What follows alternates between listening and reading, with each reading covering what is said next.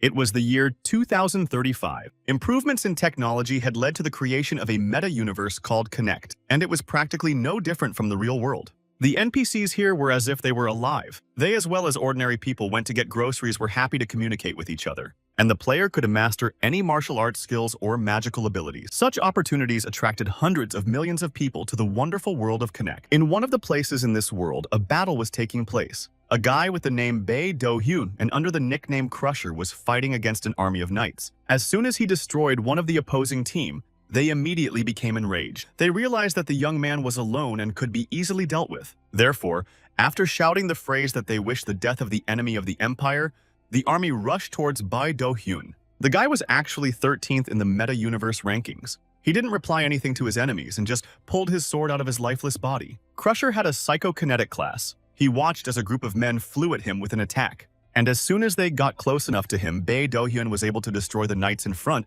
with a single flick of his fingers. Seeing this, the army commander ordered the others to get ready and shoot at the guy. Therefore, after a few seconds, many arrows appeared above the Crusher's head. However, they were unable to do him any harm. Using his abilities, Bae Do-hyun created a field that blocked the enemy's attack. His enemies were puzzled as they watched. They couldn't believe that the arrows were just hanging in the air. And after that, the men were shocked. Their arrows that they were aiming at the young man flew back. Before they could react, the soldiers fell to the ground lifeless. Bae Do-hyun didn't stop there. He grabbed his dagger and flew towards the enemies who were still alive. The guy attacked everyone who was in his path. In this place, only screams of pain could be heard. But the army was huge, so after sending a few soldiers to the other world, the destroyer stopped. Around the young man at this moment, some kind of energy was swirling. It was telekinesis. Looking at Bae Do-hyun, the other opponents were terrified by the overwhelming power the guy possessed. Suddenly, the face of one of the soldiers turned white. He noticed various swords, spears, and other weapons circling in the sky. It was the destroyer who was controlling their movements. Demonstrating his skills, he directed them all towards the enemies. Sharp swords flew into the enemy army. At first, screams were heard again, but after a while it all subsided. All this was happening in a building, and through the small window above, sunlight was streaming in. It fell on the lifeless bodies, and the guy kept walking forward. At that moment, the destroyer removed the hood and mask from his face and looked around for something. Suddenly, Bae Do-hyun's gaze was drawn to something at his side. Turning his head, he saw the man in charge. The old man was lying there without strength and asking if this was the end. However, the young man was not interested in the man himself, but in the pendant that was around his neck. It was exactly what he was looking for. And the emperor continued to speak in a trembling voice. He said that the prophecy said that the saviors would show their face.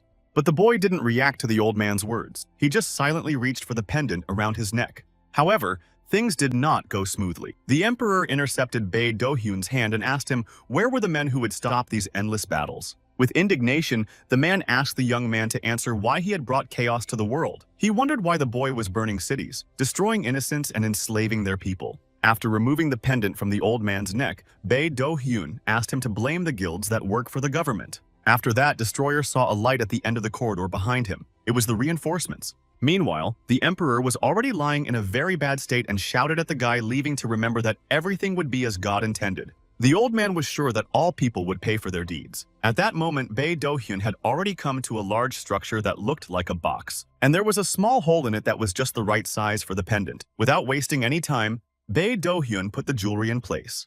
Then the stone in this pendant shone and the box moved. Thus, an underground passage opened up. As soon as Bae Do-hyun went down and lifted his head, his face changed. After all, according to the data, the first mythical artifacts of the Connect were stored here. That was how it was. 5 years ago, the major guilds had made a pact with the Empire and destroyed this world. And Destroyer thought that the old man's lamentations were mere blossoms compared to what he'd been through in the last 6 months. The guilds had seized control of Connect, and he was left as one lone solo player from the top 100. Therefore, Bae Do-hyun opened his inventory and took out an artifact. The young man thought about how the guilds would be bombed if they found out that he had taken them first. Just as the Destroyer decided to leave, something caught his eye. Looking down, he noticed a game cartridge. Picking it up, Bae Do-hyun didn't understand what he was doing here. Suddenly, everything around him started to change. He dropped the cartridge and grabbed his head. Apparently, it was a connection error, but the boy didn't understand why it happened. After a while, Bae Do-hyun found himself in the real world. He was sitting on his gaming chair and his right side was bleeding. Our hero realized that his business was going too smoothly, and now it was time to pay the price. As he looked up, he saw several men in formal suits standing in front of him. One of them was holding a knife, and with a smile on his face, they wished the young man dead. Bae Do-hyun couldn't even imagine that these men could go that far. At that moment, one of the strangers contacted the president and said that they had the boy. Then putting down the phone and lighting a cigarette, he said that their chief had ordered them to destroy the young man and bring his head. Then the men grabbed our hero by the arms and said that he was wrong to go to another level. They assumed that he just thought he was cool and had lost his fear after getting a piece of glory. But Bae Do-hyun wasn't so brave now. He begged the men not to touch him. To avoid any unnecessary talk, one of the men in the suit ordered the other to put a sack over the guy's head. He then pointed the knife at Bae Do-hyun. It was very dark all around. Our hero didn't understand how these people could destroy a man for playing a game. Suddenly, he heard a voice asking him to wake up. Bae Do-hyun jumped up sharply and looked around, not realizing what was going on. He was lying on the bed. The young man was perplexed as he felt like he had been destroyed. Then turning his head to the side, the boy noticed a maid beside his bed. The excited girl called his name Raul and asked if he was all right. This further shocked our hero. With round eyes, he looked at the stranger and did not understand what to answer her. At that moment, a status window appeared above her with the name Anna and Level 3. The girl continued to look at the young man and noticed that he was covered in cold sweat. She asked if she should call a doctor. However, Bae Do-hyun still didn't answer her. He felt like he had accessed classified information. And a notification appeared in front of him that the soul transfer was successful. The closed beta version of Connect was activated and the user interface was available. After reading about it, our hero did not believe in what was happening. However, he realized that he had entered the world of Connect. Bae Do-hyun stepped out onto the balcony of his palace and felt his senses sharpen. After all, his senses were different in the body of the destroyer. It was about the power of synchronization. A player's strength depended on the level of connection to the Connect. Normally, the synchronization wouldn't exceed 30%, but Bae Do-hyun had merged with the character by as much as 90%. He managed to hold the first place in the Connect ranking for a year until the guilds appeared.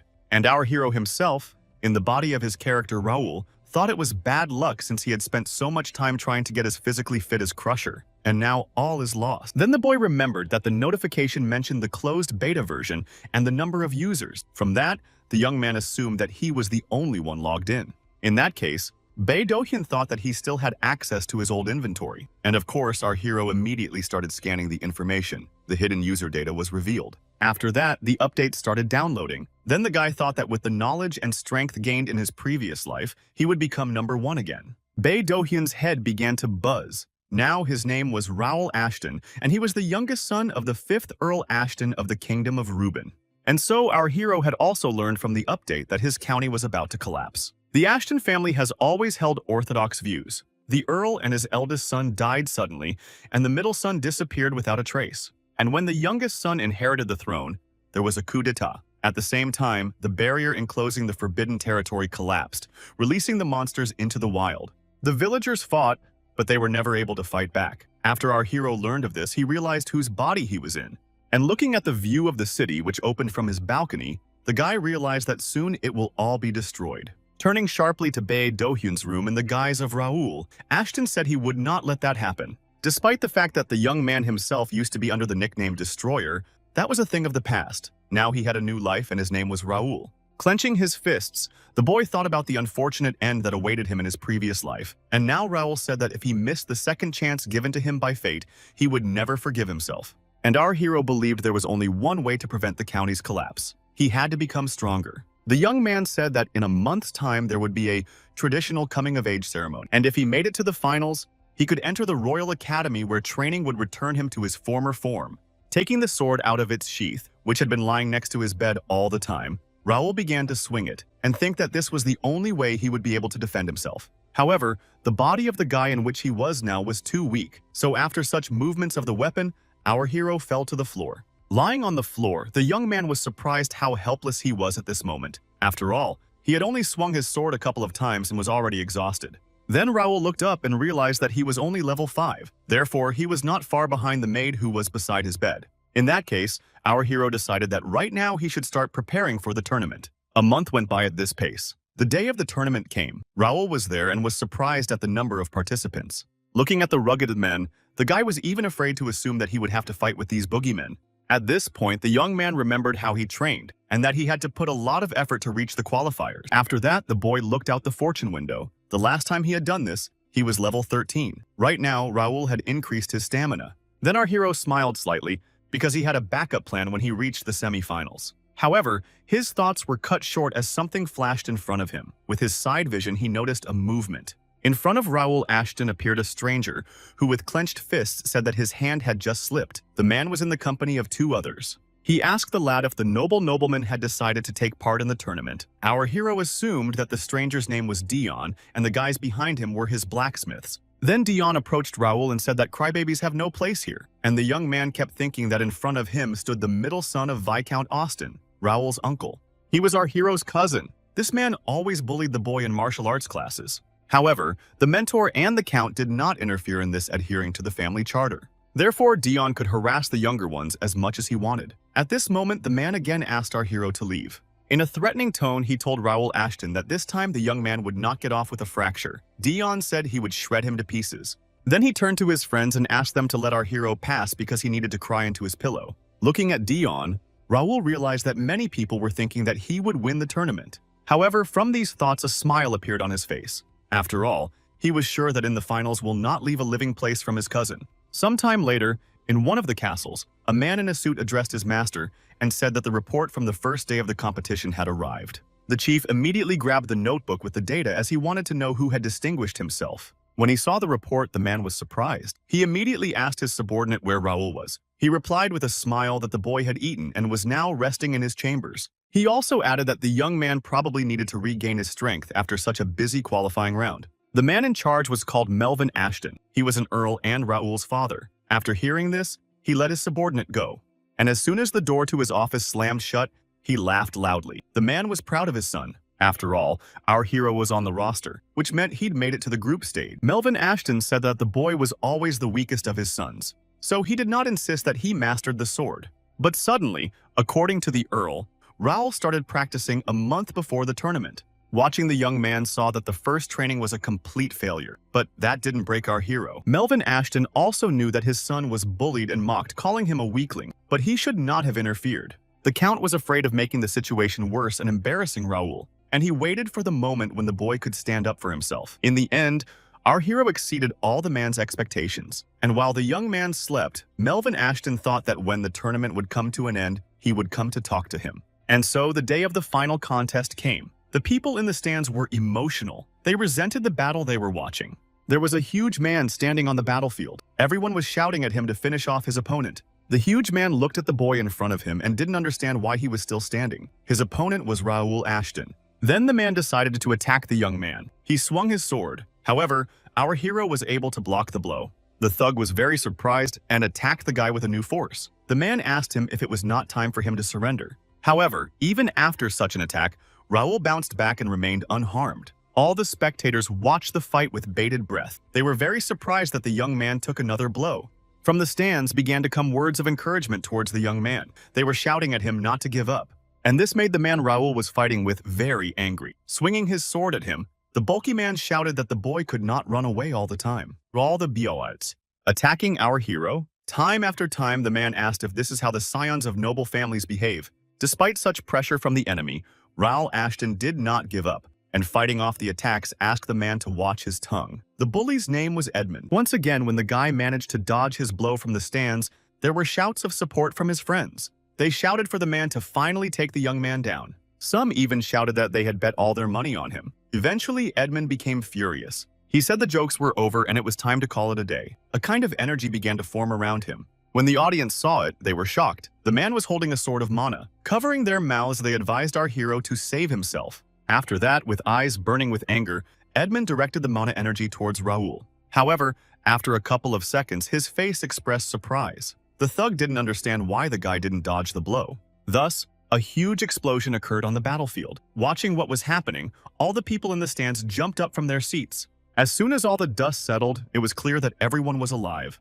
A judge ran up to the contestants and announced the end of the challenge. The winner was Raoul. There were shouts of joy all around. Everyone was delighted with the excellent fight and the Earl of Ashton's youngest son. But Edmund, throwing his sword to the ground, was outraged. He didn't understand why the young man had been chosen as the winner and not him.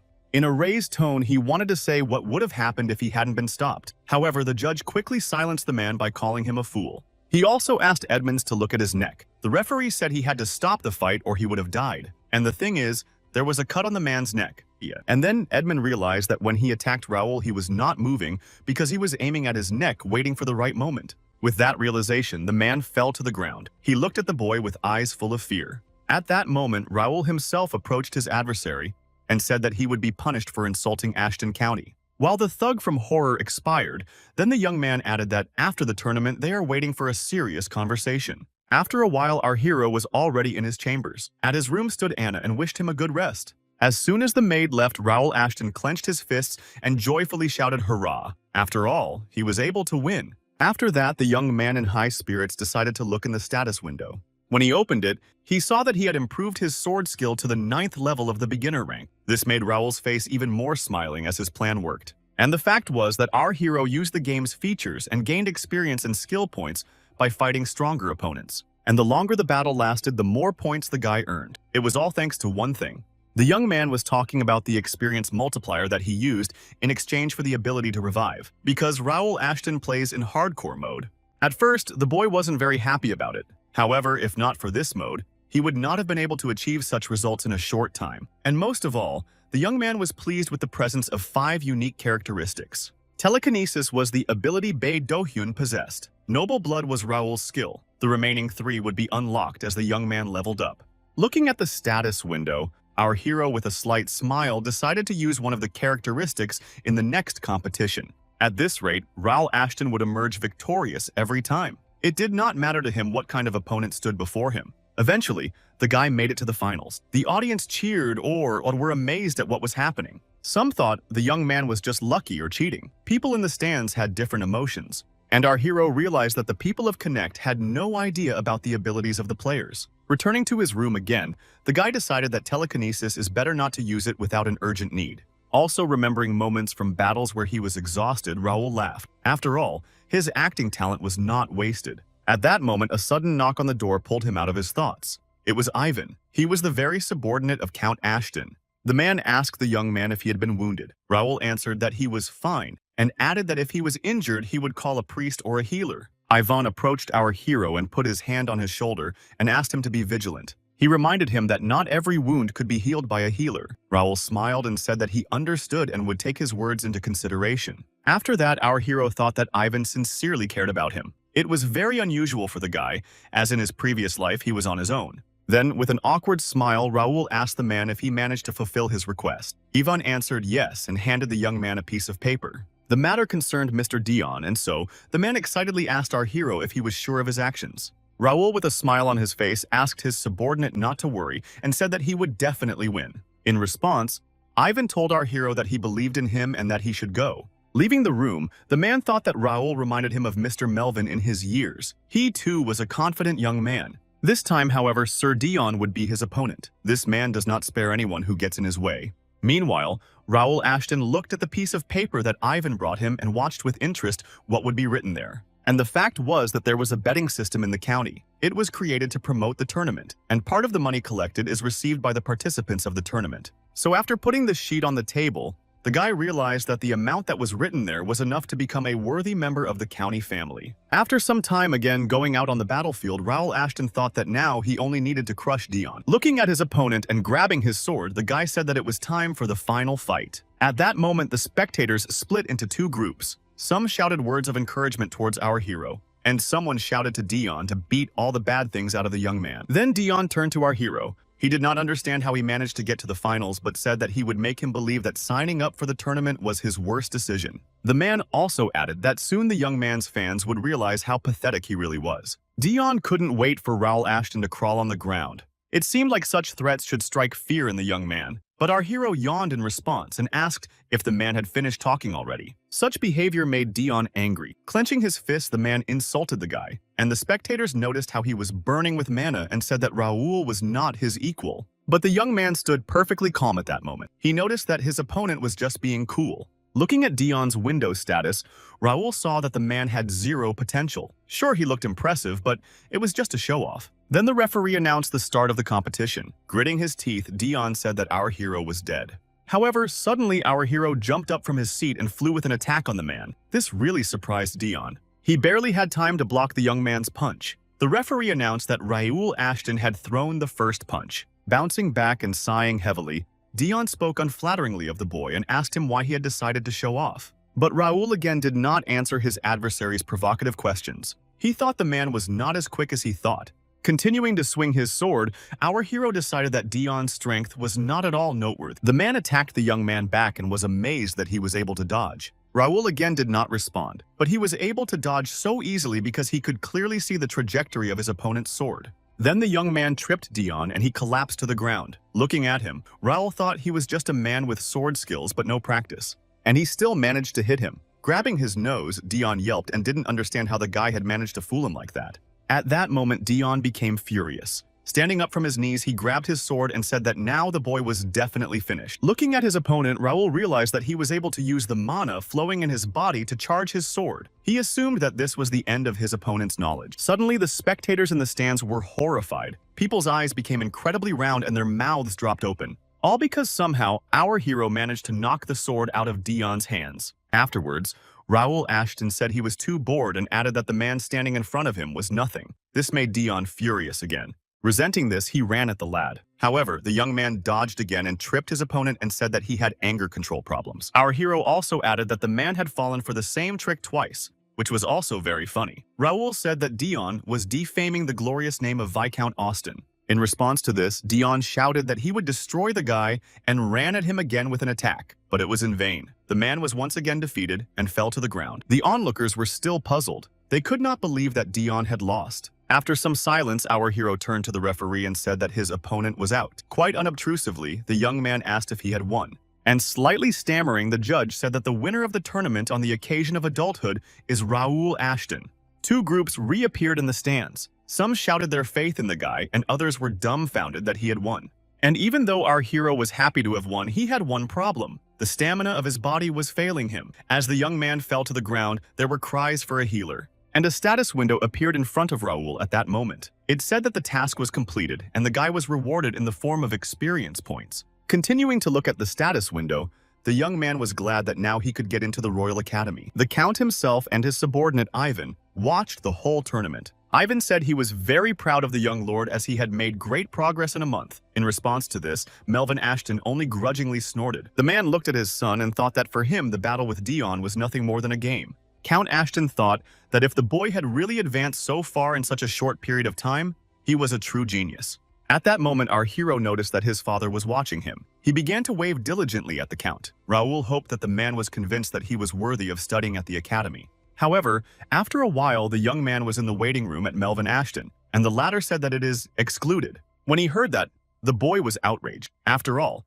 he passed in the top 4 and even won the tournament. But the Count insisted on his own and said that it was out of the question. He also added that he had concluded that it was too early for Raoul to leave his father's house. Melvin had an argument that the young man almost fainted, so he decided it was better for his son to stay. And our hero responded by saying that swordsmanship is learned over a lifetime. He reminded his father that he had always said that. The young man said that he wanted to improve and learn new things. He also said that Melvin Ashton would never stop him.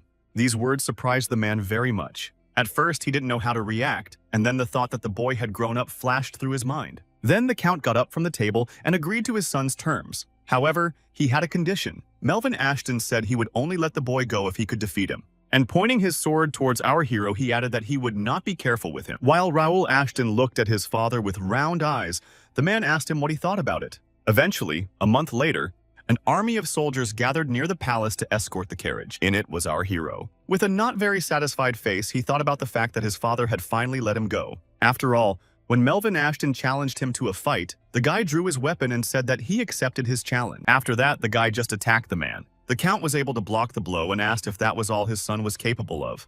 And without waiting for the young man's answer, he raised the sword above his head and said that Raoul would see the true mastery of the sword. Eventually, our hero was knocked out as soon as the man struck him back, and the Count told the lad it was only a drop of his power. But Raoul knew that was not true, for when the battle began, the mighty Lord Melvin was dead, and his earldom collapsed. So to avoid that, the boy said his father had to survive. And he in turn had to justify the expectations of the Count if he still allowed him to leave the estate. Looking out the window, our hero decided for himself that he would become stronger and protect his family. He said he would never lose what he holds dear. Meanwhile, Melvin Ashton watched the carriage from his waiting room and thought about his son. He too remembered that moment when they had fought. When the man managed to overpower the boy, he asked him how many times he had tried. But kneeling and still pointing his sword at the Count, Raoul said he would not give up. Then the Count smiled broadly and said that the boy's persistence was commendable. He also said that this is what men of the Ashton family do. Raoul continued to stand in a fighting stance. Looking at this, Melvin asked the boy to attack. And as soon as the man said that, the young man sprang into action. When the Count saw what was happening, he was surprised. It was because the trajectory of his son's sword changed lightning fast, so a scratch appeared on Melvin's cheek. And our hero at this moment stood breathing heavily and thought that even using telekinesis, he only left a scratch on his father's face. The Count was also thinking about what had happened. He thought that it was only a matter of time before Raoul became a man, and then everyone would recognize the boy as a great swordsman. Melvin Ashton wished his son only the best and wanted him to conquer the world. After a while, our hero and the soldiers accompanying him settled down for the night. Raoul approached Sir Philip and asked how long they had left to reach their destination. At this point, there was a status window above the man that said he had level 92. He said that they had 5 days to go. Likewise, Philip said that if the young man wanted to, they would speed up. However, Raoul thought that they should keep going as it would be a good training for the soldiers. Our hero thought about the fact that his father allowed him to take 50 men. Of them, 3 ordinary knights including Philip, 6 mentors, 15 apprentices, and 20 cavalrymen. And every one of them had reached the potential with level B and above. Also, the number and condition of other skills were also normal, but Raoul thought that they would have to sweat to prevent the county from falling. Suddenly, a man named Jake came over to Philip and the boy and said that the luggage cart was ready, so they were free to move out. He then asked Raoul if he was sure that they had to go there in such a large group for a whole month. Philip intervened and asked the man not to question his master's orders. He smiled and said that he would explain everything when they reached the place.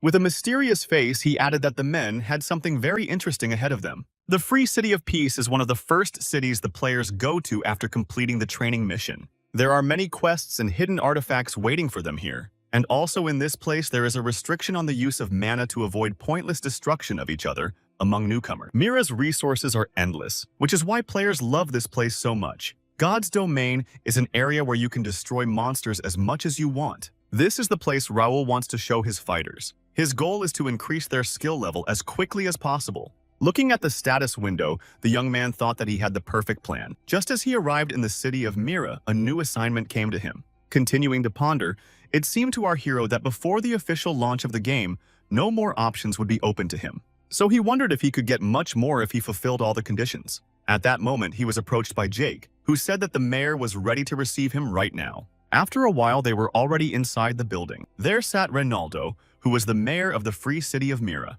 He had been told that Earl Ashton's youngest son and 50 other people had decided to visit their city. When the man heard this, he realized that it was about a zilch boy. Then the mayor asked why the boy had come here. But without waiting for his subordinate's answer, he asked him to let Raoul in because the Ashton family made good money selling monster products. This could be useful to Ronaldo. So in a few minutes, our hero was in his office. Seeing the young man, the mayor greeted him playfully, pretending that he was very happy to see him.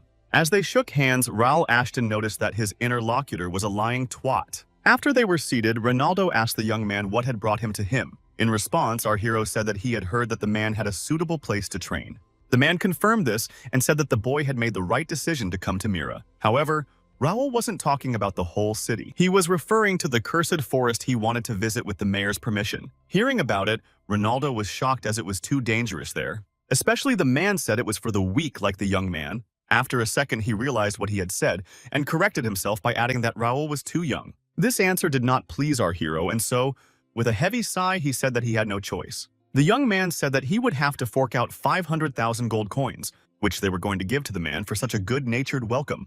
Reynaldo then opened his mouth wide and grabbed the boy's hands and said that he was joking. And then, with a smile to his ears, the mayor said that Raoul could go to the cursed forest even now.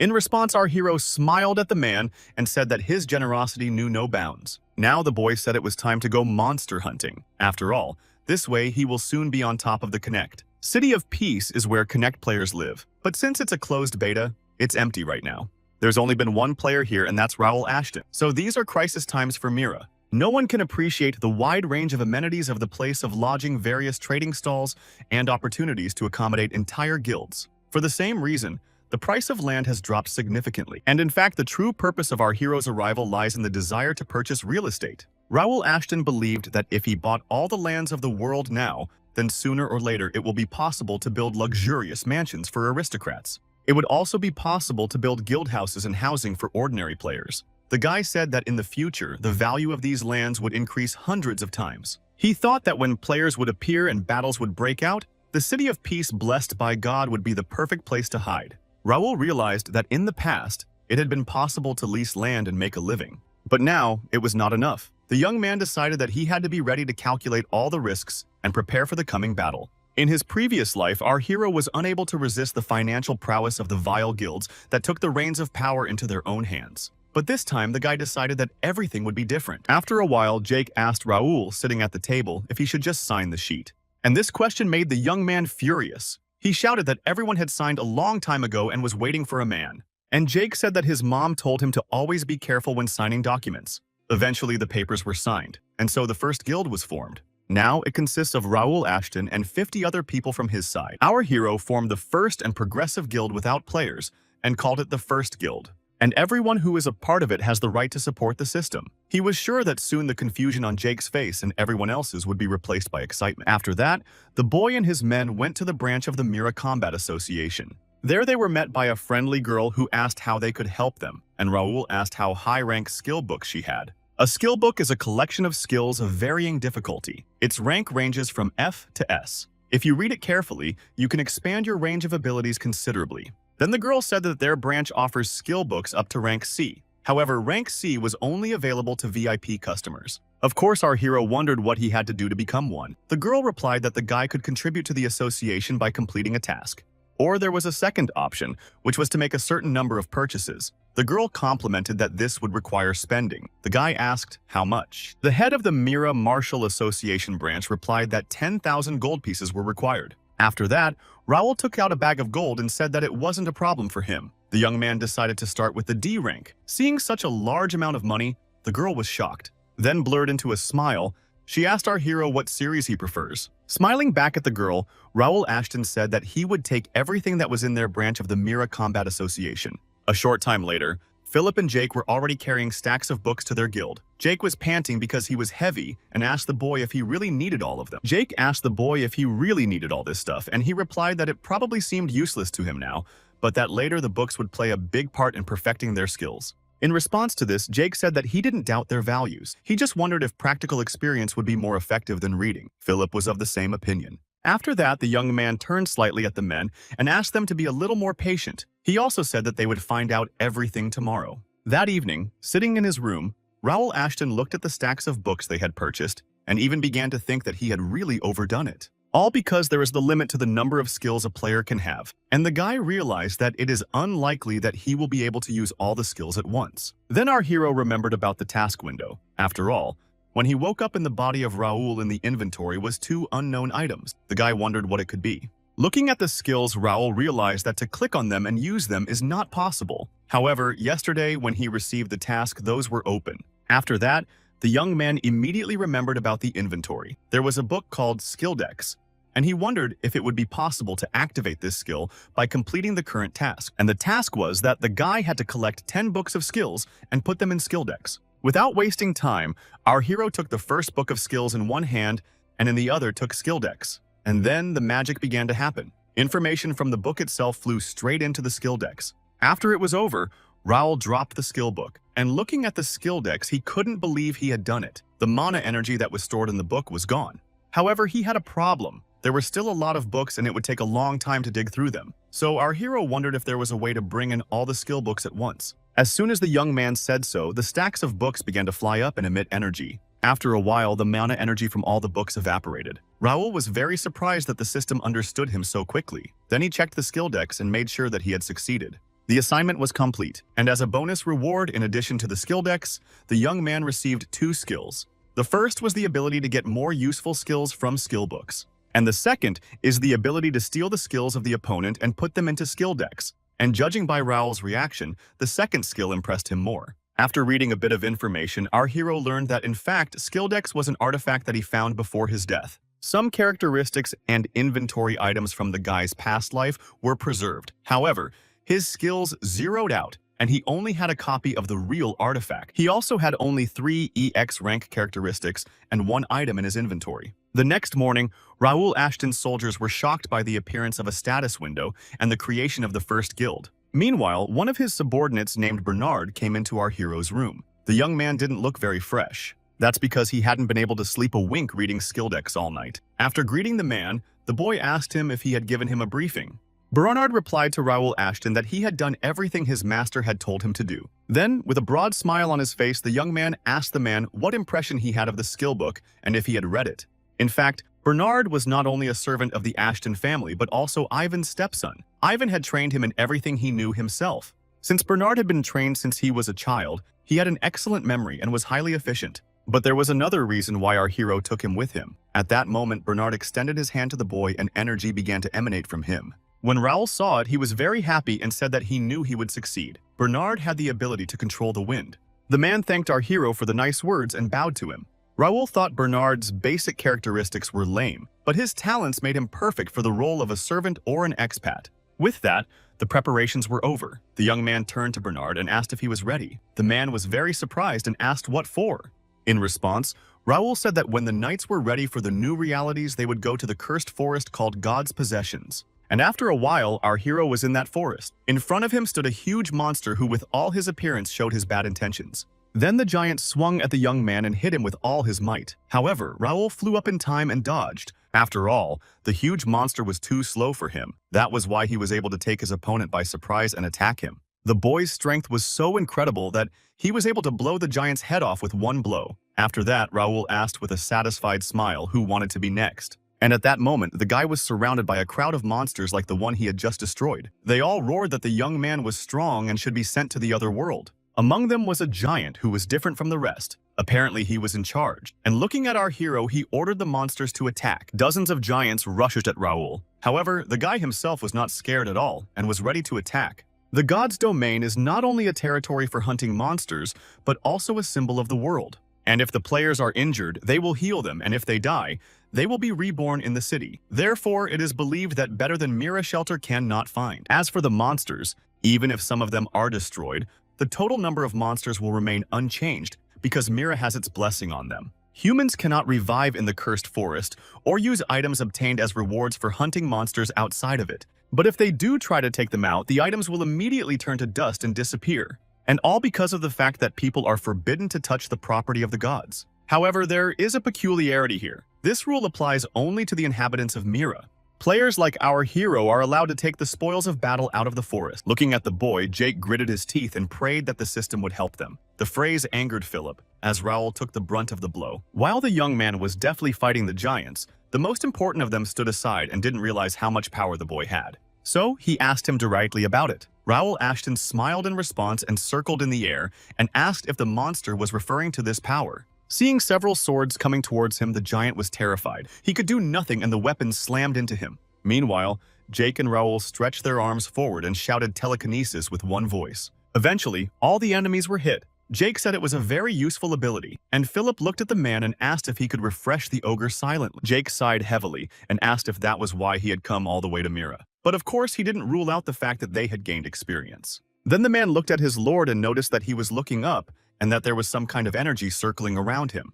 Raoul smiled and thanked his subordinates for their help. After all, it was only through their joint efforts that they were able to achieve such a result. Then he said that the guys could become stronger by studying the skill books. At this moment, Philip stood with a pensive face and thought that the guy was right. He also remembered the moment when they were practicing and he attacked one of the monsters with a sickle strike. As soon as the man managed to win, our hero came up to him and asked if he now understood why he preferred skill books to battle armor. And since Philip was under a huge impression of what had happened, he said that it was amazing. The man now thought he had quickly mastered the skill and wondered how the young lord had such knowledge. Philip was distracted from thinking about this by the sound of a sudden notification. On seeing it, the man was startled. In a worried voice, he immediately turned to our hero and asked him to look at the guild chat. Meanwhile, Raoul Ashton himself had already seen what was happening. He told the guys that they were going back to Mira right away. Things were really bad in the city. A red-haired stranger held his sword over the head of one of the soldiers and said that it was hard for him to hold back and watch the Ashton children do as they pleased. Attacking one by one, another red-haired man said that if Raoul had listened to him, they would have put them all in their place long ago. The wounded soldier on our hero's side asked the third man what he wanted, and the man attacked him and asked him if great-grandfather hadn't taught them to be careful and not to make a mess. They were three siblings. They were the sons of Viscount Randall. The eldest was called Ramon, the middle Jerry, and the youngest Cale. One of the soldiers said in a weak voice to Ramon that they would all regret what they had done when the young master came. But he didn't let the poor man speak and finished him off with his sword. With a mad smile, he shouted and waited for Raoul Ashton to come. After all, they were eager to talk to him. But suddenly, Ramon noticed that something was wrong. Looking at the soldier he had just attacked, the man realized that they were not dead. Jerry, standing not far from his older brother, continued to laugh and was excited to see Raoul. Meanwhile, Cale shared his thoughts about how he thought it was forbidden for noble families to point guns at each other in the free city. Ramon replied that he didn't care. He said that if they were questioned, they had nothing to do with it. The man thought it was a great idea to put an end to the Ashton family. He said that maybe the truth would even commend them. And as soon as Ramon said it, his head exploded. At the sight of it, his brothers were horrified. They immediately turned around and saw a male figure behind them. It was a furious Raoul Ashton. The fellow declared that the boys had committed a crime against his county, and now more than their worthless lives were at stake. Jerry was furious after that. He asked the guy how dare he destroy a member of the Rendell family. Cal was also outraged. He didn't understand where the guards had gone and who had let Raoul in here. And the thing was, the guards were being held back by our hero's boys. Philip held a sword right at the throat of one of the soldiers. He told the young man that Viscount Rendell's knights were surrounded. He also added that he would make sure none of the townspeople were around. Bernard and Jake stood by his side the whole time. Raoul Ashton praised his men for a job well done. Then he looked around and saw many soldiers who were badly wounded but still alive. He asked Bernard to carry them all to the temple.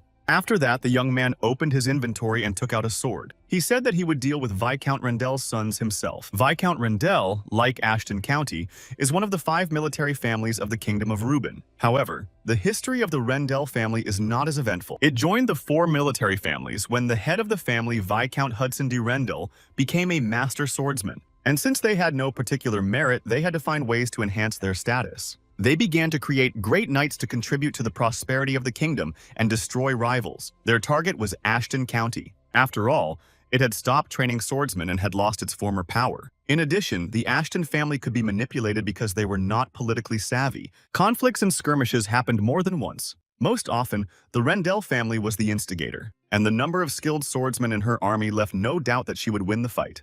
And Viscount Rendell's sons seemed to be of the same opinion. Looking at Raoul, Jerry didn't realize how much strength he possessed. It was also surprising that the boy's sword came out of nowhere. While our hero was distracted by what seemed to be a guard from the Rendell family, he quietly drew his sword and attacked him. Raoul, however, noticed these movements and very cleverly dodged the man's blow. Seeing their ally fall to the ground bleeding, the rest of the Rendell family guards began to tremble, and Philip reminded them that Raoul had said he could handle himself. Meanwhile, among the guards, one man stood silent and thought about how the boys had a strange way of putting their swords away in their scabbards, and he thought it would be to their advantage. Then Cale couldn't stand it any longer. Running at the young man, he asked if he was going to fight them alone. Swinging a huge mace at our hero, he said this was not a training ground, and such movements of Raoul Ashton's opponent did not frighten him at all. With a single sword thrust, he split the man's body in half.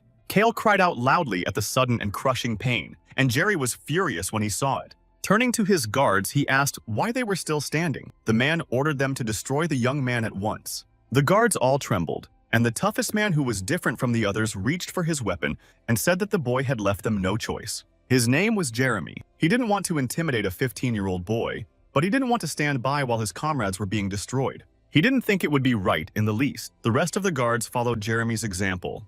Raoul knew from watching what was happening that Viscount Rendell's main weapon was a rapier. Therefore, he assumed that he was dealing with representatives of the elite knights. He also noticed that Captain Jeremy had level 65, and the others were around level 60. Meanwhile, Raoul was level 45. The guy couldn't win in a fair fight. Then the soldiers said he had time to change his mind and surrender. After all, they do not care who Raoul was, and they did not promise him mercy. But our hero wasn't going to back down. Without wasting time, he jumped up and attacked the knight closest to him. He didn't even have time to do anything. Blood splattered everywhere. Raoul then put his sword behind his back again and decided to attack using Bear Strike. The other knight from the Viscount family's side was covering his face from the sudden wind and didn't realize what was happening. At that moment, Raoul jumped up and attacked him. Again, drops of blood flew in all directions. The young man seems to have everything under control. But suddenly, Captain Jeremy got off his seat and pointing his sword towards our hero flew at him. Seeing this, the guy was very surprised and blocking the blow bounced aside. Jeremy stood next to a knight from his squad. Turning to him, he asked if Raoul was unharmed. The man answered yes. Then the man remembered that 2 of his knights were dead. He had heard that the boy was weak and had no idea how to wield a sword. And angry from his thoughts, Jeremy grabbed the sword and told our hero that the rumors about him are false. Now the man said he would fight him at full strength. This again did not frighten Raoul Ashton. Pointing the weapon at the man, the boy told him to attack. Looking at his opponent, the young man noticed that the man had a rapier and a dagger. He assumed that Jeremy had the sword skill of Randall Meteor, and the man at that moment was smiling at our hero. He said that the boy's bravery was admirable, but he should not forget that Mira is a sacred city that heals all wounds. Jeremy thought that Raoul would never make it without help, but the young man was of a different opinion and said that the man was mistaken. He even said that he was willing to bet that his knights had never trained since arriving in Mira. And these words embarrassed Jeremy. He didn't understand where the guy got that information from. Then Raoul explained that he noticed that the knights of the men were cured, but still continued to lie on the ground paralyzed by fear. And from this, our hero concluded that they are simply not used to look death in the eye. So Jeremy realized that the guy is not just familiar with the art of fighting, but he can see through the enemy. The man realized that Raoul was dangerous. Then, frowning his eyebrows, he asked one of his knights to cover him. The man replied that the captain could rely on him. Then they rushed to attack our hero. Everything happened very quickly. Raoul could not fully block the blow of his enemies and received numerous cuts on his body. The knight standing next to Jeremy noticed that the guy was open and decided that it was a great moment to destroy him. Immediately after that, he took a step forward. Jeremy immediately tried to stop him by shouting. However, he failed. The knight had no time to do anything, and with a deft sword movement, our hero attacked him first. Looking at his breathless ally, Jeremy tensed. He realized that he needed to act immediately. Therefore, the man immediately activated the Randall Meteor sword skill. Seeing this, Raoul was surprised at first since he recognized this skill, but then he drew his weapon and started to defend himself. Jeremy attacked the guy with the most powerful ability that is used in duels. It was very difficult for our hero to fight back, and even telekinesis didn't help. However, he realized that he had to hold on. As he continued to attack the young man, Jeremy was surprised that he could resist him. He realized that the advantage was on his side, because he attacked Raoul again and again without giving him a chance to counterattack. But one question was racing through his mind. Jeremy didn't understand why, despite this sad situation, the boy had a haughty face. And at that moment, Raoul Ashton said with a sizzling look at his opponent. These words made the man hesitate. He didn't understand what it meant and looked at the young man with round eyes. And while Jeremy was distracted, our hero with quick and clear movements was able to knock his weapon out of his hands.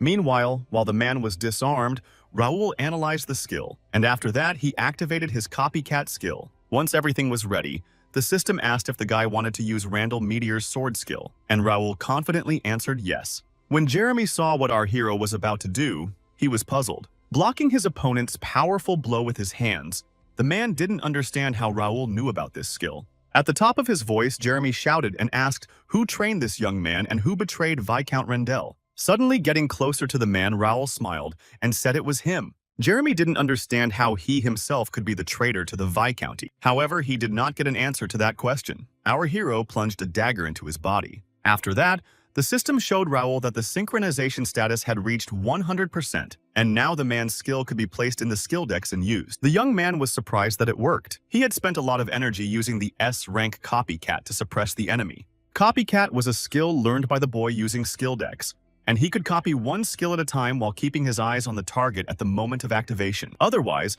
the percentage of analysis would go to 0. So Raoul did not blink while he attacked him. Also, the skill could only be stolen in one-on-one combat. Then our hero opened the skills screen and saw that thanks to skill decks was available to him 3 more skills, and the slots allowed him to apply any 2 skills from the book. After that, Raoul looked at Jerry, who was standing behind everyone. The man was very scared and was asking who the young man was. He also wondered how he knew about the meteor skill. In response, our hero asked Jerry if he was still here. Then he turned to Philip and asked him to destroy the men for an hour when they were revived. The subordinate bowed to his master and asked his allies if they had heard the order. The rest of the knights answered yes. After that, they headed towards Jerry. The red-haired man was trembling and begged for mercy. However, no one heard his plea. While Jerry was shouting loudly, Raoul was thinking that earthly rules don't work here, and the games are over too. After a while, our hero said it was time for them to leave. Now it was his new reality, and he was not going to waste the chance he had been given. The guy said that even if he had to swim across the river of blood, he would never give up. Watching everything through the binoculars, Ronaldo was terrified. He didn't understand what was happening. After all, according to the plan, the Knights of the Rendell Wine should have beaten the young man, and he should have gotten his share by sending guards to help. But instead, Raoul Ashton spoiled the man's life by taking out a dozen men in one fell swoop.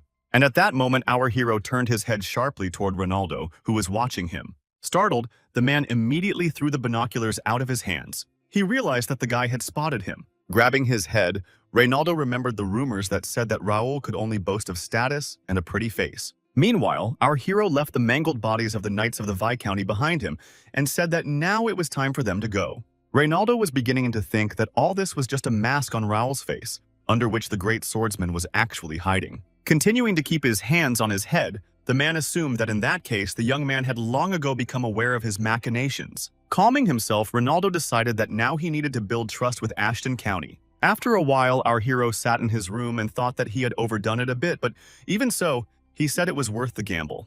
What's more, the guy made a score of 5,000 gold coins, and thanks to the magic bag with the magic of space, he didn't have to worry about overweight luggage. The young man also got a rapier and a daga. They were the main weapons of the people of Viscount Rendell. But what pleased Raoul Ashton the most was the ticket in his hands for a random book of skills. The guy really hoped that he would be lucky because he was already tired of unlucky tickets. So folding his hands, our hero began to pray that the ticket was not empty and that he would get anything. As he continued to pray, the guy tore the ticket in half and a bright light flashed across the room. The system notified Raoul that he had received a skill book called Riviere Level B Spear Mastery. The young man was overjoyed as this was what he needed to leave for the capital. Smiling, our hero said that fortune had smiled on him today. Now he had only one unfinished business. The guy said that a month of preparation should not go in vain, and he is finally ready to do something. A week later, Raoul Ashton was back in the cursed forest fighting a huge monster. After defeating it, he managed to raise his level to 51st, and now a class upgrade was available. Having fulfilled all the conditions, the guy received the Swordsman Expert class and Psychokinetic Expert class. Philip and Jake, who had been by his master's side the whole time, congratulated him. After all, being a sword expert at the age of 15 was rare. In response, our hero didn't say anything but simply raised his hand up. This movement provoked the stones underneath him to fly up in the direction of his hand. Then Raoul stretched his hand forward and the stones flew into the tree in front of him. After that, the guy drew his sword and jumped up and used the bear strike skill.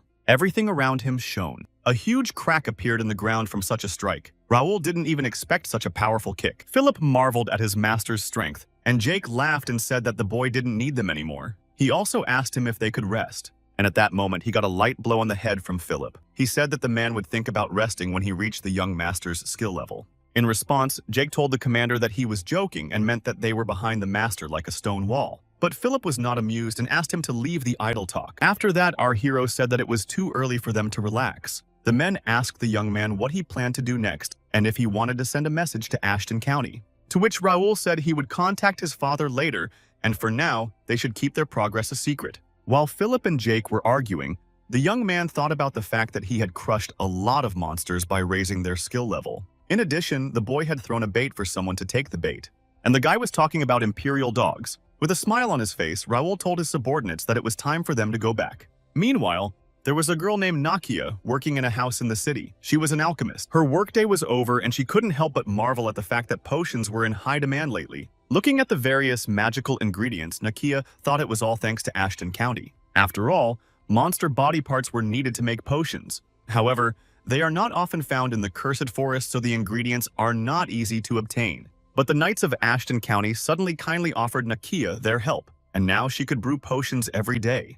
Plus, Raoul is a regular at her shop. The guy always asks if the girl needs anything and asks how her work is going in general. Nakia smiled, thinking that she was not used to this kind of attention, but she was grateful. With a slight blush on her face, the girl also said that our hero was very handsome. Then, Nakia sharply began to slap her cheeks and force herself to pull herself together. And the thing was that the difference between her and Raoul was 8 years. The girl said the guy was too young for her, and on top of that, he was also an aristocrat. Nakia thought about all this on the way home. Finally reaching the right place, she went inside and warned Nikki about her coming. However, no one answered her in return. Then the girl noticed a note with a knife on the bed. From this, she was horrified. The leaf said that her sister had been stolen, and if Nakia wanted to save her, then she should keep her mouth shut and wait for further instructions. Those words made the girl tear up. It seemed like she was willing to do anything to keep her Nikki out of harm's way. Running out of the house, Nakia ran out of the house and ran wherever her eyes took her. She thought about the fact that her sister was not allowed to leave town.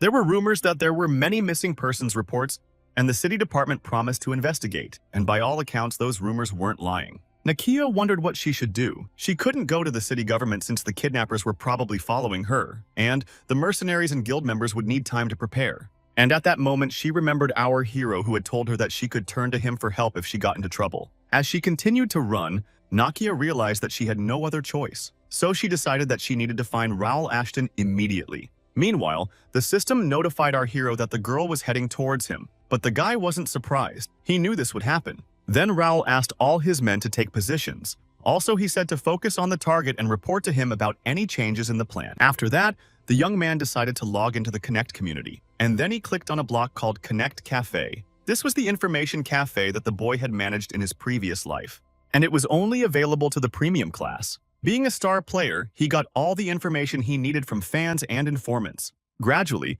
the cafe had become a treasure trove of information where all of Connect's hidden information was stored. Raoul was glad it hadn't gone anywhere, and since the guy could not make further plans relying only on his memory, the connected cafe could help him quite well. Our hero searched for information on the request-free City of Peace, and there he looked through all the available tasks. The young man hoped that his plan would work. At that moment, one of the subordinates turned to Raoul and said that Nakia had arrived. With a slight blush on his face, the boy wondered if he could change her future, and after that, he asked his men to be nicer to the girl.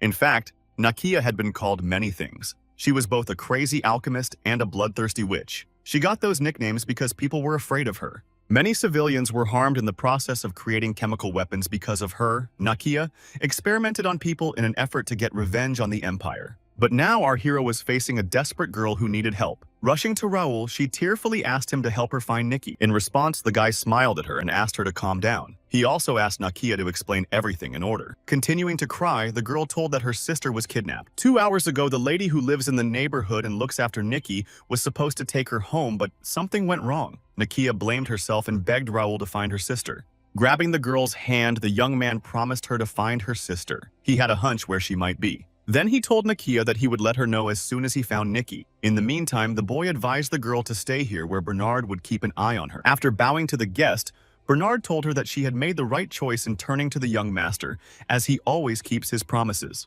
After a while, Raoul and his subordinates headed out. Philip said that Pierce was tracking down enemies, and also the man said that he had received permission for the operation from Mr. Mayor. At that moment, the system showed that there was a gang of criminals in the woods, and the boys needed to crush the villains. Raoul then asked Philippe if he had given the mayor the list of rats, to which the man answered yes, and added that Ronaldo would reward them later. Our hero thought about the fact that on that list he had written the names and locations of all the criminals in the city. He used all available channels of communication and got all the information he could.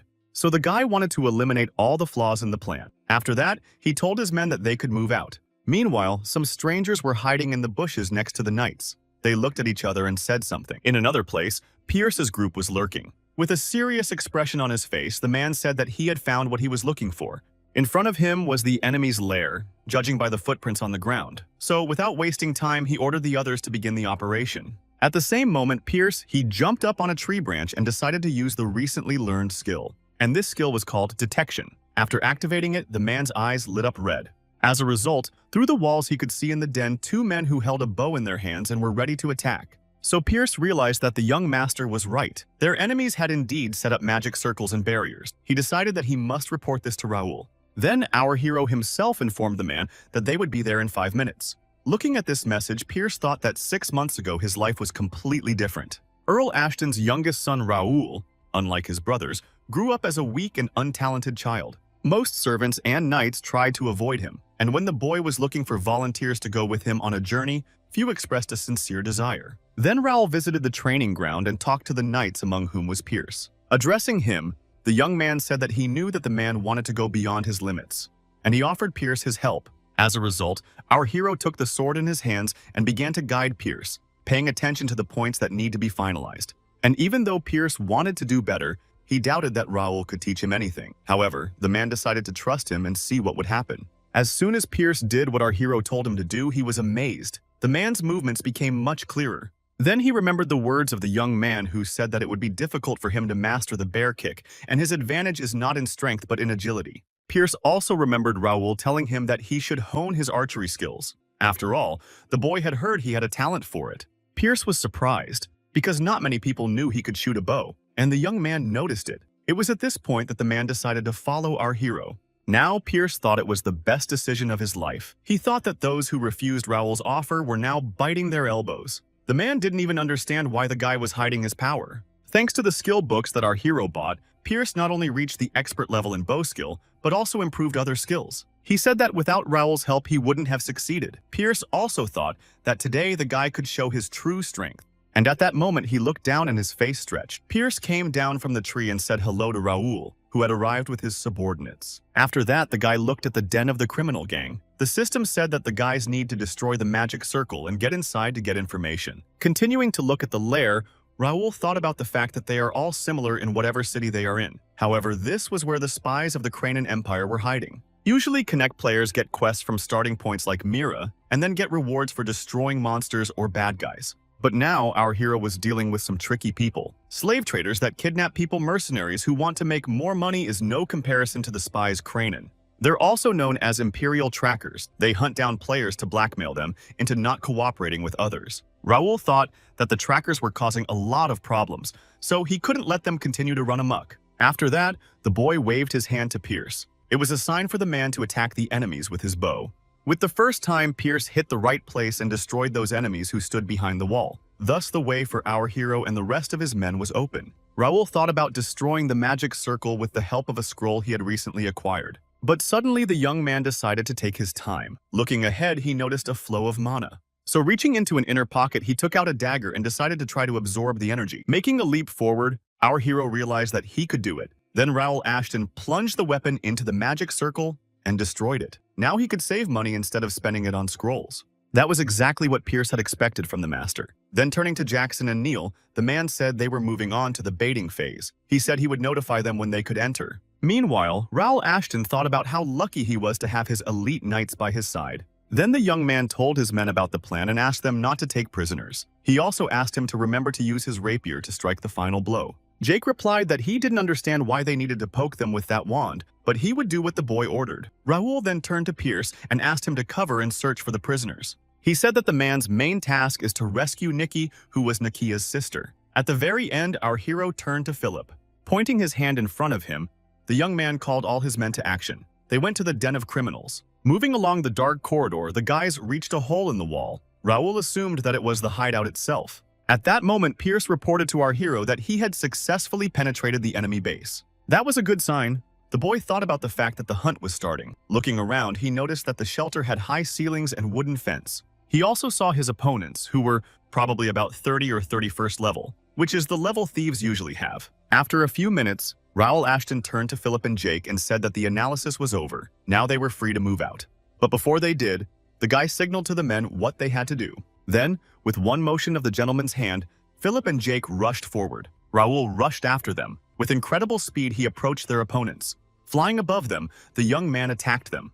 Then he landed and grabbed his bow and arrow and started to attack the others. Philip and Jake also dealt with the enemies with ease. One by one, they sent one of them to the other world. One of the criminals was watching from above. With terror in his eyes, the man sounded the alarm and ordered his men to guard the entrance. He then told them to destroy the intruders, and the army of enemies began to grow. Raoul noticed this, and also he saw that those began to block the arrows with shields. At this moment, our hero was noticed, and all the arrows of the enemy were directed towards him. Seeing this, the guy was very surprised and did not even move from his seat. He did not take his eyes off the arrows flying at him. However, none of them could wound Raoul, all because he created a barrier with his skill that did not let anything through. When the criminals noticed this, they were shocked. As the arrows bounced off the guy, they started calling for reinforcements. And they were already here. The men ran behind our hero and decided to attack him in hand-to-hand combat. Raoul was again not intimidated by such difficulties. He put the bow back on his back and thought that he should use something else. Then the young man took out several small daggers and placed them between his fingers like Wolverine. One of the enemies approached him, and with the words that he was finished, he rushed to attack. But he didn't realize how wrong he was. Raoul easily blocked the man's blow. And after that, he flew away from the young man unconscious. As the other criminals watched, they were horrified. Also, all the arrows that were lying on the ground began to rise into the air and approach our hero. Seeing this, one of the criminals even lost the power of speech. He could not believe his eyes that magic was happening now. Then Raoul Ashton swung his arms and the arrows turned towards his enemies. With one move, he was able to disarm all the criminals that were in this hideout. With arrows in their bodies, the men groaned and could not get to their feet. At that moment, the young man thought that the rapier was a light weapon but not powerful enough. He thought that it would take more effort to pierce through the armor. After that, our hero jumped off the pole he was on and landed next to the wounded enemies. He wondered where everyone else had gone. Then his gaze was suddenly drawn to Jake, who was nearby, dealing with one of the criminals. While he was screaming and begging for mercy, the man did not hesitate and sent him to the other side.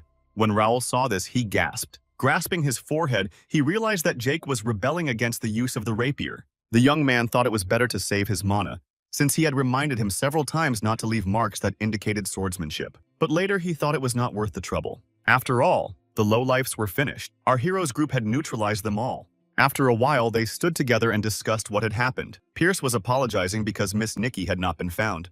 Raoul told the man that it was nothing and asked if he had brought the prisoners up to speed. Pierce said yes and added that they had given them clothes and food and asked them to wait quietly until the end of the fight. Jake then asked if they had dealt with all the criminals and if they were the bad kidnappers. Then Raoul thought that something was definitely wrong. Pierce didn't understand what the guys were talking about, so he explained that first of all, Nikki wasn't here. Secondly, the criminals were all of the same level and it was unclear where the leader was. And in the third place, there was a magic circle waiting for them at the entrance, but there was no mage. The conclusion was that the big shots and other prisoners could be elsewhere. Then Jake looked at Pierce and said it would all go to hell if they didn't find them. Pierce said that he had checked all the suspicious areas but found nothing. He added that maybe his powers weren't enough, and there was a skilled magician working here. In response to this, Raoul said that the man has been working in the guild for only a month and he did well. After that, our hero asked the guys to follow him as he seemed to know where the enemies were hiding. After a while, they were near some cabin with a light on. The guy asked his allies to inspect the huts and report if they found anything suspicious. Philip said that everything was clear. In the end, they only had one hut to check, which was in front of them. Once inside, Raoul Ashton drew his rapier and asked the boys to get ready. He said that now the most interesting thing would begin. Then the young man moved the table in front of him with his foot and swung the weapon. Afterwards, the boards under them collapsed and it became clear that there was a metal lid under the floor. And under the lid was a secret staircase that led to the basement. At that moment, Raoul felt something approaching them. In just a few seconds, a huge, inhuman hand appeared from the depths of the cellar. Jake fought it off and asked what it was. But no one answered that question. A huge red monster emerged from the basement. A little later, several more appeared behind it. When Philip saw them, he asked everyone to stay close together. After all, it was pointless to sort things out as the monsters would be harder to suppress. After that, the red giant headed towards our hero. Raoul again bravely stood and waited for his enemy to come closer to him. And as soon as the monster wanted to attack the guy, he attacked him with his rapier. From the unexpected pain, the giant roared. And Philip shouted that they were demons of the Imperial Cavalry. He also said that their vital organs were arranged differently from those of humans, and that they needed to have their heads blown off their shoulders. Jake fought off the enemy and wondered what the monsters had forgotten in this place. And our hero, also attacking the giant, thought about the fact that it is necessary to study their characteristics. As soon as Raoul defeated one of them, in front of him came a notice. It said that it was a demon cavalryman of the Imperial Army and he was 41st level. That was basically what the young man thought. After all, these giants had caused him a lot of trouble in his previous life. After 6 months of playing Connect, he was assigned to raid the Empire's lair in the starting city. At the moment when the best players had almost mopped it up, 10 of them changed class twice and formed a punishing force of 100 guilds to take over the fortress. However, once the secret Imperial Cavalry showed up, most of the players didn't last even a minute. That day, our hero miraculously escaped from there, and for the next 6 months, none of the rankers dared to approach the lair of the Empire. Then the demonic cavalry numbered about 50 individuals, and it was no wonder that players who had barely reached the 50th level could not defeat them. One could only wonder what the outcome of the battle would be this time. Raoul noticed that there were far fewer demons today. In addition, their level of training does not compare to the skills of his elite knights. Moreover, with the help of his skills, the guy saw all the vulnerabilities of the red opponents. Therefore, he and his team only had to strike the right blows. Adhering to such tactics, after a while, Raoul and the others became the winners. All the monsters had been neutralized. Pierce didn't understand what the demons had forgotten here. He assumed that they had mistaken the entrance to the front yard of the Imperial Palace, and Philip said it was probably dangerous to go down there, but Raoul saw no other choice. He also thought that they didn't need help and the better to take care of the prisoners. In turn, they should find the chief outlaws before they were informed of their arrival. In that case, Philip told the young man to stay behind them. The man also asked him to let him and Jake deal with the enemies while he and Pierce were busy searching. Then Raul thought that he shouldn't grab everything at once because he would still get experience points even if he didn't destroy the enemy with his own hands. So he decided that it was time to delegate responsibilities. Letting Philip and Jake go, our hero was very pleased to realize that he had reliable subordinates. The men went down to the basement with shields. Jake was in a very belligerent mood. As soon as they reached the end of the cellar, they saw a room that looked like a scientist's lair. There were huge flasks with monsters in them. Looking around, Pierce said that it was very brave of the enemies to place a laboratory for chimera experiments in another country. Then Raul said that those demons were probably the missing inhabitants of the City of Peace. That made the young man shiver. And he remembered that when he was reborn, he thought about joining the Empire, because in 10 years it would take over the entire continent, but it's run by a madman. And our hero believed that taking orders from such a man was like sitting on a powder keg. There are many rumors about the Emperor, but one thing Raul knew for sure. The boy said he treated people as means to an end. All those who don't have noble blood in their veins are divided into classes based on the good they can do. Living a life of endless hardship and suffering, one day they become redundant and are used as lab rats. Or they go to feed the demonic cavalry. If members of the upper class act against the emperor's will, they are executed. Raul said that once a general spoke out against the tyranny under which the people lived. As soon as he mentioned it, the mark on his shoulder flashed red. The general was torn to pieces. This scene is forever imprinted on our hero's memory. Raul had given up the idea of joining up with anyone to save his own skin. Now he felt he had to do everything he could to stop the experiments on innocent citizens. At that moment, Philip and Jake were standing near a door with a dim light coming from it. They asked Raul to take a look at it. Downstairs stood the mage and the rest of the criminals who were talking about securing their way back. Scanning the situation, Pierce said there were 4 knights, 3 mages, and 10 demons among them, and apparently, the mages were setting up a magic circle at the entrance to the cave. Philip said he would take the knights, and Pierce advised him to disarm the mages, but Jake had Imperial cavalry on him. Hearing this, Jake was outraged that he had all the dirty work to do. Pierce then launched an arrow at one of the mages. There was panic among the enemies, and they realized that here were intruders. Then our hero called the boys to attack. Taking out his bow, he decided to use a charging shot. Among the opponents, Raul noticed a mage of the 5th level. The guy thought that he should be dealt with first. Aiming at the man, he realized that arrows usually do not penetrate such a barrier. However, with the help of telekinesis, Raul could set the trajectory of the flight. That's exactly what he did. Having drawn the bowstring, our hero made his move. The arrow was able to break through the barrier with which the magician closed and destroyed him. The deed was done, and now the criminal could not escape through the teleportation gate. The knights looked in horror at the destroyed magic circle. Then their commander informed everyone that the escape route was blocked. He also said to break the seal and destroy the intruders. And at that moment, all the criminals shouted that they were fighting for the emperor and ran to attack. Raul Ashton was surprised and stood still while the knights ran at him. And just as the enemies were about to strike their first blow, a shadow flashed in front of the lad.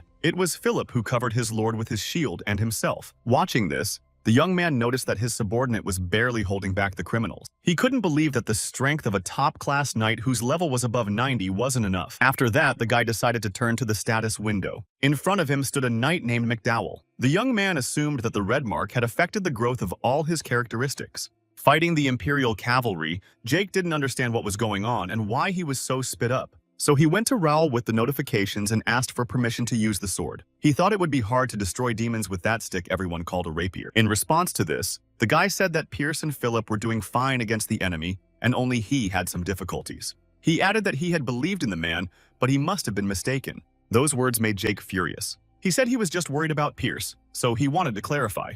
And this provocation from our hero had a positive effect on the man. He defeated several monsters with one rapier move. Watching this, Raul Ashton smiled and thought that it was time for him to work hard.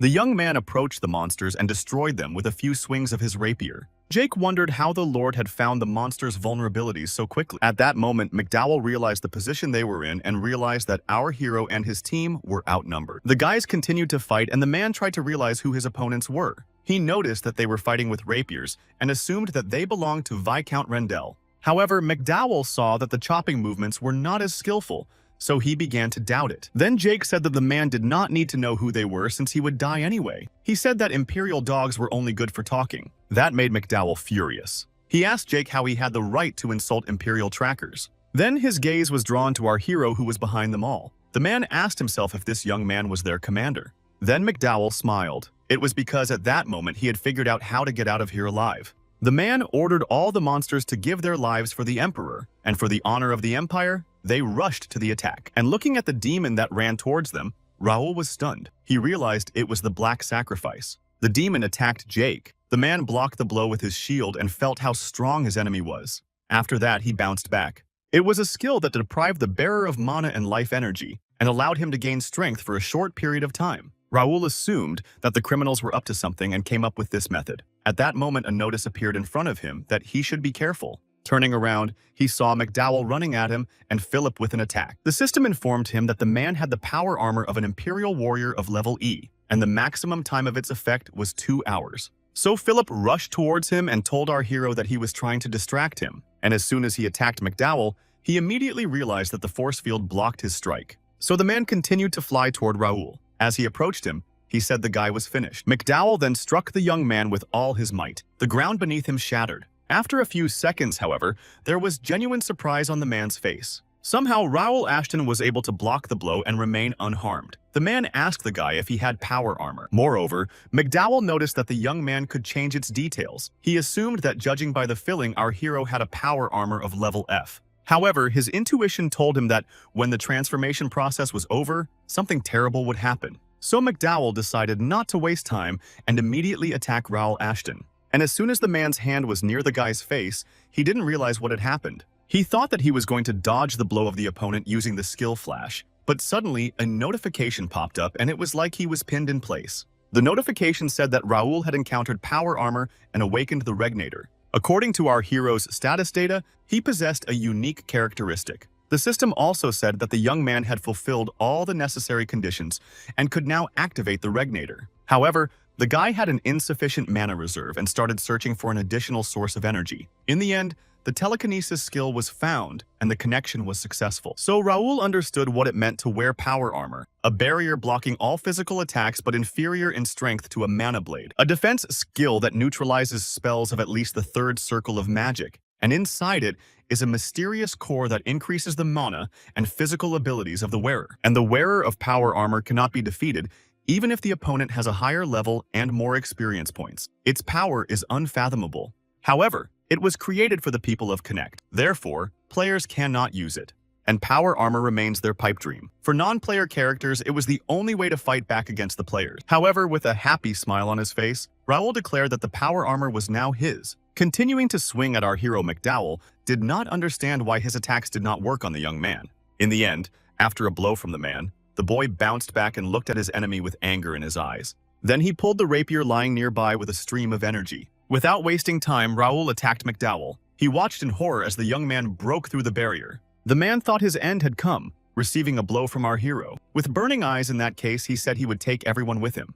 Radiating powerful energy from himself, McDowell shouted that it was all in the name of the Empire. Watching the man scream in pain, the boy noticed that he would soon fuse with the power armor. Then a notification from the system appeared in front of Raul, stating that the Regnator had detected a forbidden fragment of power. The young man was surprised because he didn't understand what it meant.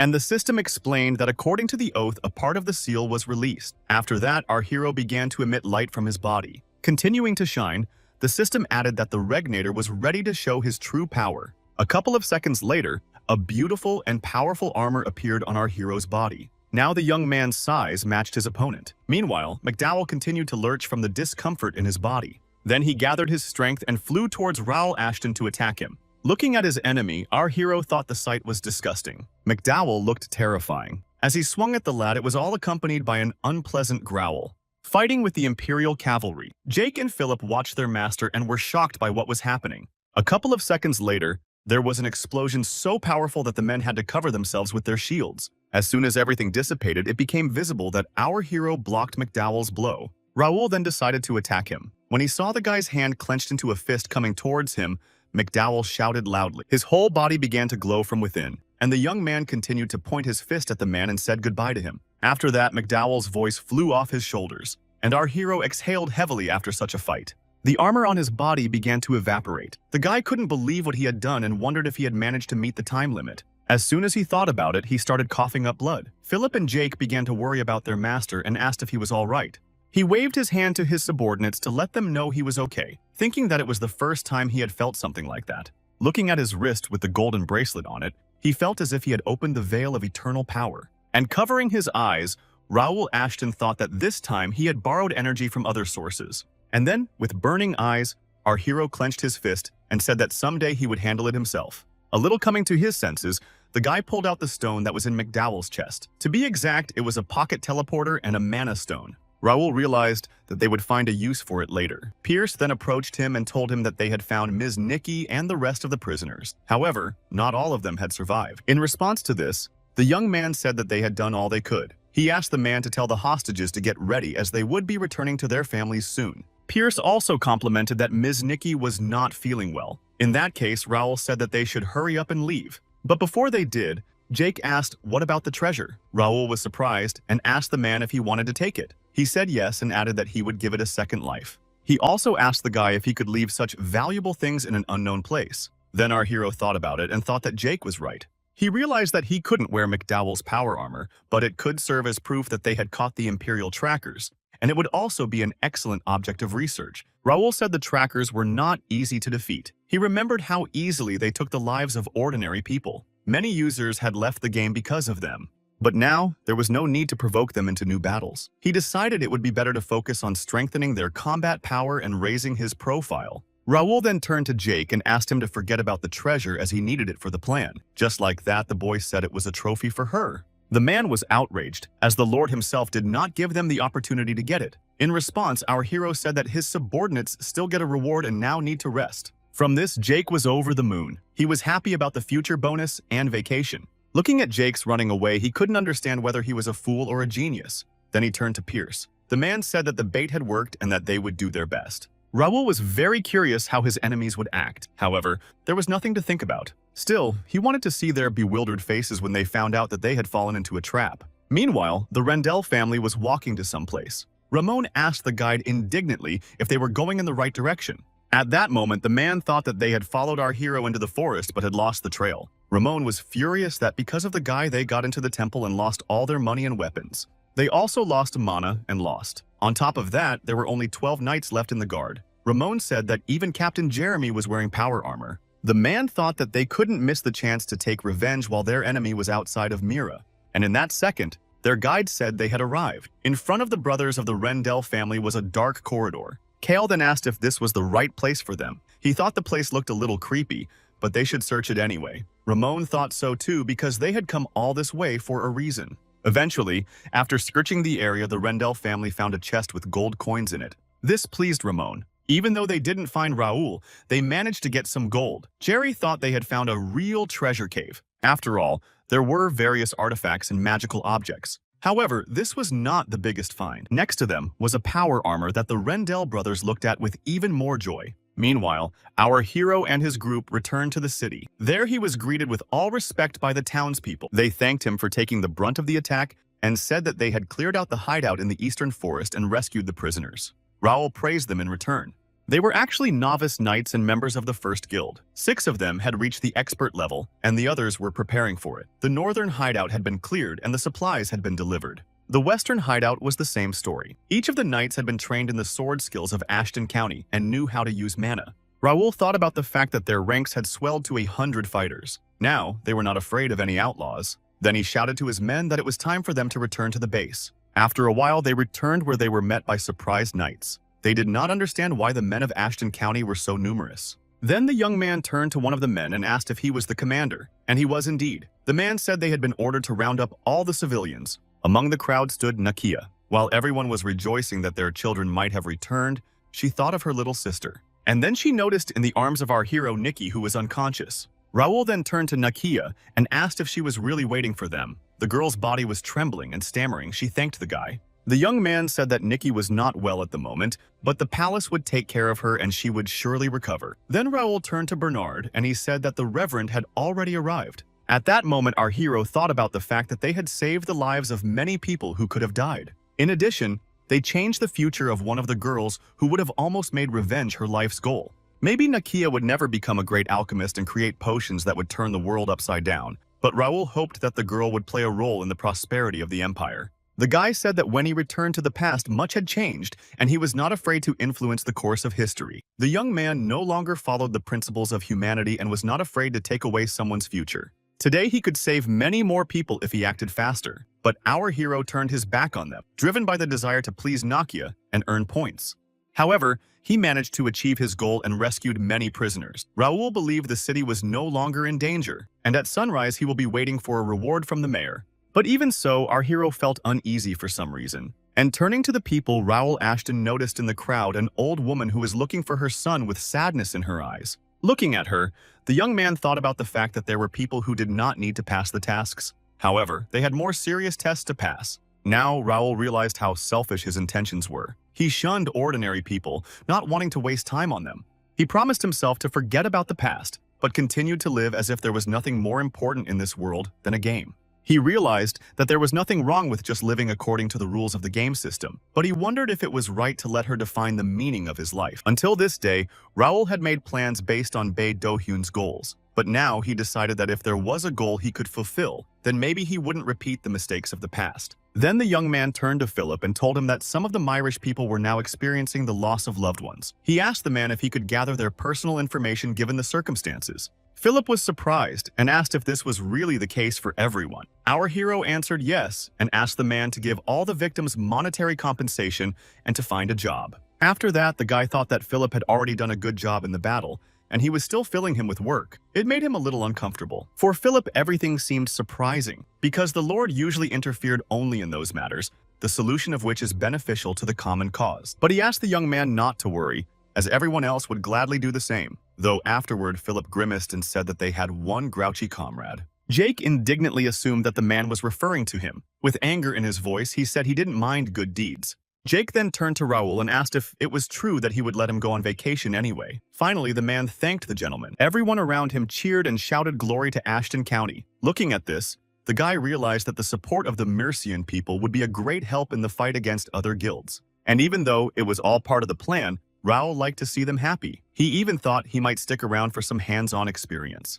While our hero was chatting with the people of Mira, there was a stranger in the crowd who was watching him with a smile on his face. After a while, the young man was sitting in Ronaldo's office. The man apologized to him for the trouble they had caused him. He said that thanks to the boy, Mira could breathe a sigh of relief, but Raul didn't think he'd done anything remarkable, and the mayor insisted. Then the young man said that he was surprised to learn that the dark forces of the empire would reach the territory of the kingdom of Reuben. He said that they had already been working on research for a long time, judging by the asylum. And Ronaldo said it wasn't the first wave of abductions, but the treaty tied their hands. It forbade them from creating their own army and they could only afford guards. However, outside the city, the man said that she was losing some of her powers. Then he added that Raul had been correct in his assumptions and that representatives of Viscount Rendell had visited them. The mayor said that they claimed to have destroyed the kidnapper's lair and demanded compensation. The man thought they should be thrown out, but the boy asked them not to. Our hero confirmed these words and added that it was a necessary measure. Reynaldo realized that the young man wanted to make those people look like heroes,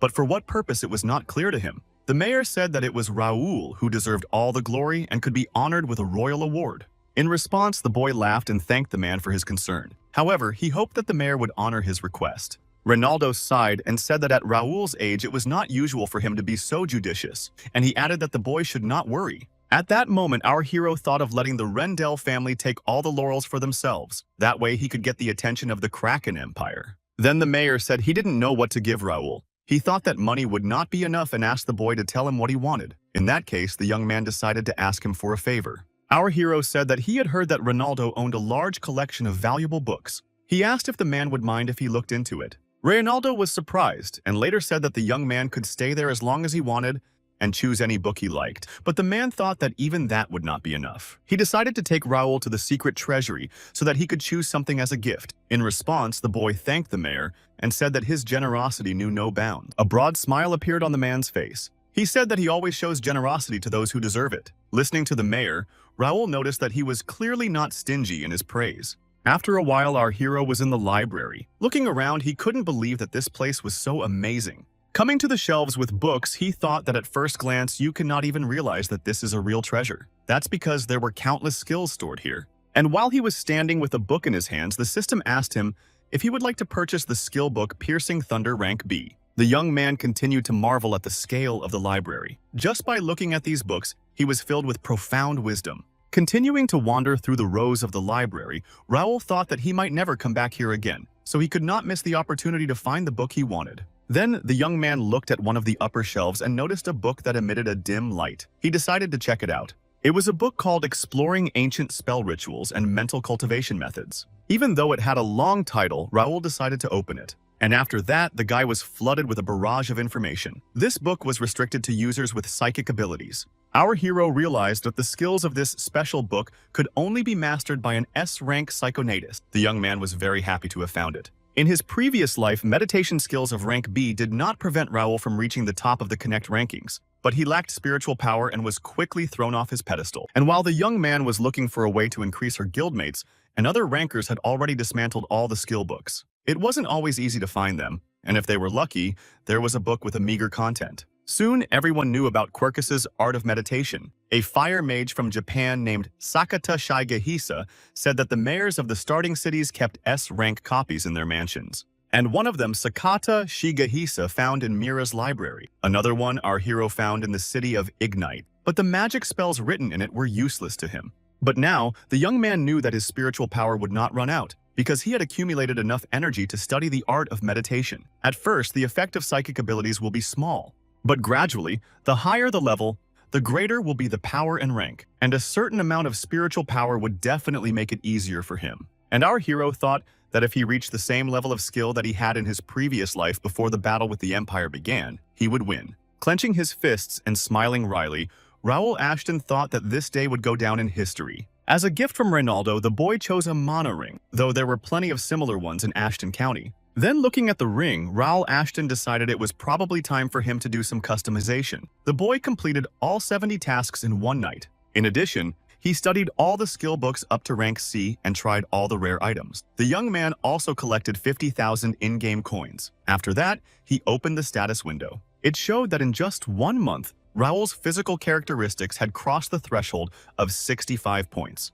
And even the mana and spiritual power had reached 70 points. Now our hero could consider himself an experienced player. The characteristics of top-rank swordsman and psychokinetics reached 90 points.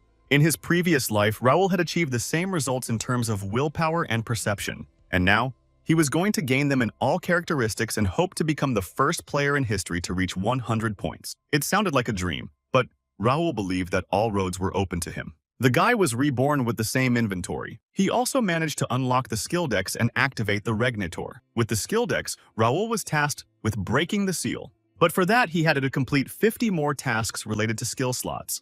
Regnator was different. Even the current power seemed impossible for the guy. In addition to that, he had unlocked the special characteristic of a keen eye. And it seems that thanks to this, he was able to see the status of non-player characters and track the flow of mana. The guy assumed that he got this ability when he absorbed the demonic energy of the Imperial Seeker. Along with it came a new task. Raoul thought that if he followed the familiar path, he would constantly encounter warriors of the Empire, because they are also looking for fragments of the magic stone. Our hero decided to make his way so as not to cross them, but now there was no need to do so, as he was a player and a resident of Connect at the same time. The young man himself decided how to build the scenario and what task to perform next, and if his goals did not coincide with the plot, he would follow his wishes no matter what.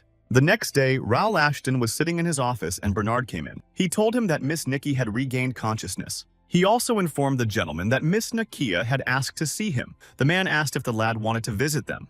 Then our hero immediately got up from the table and said that he would love to meet the girls. After a while, he was already at their place, and from the doorstep he asked Nakia and Nikki how they were feeling. And Nakia threw herself at the feet of our hero and began to thank him. The girl didn't know how to repay Rahul for his kindness, but he asked her not to worry about it. He advised Nakia to take care of her sister. Then shifting his gaze to Nikki, the young man wondered if he should check her status. Meanwhile, Nikki said hello to Raoul and thanked him in a weak voice for saving her. Nakia then turned to our hero and said that her sister was a little shy. The boy responded by saying that he understood. Raoul also realized that the girl was not feeling well and thought that he should get closer to her. As soon as he did that, he noticed the raging blue waves in Nikki's eyes. Continuing to look into the eyes of the girl, our hero did not understand what was happening. He was very surprised and asked himself if no one sees anything like this. And to be sure, Raoul decided to use his new characteristic called Sighted Eye. As soon as he did, he couldn't believe his eyes. It seemed to him that Nikki was just a normal kid. The status window showed the girl was level 5, but the potential was SS rank. Raoul assumed that the disease was suppressing her characteristics. and he wondered what would happen if he cured Nikki and returned her skills to their previous state. The guy said that it was scary to imagine how powerful the girl would be in the future. At that moment, Nakia turned to him and asked if something was wrong. Then in response, our hero started waving his hands and said that everything was fine. And after that, he looked at Nikki and thought that he needed more information. After a few days, Raoul Ashton gathered all the information he needed. Looking at the pictures of the people and going through them, the guy said that they would be leaving Mira soon and everything was going according to plan. The guy and his team captured more slave traders and other criminals. They also rescued about 50 people. Mira is now the safest place on the continent. Construction was completed, and the guild house opened its doors to its first guests. Many Myrans decided to thank them for saving their lives and offered to help. Among them were talented workers, so Raoul was confident in the success of the work done. Our hero only had to solve the issue with Nakia, and just at that moment the girl entered his office. Sitting down on the couches, the young man asked her how Nikki was feeling. In response, Nakia thanked the guy and said that her sister was much better. She also thanked the Lord for inviting the priests. In response, Raoul Ashton smiled and said he was always happy to help. Looking at Nakia, he thought that in reality it was quite different as Nikki was still not well. And divine power alone was definitely not enough here. Nakia then said that she had heard that the boy was leaving today and added that she had not been able to thank him properly. She then asked the boy again what she could do for him. Nakia thought that Mr. Raoul had helped her and Nikki out for a reason. She really wanted to help him. But the girl was afraid that the guy would turn out to be like all the noble aristocrats she had met before. After all, there are many greedy people in the world and the first impression could be deceiving. And yet she didn't want to disappoint Raoul. Then our hero asked her not to fill her head with nonsense. After that, he handed the girl some pieces of paper and asked her to read everything that was written there. They were some kind of documents.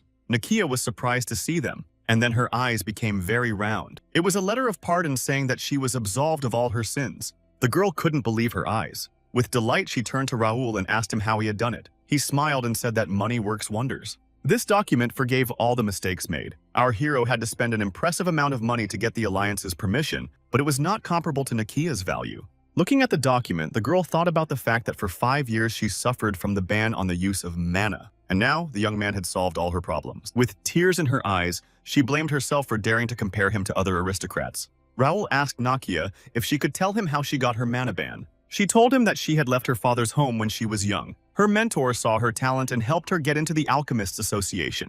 At a very young age, she became famous as a gifted alchemist. Nakia even mastered the skill of the third circle of magic at the age of 13. But disaster struck unexpectedly. Her hometown was struck by an epidemic, and she lost her family. When Nakia reached home, only Nikki was waiting for her. The girl took her with her, but her misfortunes didn't end there. When Nikki was 6, she was diagnosed with an indefinable disease. The girl thought it was her fault because she worked with dangerous substances all the time. For 2 years, she searched for a cure. And at the age of 18, Nakia reached the mastery of the 5th circle of magic, but it didn't matter anymore. When doom came very close to Nakia, the girl decided to break the taboo. She used alchemy on a human. With substances stolen from the association, Nakia kept her sister alive. Thus soon the deception was revealed and she was banned.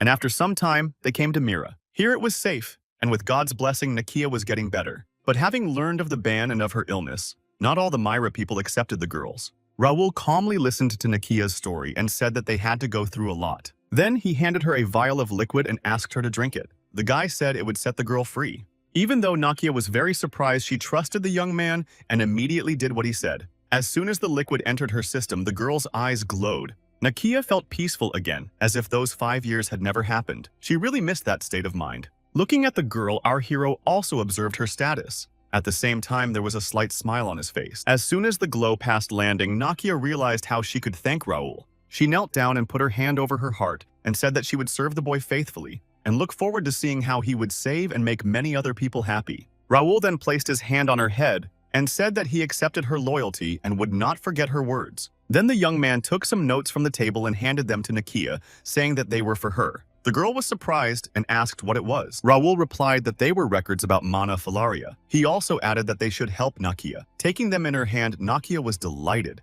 Then our hero explained that they were the writings of a great alchemist who had left this world. However, they were missing a fragment, so they needed to be worked on. He said that Nakia would now be able to create the perfect cure for her sister. In a way, it was the first order from him for the girl. With tears in her eyes, Nakia said she would make the best medicine in the whole world, and looking at the guy, the girl decided for herself that she would serve him faithfully for the rest of her life. After a while, the boys talked. Raul thought about the fact that he was not used to such conversations. However, he didn't mind learning as he needed to find common ground with the people of Connect. Today was a big day. It was the first time that Raul had put a lot of effort into getting a new member to join the ranks of the first guild. He was the one who talked about the alchemist who would leave a mark on history forever. Sitting on the couch and watching Bernard, the boy thought about Nakia creating a cure. And all because the great alchemist he told the girl about who left this world was Nakia herself. In the past, she fought an incurable disease called monofilaria, and after much research, the girl had finally created a cure, but in the process had sacrificed many people. And now it didn't matter. The young man was lucky that Nakia's cure was kept in the link. He deliberately gave the girl incomplete records so she could develop her skills. Our hero hoped that when the girl's sister recovered, the burden would be lifted from her shoulders. And if Nakia could not make the cure in time, he would give her the missing fragment. That was the end of Raul's mission in the city of Mira. So it was time for him to leave for his new destination. And this guy was talking about the capital of the kingdom of Reuben. It was also known as the Tomb of the Sword, the large and crowded city of Turin. Raul was looking forward to meeting him, and now sitting on the couch, he was ready to set off. After a while, they were at the place. Jake was surprised at the number of people in the capital. Everything was different here. Then Raul said that there was no line for Ashton County, so they had to go ahead. Most of the guild members stayed in Mira. The young man took fewer people with him to make it easier. As he continued to move forward, a look of surprise appeared on the boy's face. The thing was that outside, everyone was minding their own business. He didn't understand why no one was greeting them. So the young man immediately turned to Bernard and asked if he had sent a message about their visit. The man answered yes. He assumed that there had been some mistake and said he would go to the manor to escort them. However, Raul thought that Bernard would wander around for a long time and suggested that they go together. Bernard then approached one of the passers-by and asked if she knew where Ashton County Manor was, but the girl was very surprised and said she had no idea what he was talking about. Bernard continued to ask the others about the county, but they made a thoughtful face and said to look for this estate in a noble neighborhood. After a while, Raul was at the checkpoint of the noble district. The knights met him there and told him that they couldn't let him through because there was no Ashton County estate. And the guy knew his family wasn't popular, but not that popular. And Jake started to get indignant and said that Ashton County fights and risks their lives and they don't know him. The man said they were the ones keeping the peace. Raul marveled that the townspeople don't know the influence their family has, since the capital was far away, and his father rarely came here, but he didn't understand why no one knew about the estate. Then he asked Bernard if he could visit the information office and find out the address of the Ashton estate. After a while, they gave the knight a sheet with the address of the estate, and he was very surprised. After all, there was written the address of Baron Jandar. Hearing about it, our hero and his team were wary, and the knight explained that Mr. Jandar lives there for about 10 and said that he would take the guys there. Then Raul turned to Bernard and asked him about this Baron, and the man said that Baron Jandar was 50 years old and was a distant relative of the boy. The Baron was also responsible for the administration of foreign affairs. In that case, our hero asked to bring him here as he had to see the estate with his own eyes. After a while, they all stood near the big manor, and the guards standing there asked the groups to repeat who they were. Philip said that they were the Earl of Ashton's youngest son, Raul, and they wanted to see the foreign minister. The guards then asked if they could extend an invitation. But Philip did not understand what they were talking about. In that case, they were told that there was a celebration in progress at the estate. Then the guard pointed to the tents nearby and asked them to wait there until he returned. Raul Ashton was angry when he heard about the celebration. Jake was equally perplexed. So he ran up to one of the guards and asked in a gruff voice what was going on. The man was outraged that they wouldn't let his master in. So he ordered the guards to let them in immediately. Hearing this, the people from the Baron's side started shouting that the intruders had arrived. Apparently, the guards were very frightened of our hero and his team, for they threw away their spears and ran away. Jake was even more surprised by this. Then he turned to Raul and asked what it was and why the guards had fled. Without answering that question, however, the young man decided it was okay for them to go in. As soon as they moved forward, they heard shouts in their direction that they should not move. In front of them stood a man with a sword, and he was accompanied by 2 other guards. He pointed his weapon towards Raul and asked who they were and why they were making a mess. The first to introduce himself was Philip, who was the High Knight of the Order of the Golden Bear of Ashton County. He asked where Baron Jandar was. Then the man asked why they needed a gentleman. But after that, his eyes rounded. He only now realized what Philip had said. Upon hearing that the boys were from Ashton County, the man immediately fell to his knees and began to apologize. He said he had been told of their visit too late and would tell the Lord at once. The man ordered the other guards to take the guests to the reception hall immediately. At that moment, Jake and Raoul did not understand what was going on around them. As they looked around, they realized that the rumors were true and that the manor was really huge. There was plenty of time to get around. Then he looked at this main building of Ashton County where only direct relatives were allowed to enter. The young man didn't understand why there was music coming from there. He was even more surprised that the front yard was crowded with strangers. Jake asked the guard standing next to him what the occasion was. He explained that today was Aaron's birthday, the youngest son of Baron Gendar, the owner of the manor. He also said that celebrations were not uncommon here. Jake was more outraged, however, that the guard had told him whose manor it was. At that moment, Jander came out and said he was waiting for them. Turning to the boy, he asked if he was Raoul. The man also noticed that the young man had grown up. Our hero answered him nothing as he examined him with the power of his keen eye. Raoul realized that Gendar looked strong, but he was not even an expert. He also realized why people didn't take Ashton County seriously. The boy could understand his father's decision to entrust him with foreign affairs, but he wasn't going to accept it. Raoul noticed that the Baron even looked down on him. Then Gendar told the young man that they had not seen each other for a long time, but that he was in fact his uncle. Hearing this, our hero was surprised, as his father had never mentioned the man in such a way. In response, the Baron laughed and said that Ashton's family tree is quite complicated, and it would be difficult to explain their connection. So he asked Raoul to simply call him uncle. The young man thought about not allowing himself to be used by the Baron to his advantage. Afterwards, Raoul turned to Bernard and asked if he could explain the same thing in normal language. Then the subordinate said that Baron Gendar was Earl Ashton's third cousin. He also said that the man was Minister of Foreign Affairs. From such insolence on the part of the lad, the Baron became furious. Turning to our hero, he asked if his father had not taught him how to communicate with elders. Raoul assumed that the Baron was on good terms with his father or just mocked Ashton County. Then a young man asked Philip who had the right to address him informally, to which the man replied that only his younger brother Viscount Austin had such a right. Raoul then asked him what the rules were for. Philip replied that it was to show respect to the Earl of Ashton and to make the boundaries of the hierarchy clear. When the Earl's children come of age, they inherit the title of Viscount and part of the territory. Now, our hero also owned a land of 10,000 people, and the boy asked the man why his great-uncle, whom he had seen for the first time, dared to put himself above him. Gendar smiled and asked the boy to forgive his mistake and said that he had forgotten that Raoul was an adult. He also said that he would now address him with respect. In response, our hero decided that they had more important matters to attend to. He asked the Baron to explain what was going on here. However, the man said that he did not understand what was being talked about. Then Philip joined the conversation and asked why they had not sent an escort for them. After all, they had notified them several times about their visit. Gendar replied that he had ordered a wagon to be sent for them and that there had probably been some mistake. The Baron added that the place was in turmoil today and it was impossible to keep track of everything. Philip then asked why the man was having his birthday party at the main building in Ashton County. This question did not please Gendar, and he said that Philip was out of touch with the capital. The Baron said that in order to show everyone what they were worth, a great feast should be organized. In the context of international relations, it was simply necessary. However, Gendar thought it was something an ordinary guardsman couldn't know about. That hurt Philip a little, but he decided to ignore the Baron's remark as he did not want to disturb his lord. Then Pierce came to them and, holding out a sheet of paper to Raoul, said he had found it in the courtyard. It was an invitation.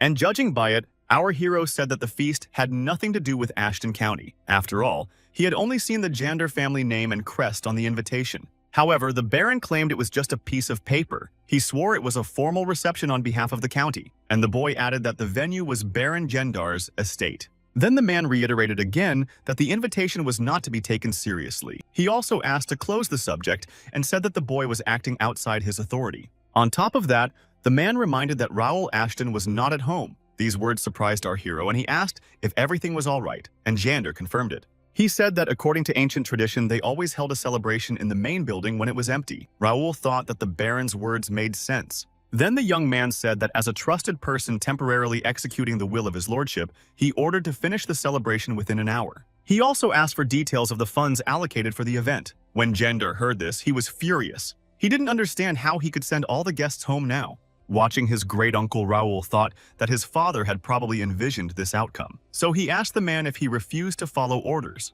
Then, without waiting for the Baron's answer, the young man pointed his sword at him and asked if he should worry about family members instead of guests. Raoul also said that he had already shown generosity. Gendar agreed, but said that our hero would regret it. But the young man thought that the worst thing that could happen to him was that his father would reprimand him. Raoul wondered how the Baron had so much confidence and fearlessness. Looking at the man, the hero thought that no concrete evidence of the fall of Ashton County had been found.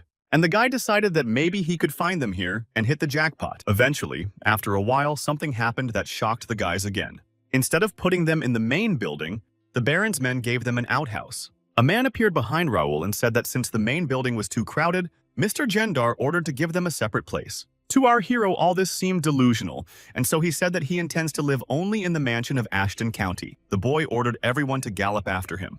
In a little while, they were already there. Bursting through the doors, Raoul asked the Baron indignantly if he was in his right mind. Looking at Gendar, he clenched his fists and thought that he had managed to put the whole family in a 3-story mansion where only the Count and his relatives had the right to stay. The boy asked how this man could explain it. He also asked if the Baron would assure that he used the office and the main building of the Earl of Ashton, also according to tradition. Gendar replied that it was only a temporary hardship. He said that the Ashton family came so seldom that it would be a waste to keep the house empty. Then Raoul couldn't stand it any longer and ordered the man to leave the building. The boy added that if they didn't leave the mansion today, he wouldn't look at the fact that they were relatives and would blow everyone's head off their shoulders. The young man said that from now on, he was relieving Baron Gendar of his duties as Minister of Foreign Affairs. These words were like a current for the man. Raoul also said that if the Baron wanted to object, he would have to bring documents tomorrow confirming that he was doing his job to the fullest extent. After these words, Gendar furrowed his brow and gritted his teeth, but he did not answer the guy and silently turned around.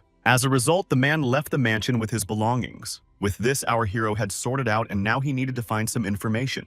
The young man was afraid that given the conditions in which the estate is located, they have long since been disposed of, but it turned out that it was not. All the documents related to management and finances were in the office where our hero was. Raoul assumed that the Baron was sure he wouldn't find a way to get rid of him. But in a previous life, the guy studied business administration and worked for a trading company, and Bernard was a connoisseur of all things estate. After a while, Philip and Pierce came into the office. They informed Raoul that the Baron and his family had left the building. The boy was surprised that they didn't even make a scandal.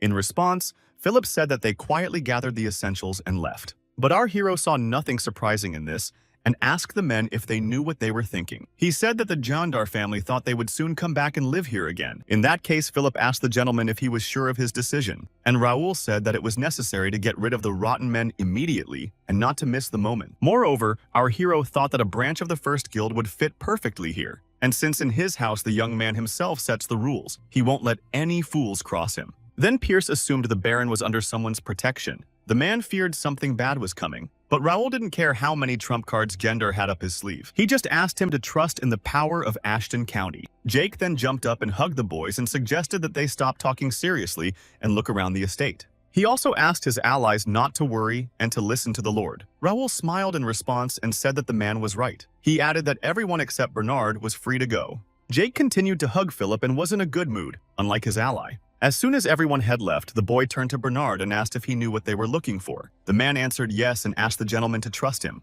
The next day, our hero was in the courtyard of the mansion and waved his hands and wielded his swords. He was not alone. On the other side with the same weapon was Bernard, who was breathing heavily. Turning to the man, Raoul asked if he had noticed the progress. He thought Bernard had learned to wield 2 swords very quickly, but sweating the man said he still had room to grow. It had been a month and a half since Bernard had discovered his psychic abilities through the skill book. Raoul said that given the man's progress, he was a talent. After all, it is quite difficult for wind mages to master weapons to perfection. After that, the young man suggested Bernard switch to martial arts.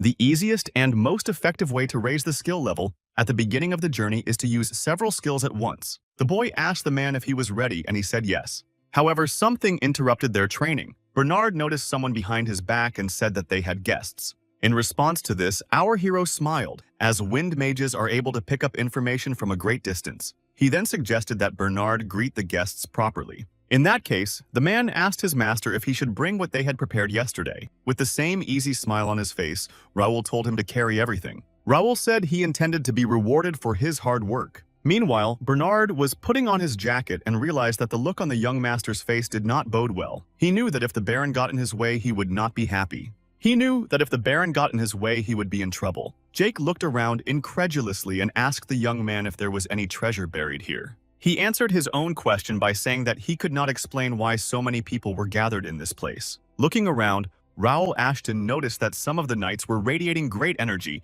and that the outer courtyard was filled with warriors. Looking at the boy from the side, Jake doubted very much that his lord would be able to handle everything alone. He hoped the young man knew what he was doing. In front of them stood Baron Gendar. He smiled wryly, thinking that everything was going according to plan and the boy had taken the bait. The Baron thought that he had to solve all the issues in his absence, and only then he could take over. The Ashton family's blood relatives in the capital had heard about what had happened and couldn't stay away. Gendar said that by kicking him out of the estate and depriving him of the post of foreign minister, the guy had created problems not only for him, but also for others. After all, they too were having banquets on the county's budget. They even received payment for managing the estate through the Baron's pocket. It would be foolish for them to be silent if they were deprived of such a thing. Gendar admitted his mistake when he organized the banquet in his own name and used the Count's office. However, no one was aware of it. The man thought the young man didn't even realize what he had gotten himself into. He also did not understand why his brother made Raoul his representative and did not want to miss the opportunity. Our hero was determined and walked straight to the center. There was talk in the crowd that the guy was very handsome.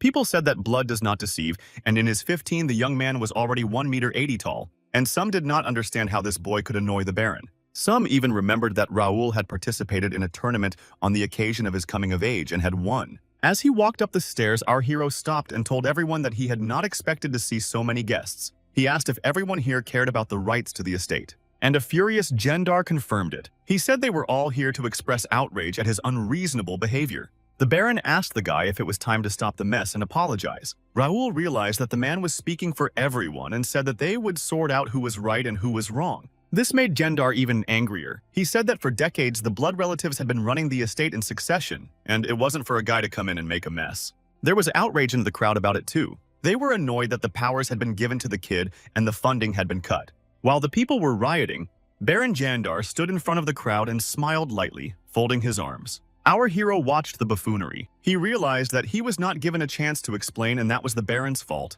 However, that was not the most important thing. The young man thought about the fact that the consequences could be much more serious than he thought. 5 powerful families had gathered here, the first blood relatives of Ashton County. Raoul thought that they must have attended the meeting without a second thought.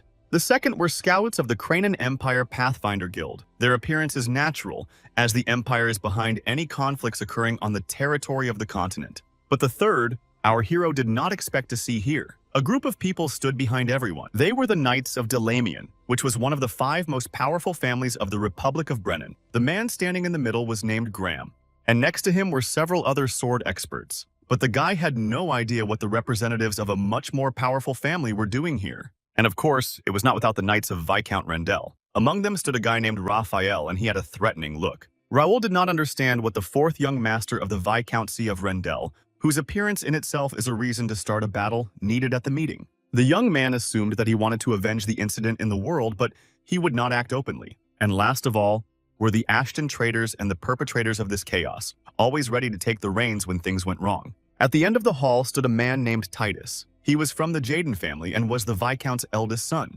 Our hero's father, Earl Melvin Ashton, had 2 brothers, the older brother Jaden and the younger one Austin. Melvin was the most talented, but according to the birthright, the post of Earl should have gone to Jaden. He was an arrogant and cruel man, and anyone who bothered a man he either studied or sent to the other side of the world. Once Melvin reached the level of expert swordsmanship, he improved his chances for the post. Jaden realized his brother was outmaneuvering him and envied him. He planned an assassination attempt on Melvin, but his plan was discovered before he could follow through, and afterward the man was stripped of all his privileges. Time passed and Melvin became an earl. Jaden still received the title of Viscount and a large tract of land.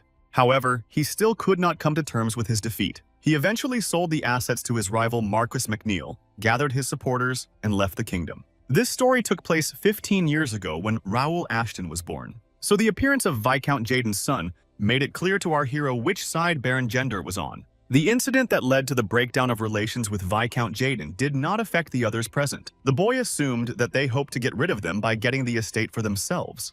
In his past life, the county had split into many factions and then collapsed. Raoul thought they had probably made a wise choice, but now he was here. The boy was determined to make all these people realize that they had made a big mistake. The young man reached his hand out to Philip because he knew the whole picture and could make the first move. Then the man hammered into the iron plate that was in his hands. The loud and sharp sound sent the whole crowd into shock. Raoul then said that he had heard enough complaints and it was his turn to speak. He turned to Bernard and Pierce and asked them to distribute the books. The man immediately went to carry out his master's orders. The people were puzzled by what was happening. They didn't understand what these books were. They were called the Report on the Management of Financial Transactions concerning the Earl of Ashton's estate. There was evidence and investigation materials about Baron Jandar, suspected of embezzlement and misappropriation of funds. The Baron himself was outraged when he read about it, and people who thought about it also began to look at the man with surprise. And then Baron Gendar could not stand it and threw the book and said that it was not true. The crowd thought that it was official data, which was hard not to believe, and the Baron did not understand how the guy arrived. Only yesterday could collect all the data. Noticing such a reaction, our hero suggested that now the man was ready to talk. Raoul said that according to the documents now on the territory of the estate, 200 people are free training to be knights. And the young man asked where they were now. With a disgruntled face, Gander answered that they took the equipment and ran away. With disbelief, Raoul asked if the man meant to say that all the knights came from other cities. It seemed strange to the boy that the Baron was recruiting people from outside Turim. After all, the purpose of the free classes was to spread his influence within the capital's territory. Then the Baron shouted again that those who had escaped and he was deciding who to recruit as apprentices.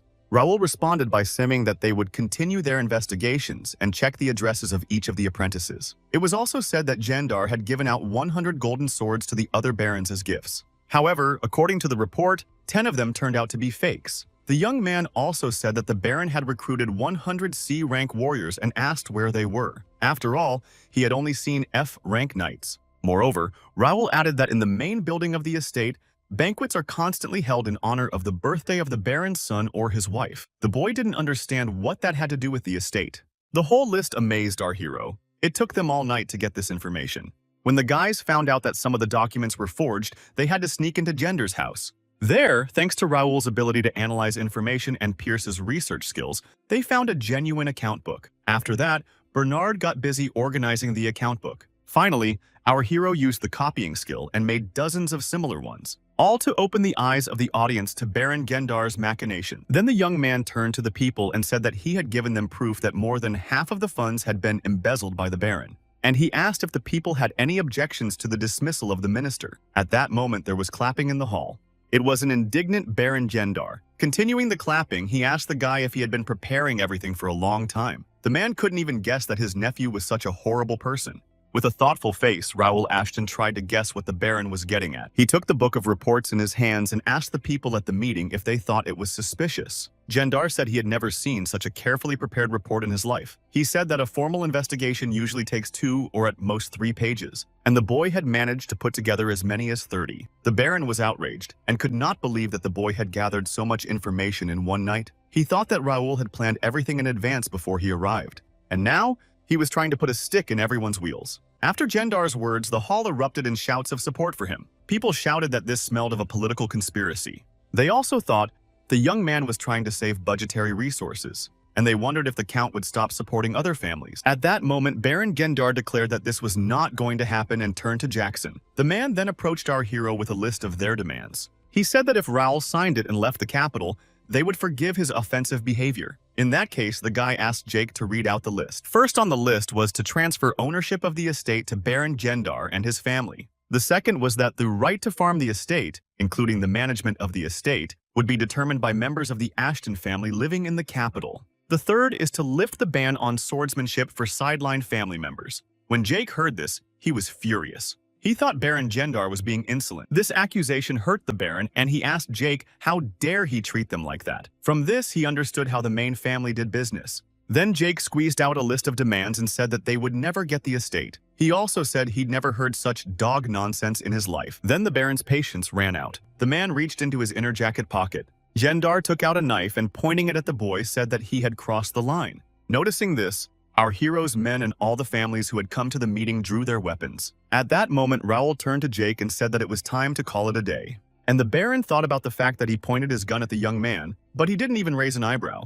Gendar also wanted to intimidate the boy, but he was surrounded by 3 of the best of the Order of the Golden Bear. He felt he didn't stand a chance against them. Then the Baron told Raoul that his knight had insulted them. He added that if the boy didn't apologize to them right away and execute him, they would consider it an insult as well. Gendar said that to avoid bloodshed, they should do it immediately. Our hero only smiled and said that Jake had stated all the facts. He then threw away the sheets of the man's demands and said enough of the pretense. The guy knew he shouldn't hope for a peaceful settlement, but he thought Gender would be confused at the very least. After that, he drew his sword as well. And thrusting it into the floor, Raoul Ashton said that the man was much meaner than he thought. Our hero turned to the Baron and said that he knew that he would never sign his terrible demands. As he continued to look at Gender, he asked what he really wanted. Looking at the boy, the man realized that the youngest was the weakest and most untalented of the sons. But now he didn't know what was going on. However, he was sure that he would not give in to the young man at any cost.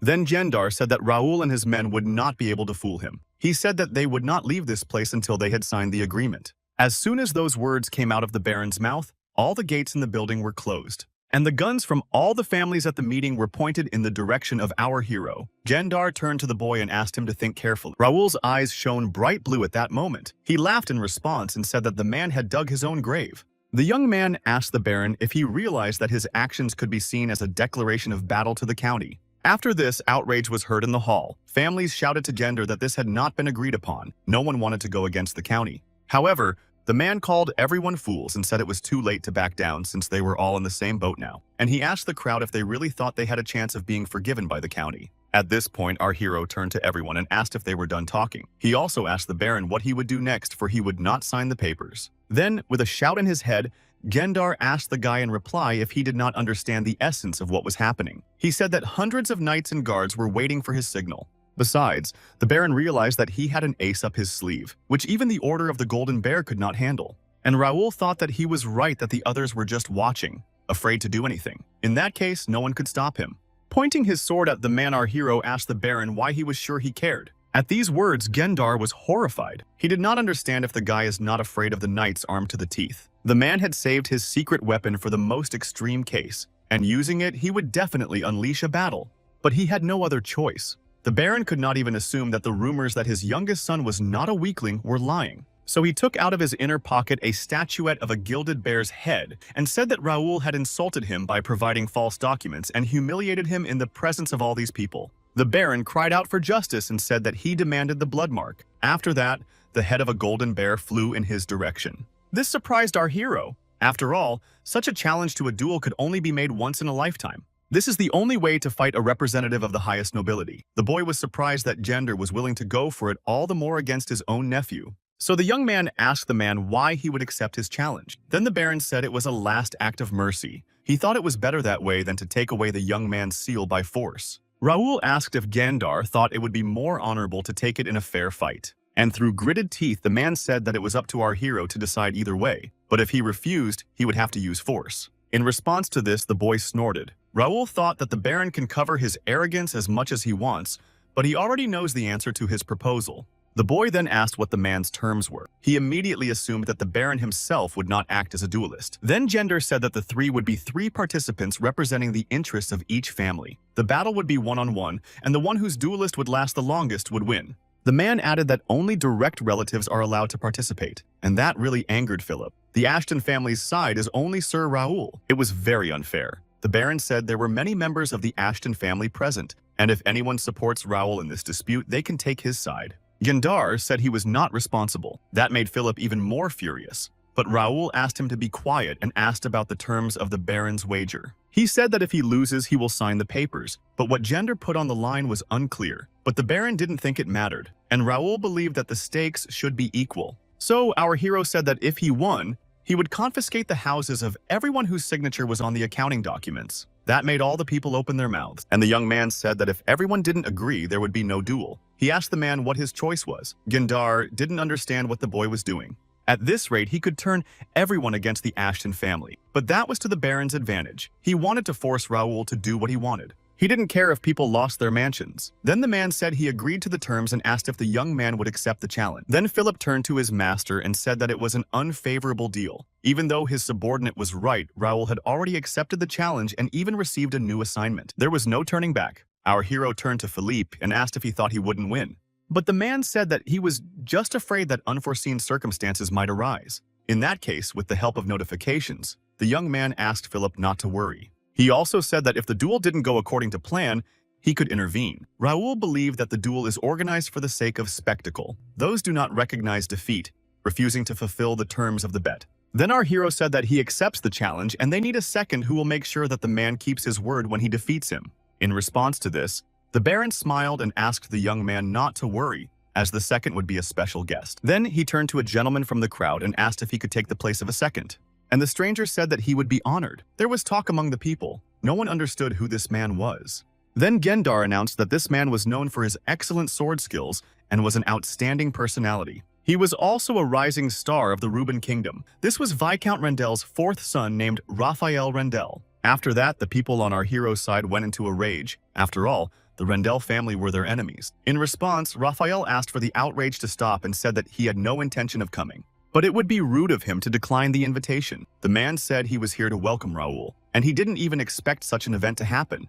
And our hero turned to Raphael Rendel and said he hoped he would judge the fight impartially. Continuing to smile wryly, the man said that it would certainly be so. After a while, the duelists were invited to the center. Looking around, the boy realized that his hunch was correct. No one had dared to support the Ashton family, but that was better for Raoul. He didn't have to deal with the scum. Then it was time for the fight, and our hero's first opponent was the third son of the family, Gendar Aron. He thought that the boy spoiled his holiday and was the weak link of the Ashton family. It seemed to him that Raoul was too arrogant after he became the winner of the tournament, and now Aron wanted to knock him down a peg. As soon as the referee announced the start of the match, the man jumped up from his seat and swung at our hero. Raoul didn't even move. His eyes shone bright blue and there was a sound as if someone had been shot. Raphael Randall waved his hand and immediately called an end to the fight. The seconds announced that our hero had won. He pointed his sword towards Aron, who was lying foaming at the mouth on the floor. Watching this picture, all the spectators were shocked by what had happened. They were amazed that everything happened so fast. No one even noticed how the young man had hit the man. That made Gendar furious. He thought the fool had missed his chance to restore his family's honor. Raphael then turned to Raoul and asked if he was ready for the next fight. At the same moment, a volunteer from the crowd came out next to the man and said it was his turn. It was Baron Caspi, who was one of the best swordsmen in the capital. Raoul thought that this fight promised to be exciting. The man immediately attacked the guy, but he was able to block his opponent's blow. In response to this action, Caspi smiled and said that Raoul had a good technique. He also added that the young man had confident movements and quick reflexes. Now, the man understood why Aron had been knocked out on the first punch. While he talked about it, they continued to fight. Caspi then approached our hero and swung his sword at him. His eyes glowed a bright blue. He thought the boy had simply incredible sword skills. And all this, despite the fact that Raoul was 20 years younger than him. But the man also had something to surprise the boy. At the same moment, he brought the weapon behind his back and used a bear kick. The attack was so powerful that the shockwave reached the audience. But what was Caspi's surprise when he saw that Raoul blocked this attack? Looking at his opponent, our hero thought that it was a pathetic parody of his family's technique. He didn't even realize what the man was thinking using it on him. Raoul realized that in this, he was not equal, because he was constantly improving this technique and the advantage was on his side. Now the guy could block a sword filled with mana in no time. Meanwhile, Caspi was puzzled that our hero was familiar with this sword technique. Then, swinging his sword at Raoul again, the man asked the young man how he would like his next trick. Caspi attacked the lad, but this time our hero managed to block the blow. Watching him, Raoul assumed that he had learned techniques in the capital and now tried to use them in the fight. Then the crowd shouted words of encouragement to Caspi. They thought the boy lacked combat experience and would not last long. And it all seemed ridiculous to Raoul. After all, such words were said by losers with an inferiority complex who had abandoned their hometowns for a life in the capital. The young man thought he was just jealous. In his family, of course, there were strong personalities with many virtues that went to Turim for a big dream. But these honorable aristocrats had chosen a different path. Unlike the fools into the hall, they had refused the count's support and built their own families. At that moment, Raoul reached for his sword. As soon as he drew it, a shockwave rippled through the hall. Caspi gasped as he felt it. Then our hero turned to him and said that what was happening was very unfortunate. He thought that if the man had gone deeper into the study of the Ashton family techniques, instead of spreading himself to others, he would have achieved much more. Those words made Caspi angry. He asked the boy who he thought he was to be there to socialize with him. So without wasting time, he swung his sword at our hero again. At the same time, he asked the young man if he was too arrogant to think that he could defeat a man with 15 years of experience in the skill of striking a bear. Caspi used the storm wolf technique. A strong wind picked up, and the silhouette of an animal loomed over Raoul. The audience cheered. They were shouting that the service in the army was not in vain for Caspi, and now he would definitely win. However, our hero was very determined. He sharply grabbed his sword and reflected the man's blow. Approaching his opponent, The guy said that he had never realized that it is not what skills you are trained in,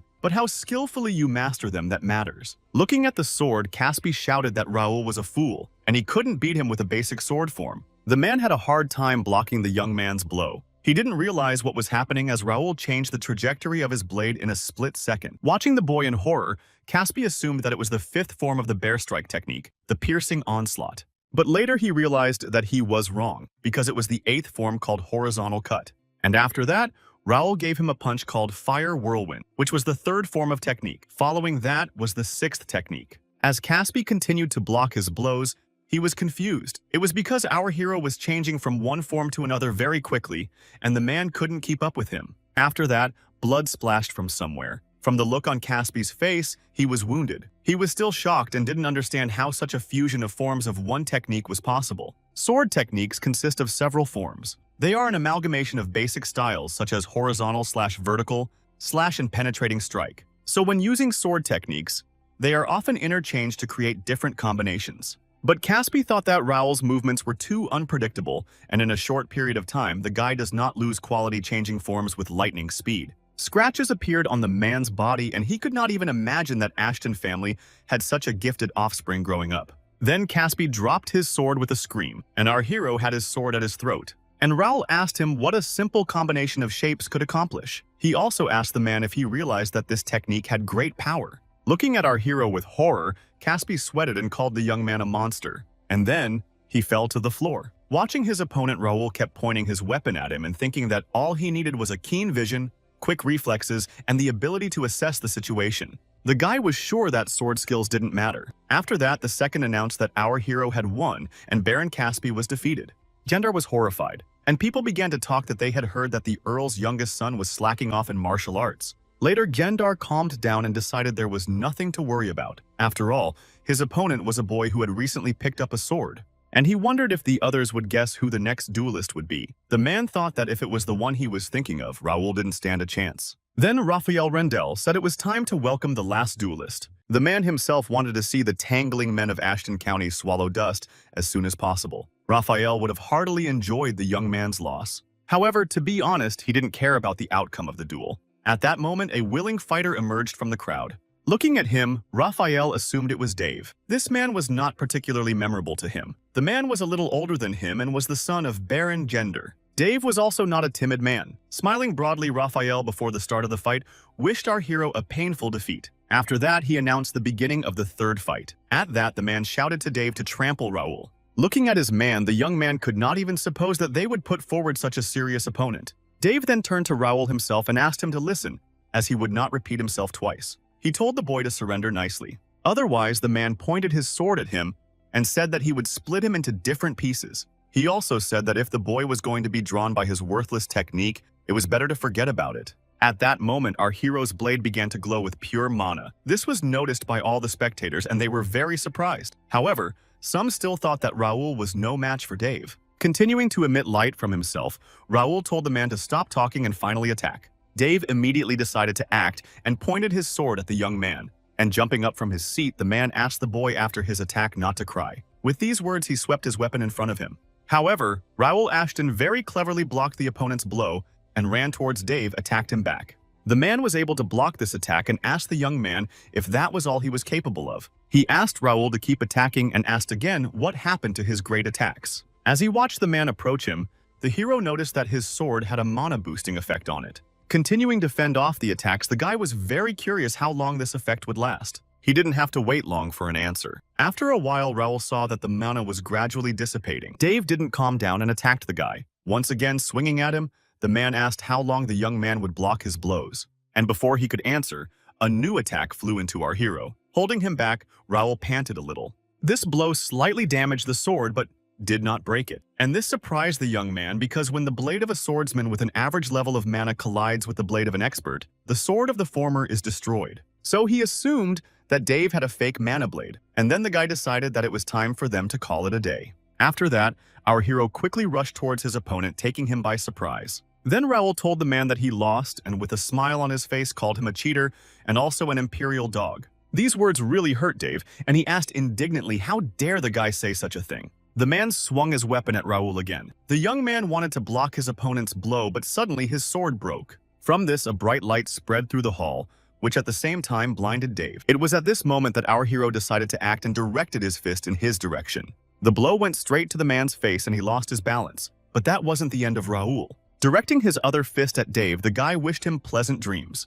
After that, the man had already flown into the nearest wall of the hall. Discharging his gloves, our hero turned to the second as he did not announce anything. Then Raphael Rendell, with a displeased face, said that the winner of the duel was Raul. There was silence in the hall, and the guy headed towards his subordinates. Showing Philip and Pierce his broken sword, the boy said that he liked it very much. The men bowed to their master and said he had done a good job. Raul, however, said that it was a simple matter. He then turned to Philip and said that when it was over, the man needed to hold off his last rival. The boy said he thought he saw an imperial stigmata on the man's body. In fact, Dave's behavior seemed strange to Philip as well. At that moment, Pierce brought the young man a new sword. Taking the sword out of its sheath, our hero with shining eyes asked the Baron what they would do next. Meanwhile, Gender himself was in shock. He realized that Dave had broken the rules of the duel, but that didn't change the fact that the man was an expert swordsman. The Baron felt that Raul should have been unconscious right now. So Gandar suddenly pointed his finger at our hero and said that he was a rogue. He shouted that the guy had probably pulled some kind of trick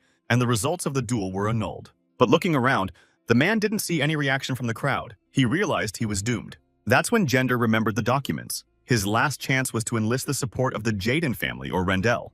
The Baron shouted sharply to his men and asked why they were frozen. The man ordered them to take the boys' papers immediately. Gendar said they had no other way and had to go on the attack. After that, the men started to draw their swords. Watching these, Raul smiled. After all, this was all very predictable to him.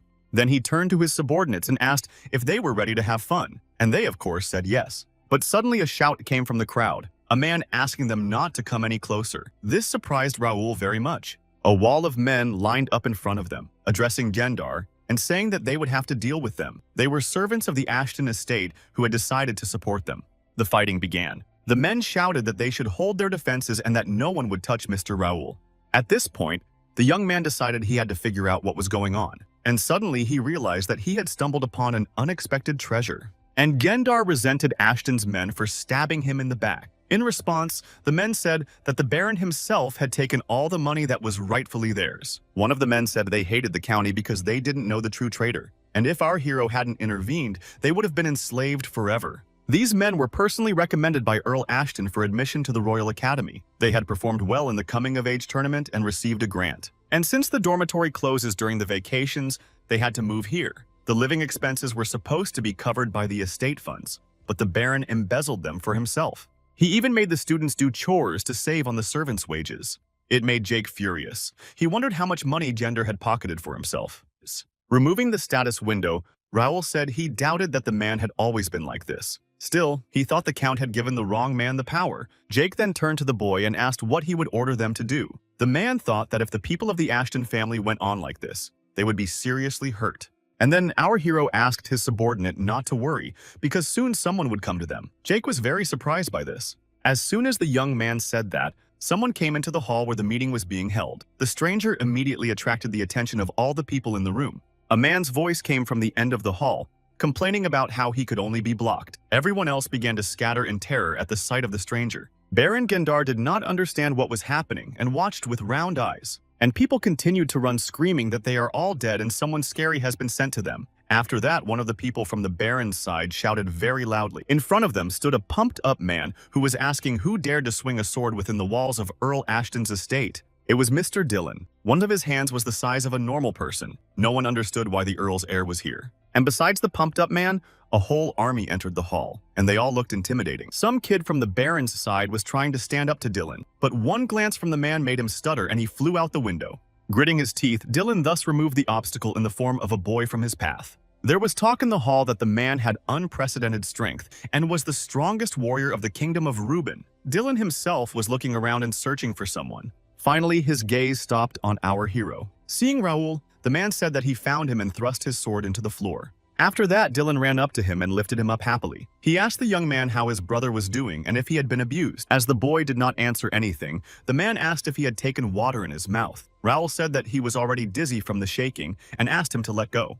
Dillon smiled and did so. Then he said that our hero had grown in the last 2 months, but his biceps were still growing. He thought a man should have big muscles. Raul rolled his eyes a little and asked if he had been walking all the way like that. Dylan answered yes, and said that the extra clothes made it hard to move. Moreover, he wanted everyone in the capital to appreciate his muscles. When Raul heard that, he tapped his forehead and thought about the fact that the Count's successor was walking around the capital shirtless. It made him very ashamed. Then Dylan put his huge palm on the young man's head and said that one way or another he should take care of his health. And looking at the crowd behind them, the man added that if Raul had muscles like his, all these people would not even think of pointing a sword at him. After that, Dylan himself pointed his weapon at his brother's offenders and asked if they were ready to answer for their actions. Observing the situation, our hero realized that soon they would resolve the situation. However, he did not understand just why his brother had brought the vice captain and all the high-ranking knights with him. He thought that 25 sword experts would easily defeat the Baron. Meanwhile, Gendar stood there with round eyes thinking that he had only wanted to teach Raul a lesson, and now it was all over for him.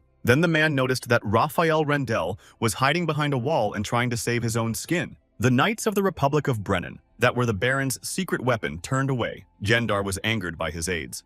At that moment, Dylan just decided to look around and see who was in the hall. And suddenly, his gaze was drawn to Raphael Rendell, who so technically wanted to escape from here. When he saw Dylan, Raphael froze in place. But the man came up to him and grabbed him by the ear and said that he hadn't even changed. Then Dylan asked him what number Raphael was. He stammered and said he was the 4th. Dylan smiled and remembered it himself. Then he asked again and wondered if the man was still bullying the 3rd and 6th. And indignantly, Raphael said no and added that it was 100 years ago. This reaction did not please Dylan at all. Wiping the smile off his face, he asked if the man had raised his voice at him. Then Raphael quieted down a little and answered no. Then Dylan patted him on the shoulder and said that from now on his family's problems did not concern the red-haired man. He asked him to stay away from Raphael. Dylan asked the man how he felt about the offer. Raphael smiled broadly and said that he would not interfere with them and added that he had business to attend to at home. Looking at the man, Dylan asked him to tell his first brother that he was ready to fight at any time. He also asked all those not involved in the Ashton family to leave. No one argued with these words and people began to disperse. And then, looking sideways at Gender, Dylan asked those who were waving weapons to stay. He said that he had something to say to such people. And again, reaching for his sword, the man looked at the Baron and asked where the document they were so eager to sign was. A great shadow fell over Gendar, and he didn't even know what to say to the huge man. That same evening, Raul and Dylan were already sitting quietly on the couch. The young man thanked his brother for coming and asked if he thought he had overreacted, but the man himself didn't think so. Then the boy asked Dylan, who was left to protect his wife and son, if he had mobilized so many people. In response, Dylan laughed and said that he could not have done otherwise. Raul remembered that he had contacted his brother late at night and assumed that it must have been difficult to organize everything in a hurry and come to the capital. Sipping tea, the man said that the boy knew why he had done so. He also thought that his father had entrusted him with the seal for a reason, and Dylan said that he simplified the process a little. Then our hero thought that the man was right, and without his help it would be much more difficult to resolve this conflict, and he used the portal and got to the place faster. The young man thought that the teleportation of the whole squad to Dylan probably cost 3,000 gold pieces. Then he asked his brother how he would deal with the traitors. There were about 30 of them in total. The man raised his fist menacingly and said that they would not get off so easily and would pay for their sins. But Raul said that among them were his father's brothers. The boy was worried how his father would take the news. Then Dylan said he didn't say anything against it, so there was a chance to get rid of the rats. That's because they got away with a lot of things. And our hero thought Dylan was behind it, because according to connections, the man is politically active and calculating. He has both brawn and brains, so he's a very strong opponent. At that moment, Dylan noticed that the young man turned pale and asked if he was afraid that he would kill everyone. Also, the man stroking the boy's head said he did a good job. But Raul said he hadn't done anything. It was just that those people were getting a lot of attitude and he decided to intervene. After these words, Dylan hugged his brother. He was proud of the boy for filing the report and beating 2 opponents in a duel. Such tenderness embarrassed Raul and he said to save it for Livia.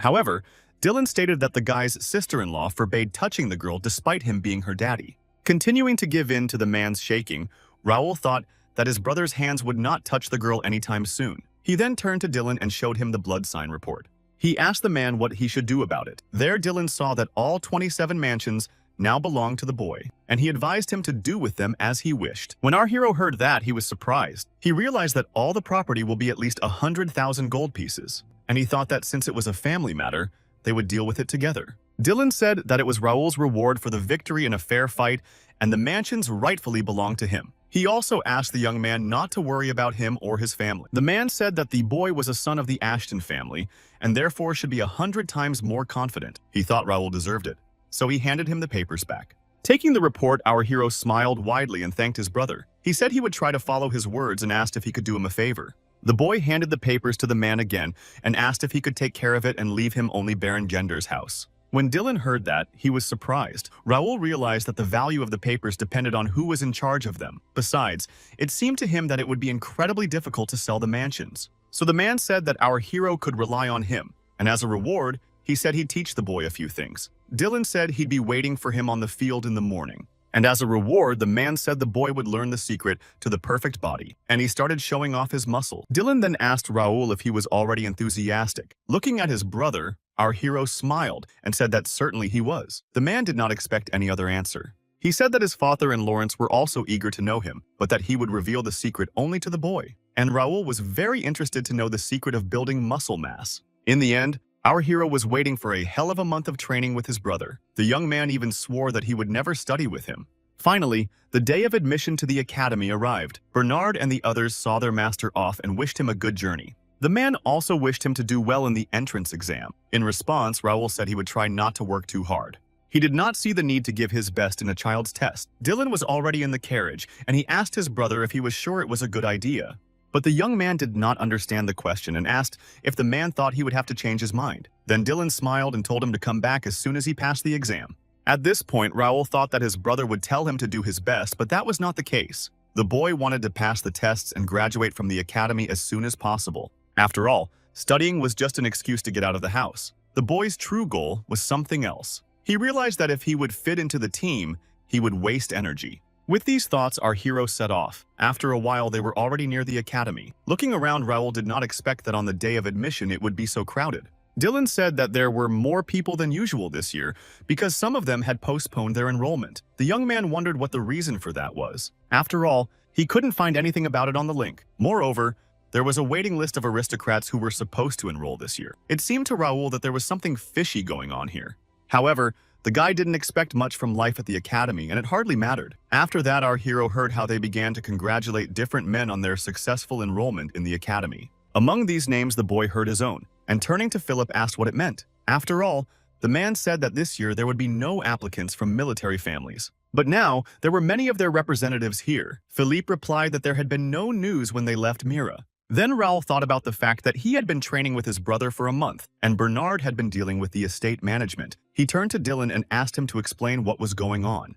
It was obvious that the man was aware of the situation, but he smiled at Raoul and said that he would soon find out for himself. He also asked the boy not to study hard for the exams. Hearing this, our hero's face creased a little as he felt that there might be problems. However, he did not emphasize it for the time being. Continuing to move around the hall, Raoul turned to Pierce and asked him to collect all the information, including information on the training ground. The man immediately agreed to fulfill the order, and the young man watched the situation. He couldn't even imagine that this year so many strong guys would enter the academy. There were even members of the highest aristocratic circles. Raoul said he didn't want to compete with his peers. Philip listened to this and was surprised, but the young man asked the man not to pay attention to his thoughts. Also, our hero thought to himself that it is not worth worrying about it, and it is better to focus on the fulfillment of the plan. After that, the beginning of the initiation ceremony was announced. The host sincerely welcomed everyone to the walls of the Academy of the Kingdom of Reuben. Then he decided to introduce the guys to their professors. From this news, the students' faces stretched and their mouths dropped open. But Raoul thought that he had studied the staff lists and there was nothing remarkable there. However, he was very wrong.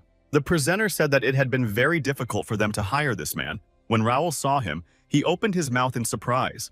And the man added that this person would be the interim vice-rector of the academy, as well as the head of the Department of Magic and Control. It was Alfredo Gray. Looking at him, Raoul knew that this was one of the 3 sages of the continent and the supreme mage of the 8th circle. However, what the man had forgotten here, the guy did not understand. Alfredo Gray introduced himself and greeted everyone. He said that he was honored to be invited to such a prestigious place. While the man was talking about this, our hero continued to think. He knew that the man possessed unrivaled magic of illusion and vision. On top of that, Alfredo practiced alchemy. Gray liked to wander the world, which is why he was called the nomadic sage. Even the Magic Tower had to request their master's whereabouts from the Information Guild. And for Raoul Ashton, It seemed very strange that this man had taken the position of the academy's provost. The man should have shown up during the process of forming alliances, not now. Gray continued to speak and said that the curriculum would now include vision magic, which they would demonstrate in the entrance exam. After that, the word was passed to Spence Templeton, the academy's rector. He said that due to the changes in the curriculum, the entrance exam materials had also been revised. Raoul thought that the level of preparation required should remain the same, or else he would have to sweat. Then Spence Templeton said that the applicant with the highest score would receive an award. Hearing this, the young man was surprised because he had never heard of an award. Then still, the system gave a task that was in principle feasible for Raoul. The fencing faculty is divided into 5 groups: S, A, B, C, and D rank. 60 students out of 600 can get into the S group, so it seemed easy to the guy. However, he wondered if he should have done better. After all, our hero didn't even realize what the best student would get. That's why he didn't see the point of it. Then Jake turned to his master and, holding a piece of paper in his hands, suggested that there was nothing remarkable about the special award. After reading the benefits for the winners, Raoul stated that he should take first place. After all, if he won, the student would be given a personal training room and an entire library. Listening to lectures only served to improve his skill level, and our hero left his home and came here to meet an important person. He would even, instead of listening to lectures, he would have spent his time better hunting for monsters. But having the equipment to train vision magic changed everything. Even though the summoned monsters were not real, the guy could still get experience points. The library was full of hidden items and skill books with the necessary information. Thinking about it, Raoul thought that it would take him 3 years to use all the features of the academy, but now he could save a lot of time. That is, if he passed the exam better than anyone else. After that, they announced that the test would begin soon. All the freshmen were asked to go to the square. At that moment, our hero thought to himself that he could do it. Suddenly, someone called out to him. Raoul turned around and saw a red-haired boy behind him who asked if he was really from the Ashton family. Looking at the stranger, he realized it was someone from the Rendell family. Even so, he decided to ask the man who he was. As the stranger called Raoul a boy, he said that he was not old enough to be addressed that way. This really angered the man from the Rendell family, and he said that the boy was arrogant. But our hero didn't argue. He just turned around and said he didn't even want to find out who the man was because he didn't have time. Of course, the stranger didn't want to say goodbye to the young man like that and decided to stop him. But that was quickly cut short by Jake. He said that it didn't matter what family the stranger belonged to because there was a limit to everything. The red-haired man was very angry at this and asked who the men were who had blocked his path. Jake asked him not to make a scene. The stranger's subordinate leaned toward him and reminded him that there were a lot of people around. In that case, the man shouted that the Ashton brat was always pissing him off. Then the man of the Rendell family threateningly told the lad to wait a little while and declared that he would show him his place. But Raoul Ashton didn't care about those words either. He silently turned and walked forward, just as he had done the first time. People had already gathered in the square. Among the students who had come to support their families, the young man saw even famous personalities. Among them was Duke Marquis Templeton. He was the best knight in the kingdom. Also, there was Macis Clifford, who was a mid-level axe master from the family of Marquis McNeil. And of course, one could not do without Viscount Rendell, who was gaining popularity. As he looked around, Raoul thought about the fact that many of these families were already training here and had a lot of influence. Jake was delighted with everything that was going on. With a contented face, he spoke of this place as if it were a festival. There were so many beautiful ladies around. And he also thought that the young master was going to beat them all. The man said that everyone would be speechless when the boy took first place. That's when Jake noticed something strange in the crowd. There was a guy standing there with a sign with words of encouragement written on it for Raoul. It was very surprising. The man couldn't believe that all these people were standing in the back of the crowd. Then, wishing Raoul good luck, he said he would take care of it. After that, our hero looked at the rules and freshman lists. Reading them, the young man didn't understand what all these people were doing here. After all, in their previous lives, they were famous all over the continent, especially Dalton Templeton and James McNeil. Raoul said that these men would reach a level of mastery in 10 years, and it would not be easy to defeat them. Meanwhile, one of the men announced that the first test was about to begin, and everyone needed to go to a small auditorium. Raoul realized that his opponents were just children, and the first place should belong to him. It was time for the entrance exam, and the first test was a written test. The young man did not prepare for the written test, as the communication and community system had all the necessary information. After the written test, it was time for the physical strength test. One of the presenters invited the students to the training room and divided them into groups. He also asked the students to follow the instructions of the observers. As soon as everyone entered the gym, Raoul felt something. He felt a field restricting the flow of mana. The others also felt something wrong but didn't understand what was going on. Then the examiner said that the guys could not even try to use mana because the test is held without its participation. He also said that if anyone hears his name, they should go to him. Looking ahead, Raoul noticed a pair cylinder. He remembered that there was a force meter listed in the database, but there was no mention of a pair. Eventually, that's how the examiner started inviting students over. They would all come up and hit the force meter with all their might. Thus, the scoreboard showed certain results, and the man called the next person. Watching this, our hero realized that their 2 attempts people from the academy recorded the highest result. He calculated that the average impact strength reaches 1,000 or 1,500 units. And in principle, it didn't seem like much to him. The stamina of the man who was now next had 43 units and strength 50. He was in the top 5 of Raoul Ashton's group, and the young man decided to watch how this man would cope. As soon as the blow happened, our hero was very surprised. The scoreboard showed the numbers 2,250. Raoul was very surprised, and among the crowd there were shouts that this was expected from McNeil. With a serious expression on his face, the boy realized that this man was the first to cross the 2,000 unit mark, and the boy thought that if McNeil could break that mark, he should do no less. Meanwhile, in some room there were many people around a table, and they were all staring at the screen. There was a broadcast of the second test. Watching it, the professors thought McNeil had really done well. They said that for a kingdom that is famous for the best knights, their students in general set a high bar. Besides, it had been a long time since they'd had such gifted applicants in 1 year. And once the boys heard about Mr. Gray, they all started applying. And Gray himself said that the physical strength of boys under 20 years of age reaches more than 1,000 units. In response, one of the men said that their academy emphasized magic, and another said that he was still curious as to what made Alfredo Gray join them. After all, the magic tower had made it clear to them that no one was to be expected. Then the wise man replied that he just wanted to evaluate the effect of the new magic circle. Gray laughed after that, because it sounded like he wanted to use the students as test subjects. To which one of the men said it was a great honor for them to participate in his projects. Another professor supported these words because Gray had allocated funds to create a training facility. All these words brought a smile to Alfredo's face. He said he was happy to be here and see these young talents. The man had heard that many of them came from military families. The other professor confirmed this and added that many had come to cheer for them. He continued to look at the screen and said that there was one of those students. It was the stranger our hero and the 13th son of the Rendell family had encountered earlier. His name was Caleb, and it was said by a man who sat among the professors, and his name was Viscount McKenny Rendell. He said that when his lordship saw the boy's extraordinary ability, he volunteered to train him. Caleb then asked for permission to join the academy. All the wise men waited for the boy's performance, and just at that moment, Caleb walked up to the Silamir and made his shot.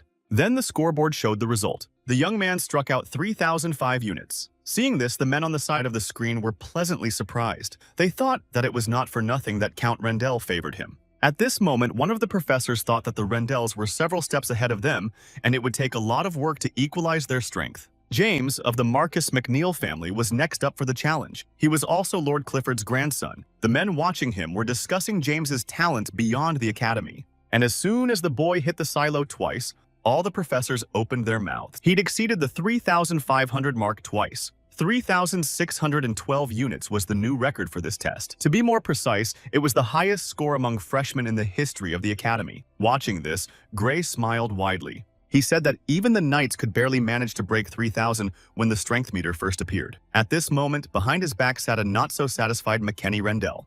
Dalton, who was the grandson of the swordmaster, was invited to the trial next. This was the boy's first time out. As soon as the young man hit the silometer, the mark showed 2,900 units. From this, the men on the side of the screen were shocked. However, one of them did not understand why everyone was so surprised by such a blow. After all, the result was lower than the previous one. But it was because Dalton had hit with one hand from behind his back. As a result, the professors continued to watch the young man further. The second punch showed a score of 3,008 on the scoreboard. One of the men laughed and said that he had forced the boy into the academy, but he didn't seem happy about it. And Dalton was hitting without even trying. But that's what you'd expect from the Templeton family. Viscount McKenny Rendell continued to resent him and suggested they all go out to lunch. It seemed to him that the rankings were clear enough, and there was no point in looking further. But Gray responded by saying that there was still one young man among the members of the prominent family. It was about Raoul Ashton. Rumor had it that the boy had gotten into the academy thanks to his father's letter of recommendation, and he was only 15 years old.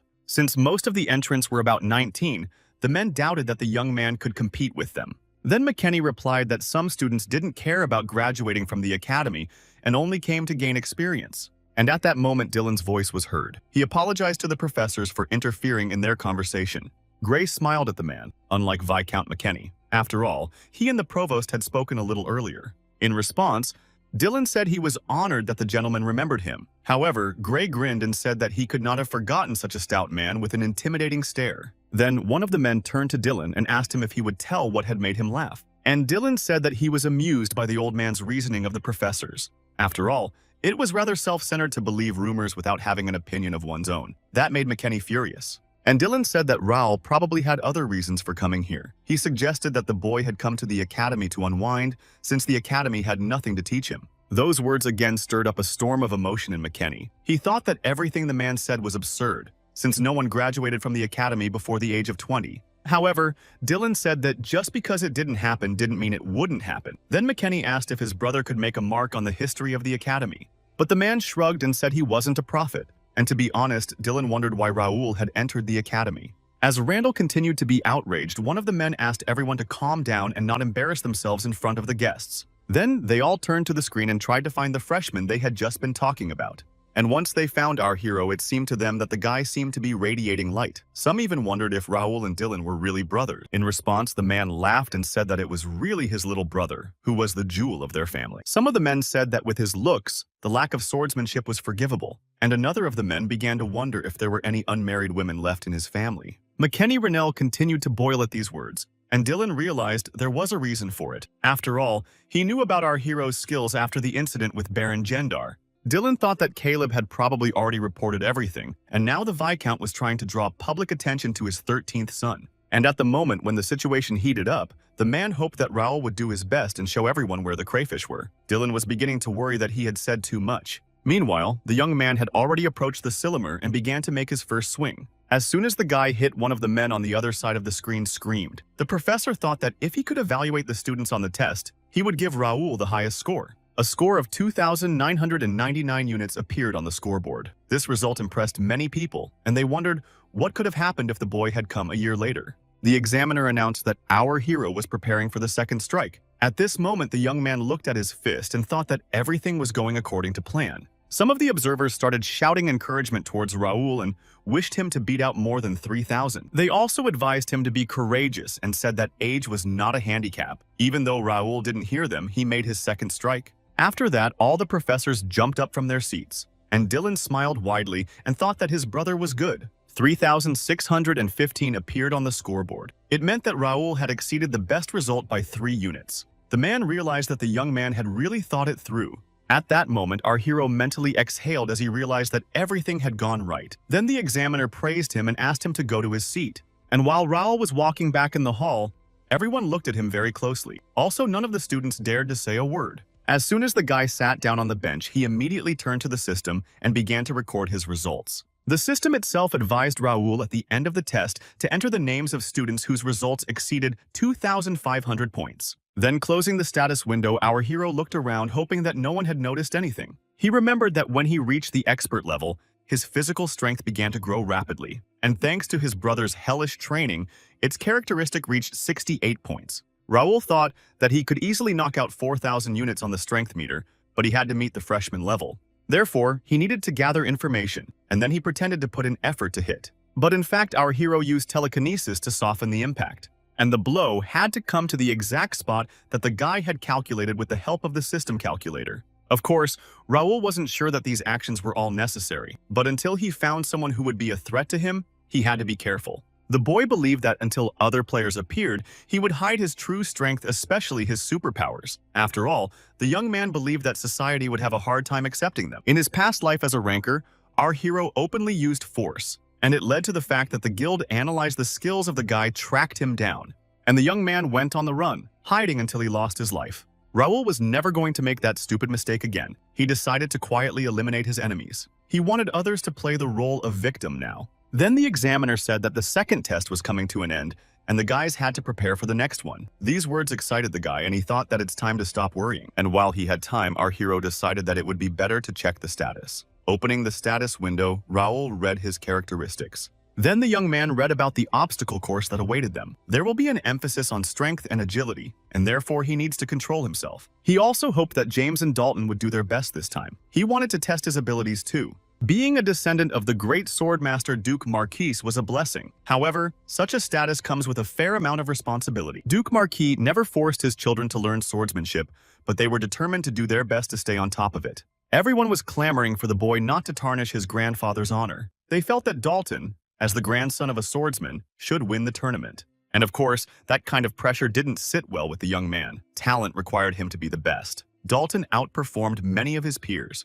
But because he was a careless boy by nature, the constant pressure of his condition was driving him crazy. So Dalton decided to enroll in an academy to get rid of the boring training.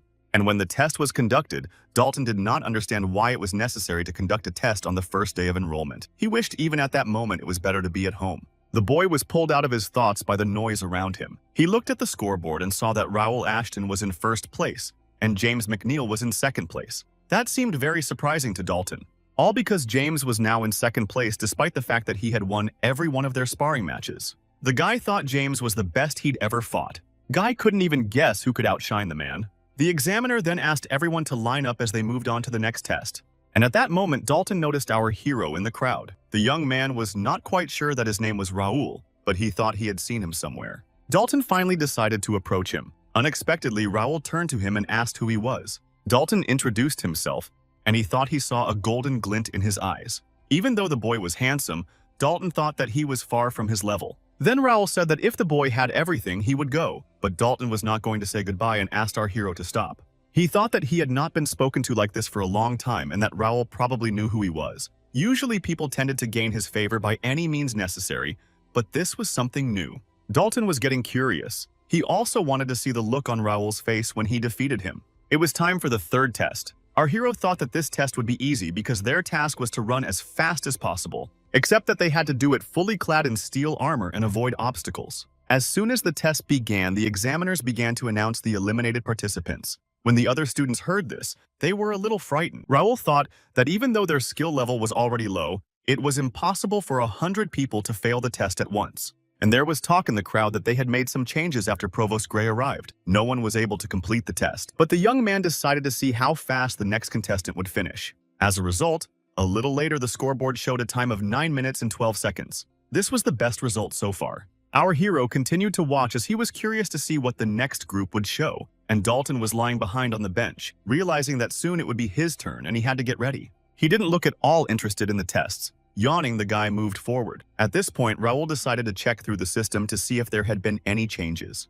But one of his subordinates said that so far the best result was 7 minutes and a bit. The guy asked to keep an eye on the changes and report back to him about his group's program. After that, the examiner turned to our hero and started explaining the rules. He said that all traps and obstacles were created with the help of illusion magic. However, this did not prevent them from doing real damage, which also affects the results. The young man did not interrupt the man and silently listened to the rules. Then the examiner said that if the armor is not able to withstand the accepted damage, the person is eliminated from the competition. Finally, putting on his steel armor, Raoul Ashton began to run. He was number 285. Performing the test, our hero felt that the armor was heavy. It was very difficult to move, and now he understood why many people failed the test in the beginning. But with the level of expert, the young man thought that it would not be difficult for him to pass the test. And just after these thoughts, Raoul saw the first obstacle ahead of him. A raging torrent was coming at him. Trying to dodge, the guy did not realize how many mana stones were needed to create such an illusion.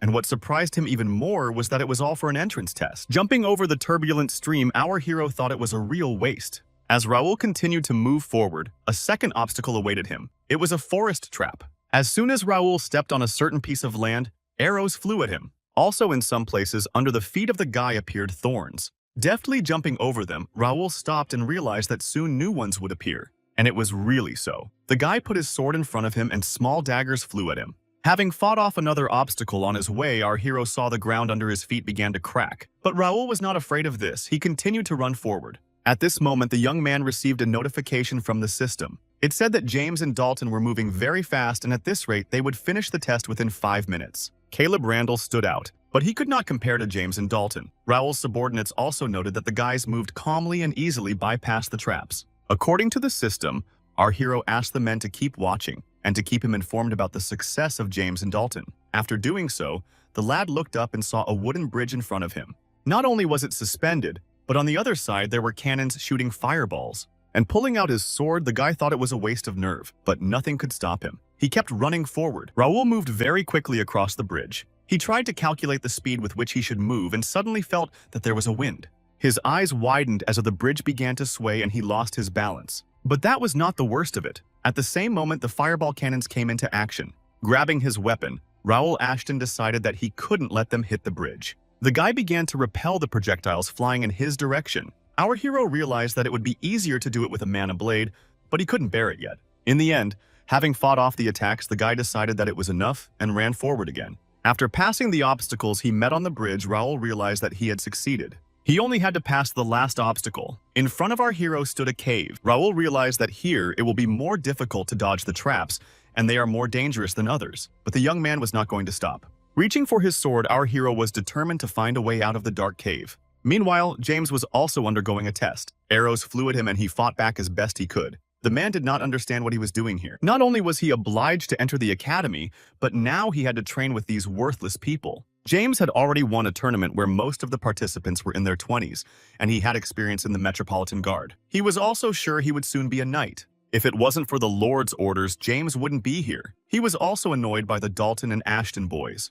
The man thought that his task was certainly more important than their rivalry, but if he gave them first place, he would be a total loser. After that, James was already starting to wonder when that cave would end there. And it was at that moment that he noticed a bright light in front of him. Of course, the man immediately ran forward. All the arrows flying at him broke in half and James got out. He ended up with a score of 5 minutes and 15 seconds. One way or another, the man was sure he would win. And while everyone was shocked by the time that was on the scoreboard, James now just had to win. However, at that moment, something unexpected happened. The man went down to second place as Dalton passed the obstacles in 4 minutes and 58 seconds. James thought it was impossible, because even if all the obstacles and traps were removed, he thought that he could not achieve such a result. Dalton, who had just come out of the cave, thought it was a good workout. James's jaw was clenched as he looked at him. He realized that this guy had ruined all his plans. The other students admired Dalton, who didn't even look tired. Looking around, Dalton did not see our hero and asked himself where he could be. Hearing this, James was shocked and did not understand why the guy needed a kid from the Ashton family. He knew that when he and Dalton had dueled, he hadn't cared about him, and now he wanted Raul. James thought the man was up to something. But he calmed down and thought there was nothing to worry about because he had done everything he could and was not far behind Dalton. The man was sure that Raul, who had not reached the level of an expert, would not be able to beat his record, and the first place would be taken either by him or Dalton. Suddenly, the scoreboard showed new results. It said that Raul Ashton ran the obstacles and passed the traps in 4 minutes and 55 seconds. Everyone was shocked. Everyone was shouting that our hero had overtaken Dalton again, and no one understood how the young man managed to do it. Meanwhile, Raul was putting his sword behind his back and rejoicing that he had timed it perfectly. James, on the other hand, was outraged. He gritted his teeth and wondered how the guy had managed to do it if he hadn't even reached the expert level. Dalton, on the other hand, was smiling. He folded his arms and suggested that student life would not be so boring. The observers were also dumbfounded that Raul had gotten the highest score again. Some said that the first place would definitely go to the boy. After that, all the professors turned to Dylan and began to express their admiration for him. In response, the man laughed and thanked everyone for their compliments. Then one of them said that Raul had an impressive performance and especially his manner of movement. He didn't even know that Ashton County was studying wanderer techniques at such a different age. And another said he thought that unlike James, the young man would act more openly, just like Dylan. To which the man replied that Raul was a special boy and had already mastered more than one skill. Then the smile disappeared from his face and he realized that he had to answer at least something, though Dylan himself was surprised to see the way the young man had gotten through the obstacle course. James McNeil was tearing the traps apart. The precise movements of Dalton's long blade resembled the techniques of the swordmaster Marquis. In this challenge, they both resorted to the known techniques of their families. Raul, on the other hand, used the great two-handed sword as a true representative of the Ashton family. However, his highly precise movements amazed everyone. What was most surprising was that the guy didn't set off a single trap in the cave. Such a skill was possessed only by old wanderers or brigands. Dylan thought that unlike James and Dalton, Raul hadn't even used the Sword of Mana. The man realized that the guy hid the fact that he had reached the expert level and was silent about the wanderer's orienteering skills. Dylan clenched his fists and thought that Raul should not have lied to him and decided that they were going to have a serious conversation. But despite that, the man smiled and said that he was very proud of his brother. Eventually, after a while, the third test was over and the entrance exam came to an end. After a long test, our hero was congratulated on his victory and he sat down in the carriage so as not to attract any more attention. Watching everything through the window, Raul thought that it was very tiring to hold back the force. But in spite of that, he had managed to fool everyone. And since now our hero had completed his task, he decided that he could go to the bottom. At this point, the guy's eyelids started to get heavy. He needed a good rest. Then the young man remembered a situation from his past life. There was a girl lying in his arms, and he was shouting loudly at someone for what he had done. In front of him stood a man named Han Gilju, who was the head of the Daesan Guild. In response, he laughed and said that the guy was yelling like he had lost his entire family. The man politely asked him to join them, but he refused. Han Gilju knew that the young man was ranked number 1 and asked him if he thought he could beat them. In response, our hero looked at the man with clenched teeth. Han Gilju laughed and asked why he had to suffer for the death of a non-player character. This made the guy even angrier, since no one could even imagine how much this girl meant to him. They had met during a main scenario mission and she had been his guide ever since. For more than a year, the young man took care of her and protected her. This girl was his family, and now she was killed by a guild that had nothing to do with the scenario. In that case, Han Gilju didn't stop laughing and said that he was going to finish off our hero anyway. He ordered his men to massacre him. And as soon as the guild men pointed their swords at the guy, some kind of energy appeared around him. While the young man emitted it, all the enemies behind him screamed in pain. Small daggers were being thrust into their bodies. That was a nice try. Then our hero raised his head upwards and all the daggers rushed there. The people in the guild didn't realize what was happening. After all, even for a number 1 ranker, this was an unfathomable power. At this moment, the young man placed the girl on the floor and gently stroked her head. Gritting his teeth, Han Gilju resented that the guild had deprived him of skills despite the fact that he had invested a lot in it. And after that, the man's face stretched into another emotion, all because our hero had pointed a small dagger at him using telekinesis. The guy wanted to know why his guild was destroying guides. The man was so frightened that he couldn't utter a word out of his mouth. In that case, the young man decided to press on and bringing the dagger closer to the face of his enemy, ordered him to answer immediately. Our hero wanted to know why they were destroying non-player characters. He also asked the man if they were afraid of getting fined. After all,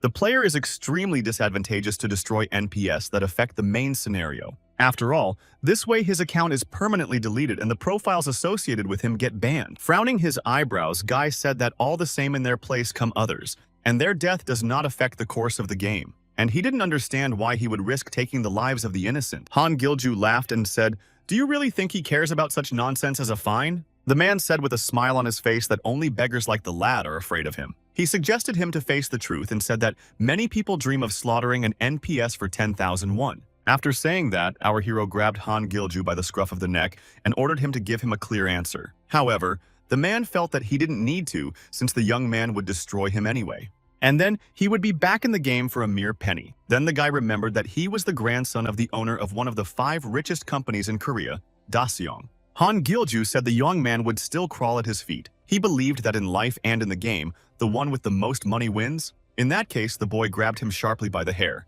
At this point, our hero thought that he would not change his mind. As a result, after a while, the man was sent to the other world. That day, kneeling in front of the girl he couldn't protect, the guy made a promise. Tearfully embracing his lifeless friend, he said he would do it. The boy decided that he would destroy them again and again until they were tired of being reborn. He wanted to get rid of the Daesan Guild for good. After a while, Raul woke up. When he opened his eyes, he thought that he had dreamed about his past life for the first time. And he was sorry because he had never been able to keep his promise. He was distracted from these thoughts by a message from the system. Opening it, Raul saw that there was an update, and there was a schedule of some moments in Connect. This surprised our hero, despite the fact that the young man knew that there would be an update, but he could not even guess that it would happen so soon. In that case, the guy realized that they would meet him soon, and this time he was determined not to let the girl die. However, the problem was that Raul could not predict the exact time of the update, so at the moment his preparation leaves much to be desired. Our hero had only a month to spare. The young man realized that nothing serious would happen immediately after the update, but if he missed the chance, he would not soon be able to realize his plan. He needed to speed things up. Raul decided that he had to take control of the scenarios and get as many advantages as possible before other players appeared. The guy knew that his future depended on the usefulness with which he would spend the time given to him. To begin with, our hero needed to improve the guild and expand its ranks. Then he had to visit the academic library and then travel to other cities. Raoul did not understand where to take time for these things, and he decided to immediately plan the schedule. So the guy spent the whole night sorting out the upcoming tasks, and he managed to make the most efficient and accurate plan of action. Meanwhile, in one of the buildings, the leader of the Imperial Hounds named Silver Zero was getting to something. In front of him was a structure that had balloons with some other people in it. He started with the royal family and discussed that the king was nowhere else to be seen other than mandatory meetings. Mr. Sword didn't show up for his grandson's induction ceremony into the academy. Silver Zero praised the work of his colleagues. He then said that a message had come from the main base this morning, and that in exactly 1 month they would begin the execution of their grand plan. The man's colleagues began to rejoice, but the leader of the Imperial Hounds slammed the table sharply and said that this was only the first stage, and he reminded the others that it was important to keep playing their roles. One of the men then turned to number 7 and asked if he had investigated Mira, to which the man said that the first stage had been completed, but he was not sure of the outcome. The man said that because of the kingdom's interference, it was not easy to get close to the battle site. He also said that he was sure that the Rendell family also had something to do with it. But another man was outraged by this statement. He said that it was nonsense and there was no action from the Rendells. Outraged, he asked his colleague if he was saying that those who had been exiled to Mira had invaded their camp, and number 7 said that the facts speak for themselves. The man said that the battle armor and other weapons with Pathfinder spells were clear evidence of their involvement, and it wasn't clear how they had the strength to pull off such an operation. This Balaga Silver Zero decided to stop. He then asked his colleagues if there was any more news, to which he was told that the Duke's youngest son Ashton was present in Mir at that moment, although he had not been seen near their base. The leader then asked if Ashton County could be in cahoots with Viscount Rendell, but his colleagues doubted it. In that case, Silver Zero asked that the fellow be expelled. Then the man from the balloon added that the information was not confirmed, but one of their men saw a man similar to Gray. This news got Silver Zero thinking, and he asked the men to suspend the investigation as there was no point in spreading on secondary tasks before the execution of the plan. The leader asked that a warning be sent to the Rendells. He then turned to number 3 and asked what had happened at the academy. After all, Silver Zero knew that James was supposed to take first place. And the other masked man said that they had everything under control until Raoul Ashton showed up out of nowhere. Then the leader turned to number 6 because he was in charge of the kid's family. And he didn't understand. He said that last year the young man did not show a hint of talent, but this year everything became different. The man thought Raoul was hiding something, but number 6 thought the boy would not interfere with their plans. Silver Zero thought that Raoul had become too much of an eyesore. They didn't have time to deal with him now. The leader of the Hounds said that they needed to focus on Gray and find out what the reason for his sudden appearance was. Then he turned to number 8 and asked if he was done with the underworld, to which the man replied yes, and said that they just needed to deal with one problematic guild, and he stated that he would deal with it before their plan was completed. Silver Zero then told his colleagues that they only had 1 month to make sure that no one would interfere with them. The man ordered everyone to keep their guard up. The leader of the Imperial Hounds said that just one random variable could threaten them with a major failure. The next day, our hero was already walking down the street waving his hand at everyone. He felt that without sleep it was hard for him, but now he could not worry about anything. The guy refused from the dormitory as it is more convenient for him to get to the academy by carriage and on the way to solve problems. He also made a schedule so that he could appear at the academy only for profile subjects 3 times a week. As the young man went to study, everyone around him discussed him and marveled that at 15 he had become the best freshman. Everyone said that he had brains, looks, and skills. Many also did not understand what Raoul forgot in the academy if he was from an influential family. The boy heard all these conversations and thought that there was no need to waste time on them. Moreover, the academy was only a small part of his journey. After that, the young man raised his head and saw the results of the entrance exam on the wall. He was enrolled in Group S and was the first of 30 students. After him on the list were James McNeil and Dalton Templeton. The young man had successfully completed the assignment from the system. And since it was not so difficult respectively, the reward was also small, and our hero was wondering what the bonus reward was. But after a couple of seconds, he thought that it was nothing special since the task D level. After that, Raoul decided that it was time for him to go to class. After a while, the guy was already sitting in a lecture, and they were not as useful as he expected. Although the lectures were optional subjects, the teachers only gave him the basics. Raoul also noticed that his classmates were avoiding him. He thought that Caleb, James, and Dalton would harass him, but they behaved calmly, and that's the way the young man likes it. The first day had gone pretty well, in our hero's opinion. As soon as he thought about it, a stranger ran into the classroom and said that he was looking for Raoul. The boy was very surprised and asked what was the matter. The man had a scroll in his hands and said that it was information about the benefits he had received for achieving the best score in the entrance exams. It had to be shown at the entrance to the library or training hall to get official access. The man also said that Mr. Vice Rector was expecting Raul. This news shocked the boy even more. Then the system said it was a bonus reward. Alfredo Gray is a significant figure in the history of the Connect. He was a hero who fought against the Empire, and the young man was dumbfounded to have the chance to talk to the sage. After a while, standing in front of the doors of the man's office, Raul thought that he was madly happy about this opportunity and worried at the same time. Gathering his strength, our hero knocked on the door, and as soon as they opened, the guy's eyes were rounded. In front of the table sat Alfredo Gray. With a smile on his face, he greeted the young man. He then asked Raul if he could wait a bit as he needed to finish his paperwork. Bowing to the provost, our hero agreed. The young man could not believe that he had met Gray face to face for the first time. After all, before he had only seen him on videos and photos of other players. The man seemed to Raul typical aristocrat, but in fact he was surrounded by an unusual aura, and the guy wanted to learn even more about him with just one look. However, as soon as he started to look at the information, he realized that nothing was available to him except the well-known facts. Then Gray suddenly asked the boy if he had found anything interesting. Raul was stunned. He realized that the wise man was busy with his work, but he acted as if he knew all his actions ahead of time. After that, the guy decided to try something. He apologized to Alfredo Gray and said that he had heard that it was very difficult to find a meeting with him. And the man asked our hero not to worry because he will stay at the academy for some time. Gray also asked the young man to stay a little longer, as he was almost finished. The sage said that he wanted to ask Raul about many things, including the sighted eye skill. The boy froze in place, not knowing how to react to such words. He wondered even more who Alfredo Gray really was. The young man could not understand whether the vice rector knew that he had the sharp eyes skill or just made an assumption. At that moment, Alfredo said he was done and apologized for the wait. He also said that Raul seemed to him a nice young man, and close up he was a handsome man.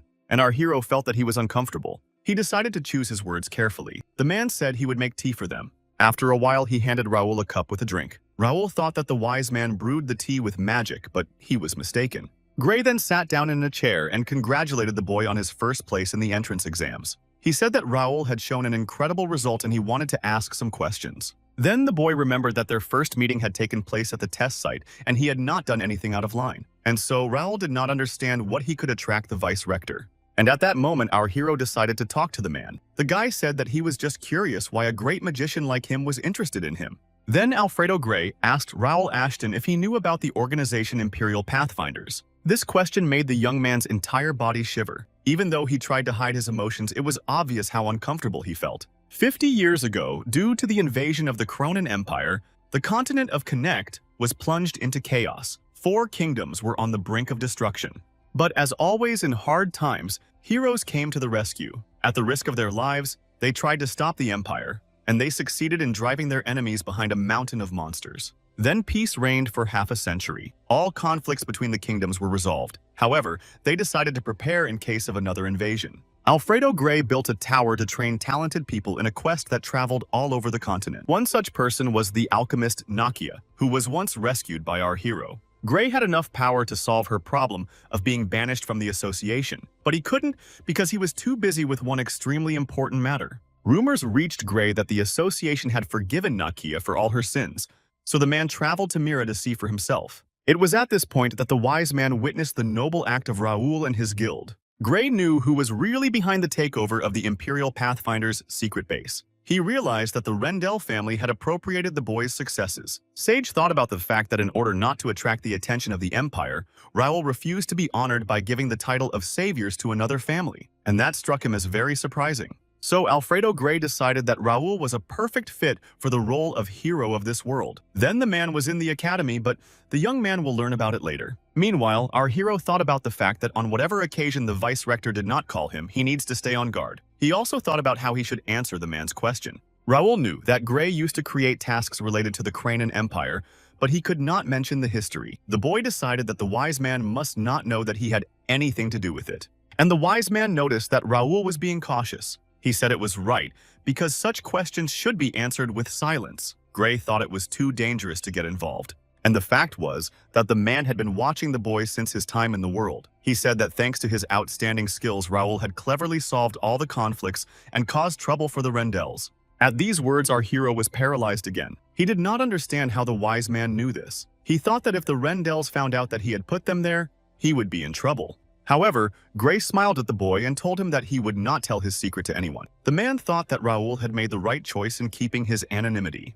Then he asked the provost what else he knew and why he had decided not to reveal it. Before answering, Alfredo Gray asked Raoul if he knew why the Cranian Empire was a threat, and the boy suggested that those were likely a strong army. That was the correct answer, but the man suggested digging deeper. Gray asked Raoul how he thought the empire was larger than other nations in terms of territory and population, and our hero wondered. He wouldn't say it was. The empire certainly covered a large area, but most of it was deserted due to the harsh climate. Then the provost said that their advantage lay in the possession of information. Gray said that they knew nothing about them while they were in the palm of their hands. The empire is located behind a mountain of monsters and a forbidden barrier. The only way in is through a gorge. They've built a wall to restrict access to their territory. But Imperial spies still managed to sneak into the kingdom of Reuben. That means the empire has a great advantage over them, and they could attack now if they wanted to. It frightened Raoul, because in a previous life, that's exactly what happened. By using pawns, the empire unleashed a battle, and by the time he died, it was already close to victory. So Alfredo Gray said that the kingdom needed men like the young man. The provost said they were their secret weapon. Then Raoul wondered if Nakia had made it to the top in her past life because of Gray, and if that was really the case, he could use the man's help. Our hero thought that if he accepted his offer, he would improve his skills and crush the empire faster. Then Alfredo Gray said that changes were coming and the boy should lay low and make wise decisions. And of course, Raoul did not ask and said that he would do everything. Then the man said that it was late and it was time to say goodbye. And in gratitude for the fact that the young man listened to him attentively, the provost decided to give Raoul a gift. Gray handed our hero a small box and said that it would be useful to him in the future. And he added that the instructions for use were inside. When Raoul opened the box, he saw a ring. It looked quite expensive and was impregnated with mana, so he asked the wise man if he was sure he wanted to give it to him. With a smile on his face, Alfredo confirmed it and said that the boy could take it as a reward. But this surprised Raoul very much, since he had not done anything special. In the end, our hero thanked the man. In response, Gray also thanked the boy for his time and said that he hoped that academic life would not disappoint him. Leaving the office, Raoul thought that he was worried for nothing, because the meeting went better than he expected. In addition, the guy received a gift. Our hero was very curious to know what this ring was, and at that moment his eyes rounded. Judging by his reaction, he realized what it could be. It was Gray's polymorphic ring. With it, the wearer's body was transformable and could take on the desired shape. When he put the ring on, he couldn't believe that he had a superpowered object on his hand. Up to this moment, the young man thought that the status limited him in many ways. He had to think over his every move, and he had to go everywhere with the guards. With a smile on his face, our hero realized that he lacked an object capable of hiding his identity, and this ring would also change his appearance. Such a spell belongs to the magic of the Sixth Circle and can only be used by a small group of mages. Moreover, Raoul could summon the great sage Gray. But now he was afraid of not living up to the man's expectations. He decided not to worry about that though, since Gray had given him a lot of support anyway. Raoul mentally promised the provost to use his gift wisely. 2 weeks later, our hero's life at the academy went on as usual. The guy did not make any enemies. After all, everyone was friendly, as he tried to be quieter than water and lower than grass. But Dalton was sticking to him like a bath sheet. He turned to Raoul and asked if he was free after class, since he had found a good gun shop nearby. However, our hero began to wave away and said he was busy. These words upset Dalton, and he persuaded the boy to go with him because if he returned home, he would be forced to train again. Raoul thought that he would study quietly until Dalton appeared on the horizon and began to sit next to him all the time. Every day, the young man got on his nerves and was not even going to socialize with anyone but him. Dalton turned out to be quite a bully. However, he did not start fights, and thanks to his company, Raoul was not pestered by other students. The guy asked our hero why he was always busy. Then our hero replied that he had business and suggested Dalton to call someone else, and Raoul himself is going to the library. From this, Dalton got angry and said that if he knew that the young man would be constantly in the library, he would be busy in the exam first place. And turning to the other side, he added that it would be better to swing a sword all day long. A smile appeared on Raoul's face. After all, he had been waiting for this for a long time. After a while, our hero found himself in the library. One of the privileges granted to a student for winning the entrance test is access to every floor of the library. But in fact, it turned out that beyond the 4th floor, the passage is closed. Only royalty and some professors could access the 5th floor. But that didn't upset Raoul. After all, the doors of the 3rd floor were open to 50 students at most. It was time to look for valuable specimens. In the library, meanwhile, a fairy was flying around. She looked around and thought about the fact that there were familiar faces and no freshmen around. In addition, the books were all old. Then approaching the young girl, the fairy decided that maybe she would find something new by rummaging through her bags. Then she touched the student and put her small hand on her head and said that she always worked hard. At that moment, the girl who just looked tired began to smile, and the fairy thought that it is always nice to see diligent students. Then she saw a guy sleeping behind his notebooks, and it seemed to the fairy an outrage. With all the strength she had in her, she hit the boy on the back of the head. He immediately opened his eyes and looked around in surprise, trying to understand what had happened. And as soon as he saw the little fairy, he immediately ran away from the library. He shouted that there was a ghost flying around. And the fairy, watching this, said that let him try to doze off over a book in the sacred library. She was the keeper of the sacred library and would not let anyone get away with it. Meanwhile, Raoul was looking around the library and noticed that the second floor had a lot more useful skill books than the first floor. After that, his attention was drawn to someone else's conversations. They were discussing how a student got a savory slap from a ghost and escaped. With laughter, the guys decided to scramble their brains to avoid getting hot-handed too. This really surprised Raoul. He didn't even know that the library had a protection spell on it. However, the guy decided that it was all a fantasy and didn't want to pay attention to it. And the fairy at this moment folded her arms at her sides and thought about the fact that many students are trying to piss her off. And suddenly, the keeper of the sacred library was all twisted up. She noticed something in the distance.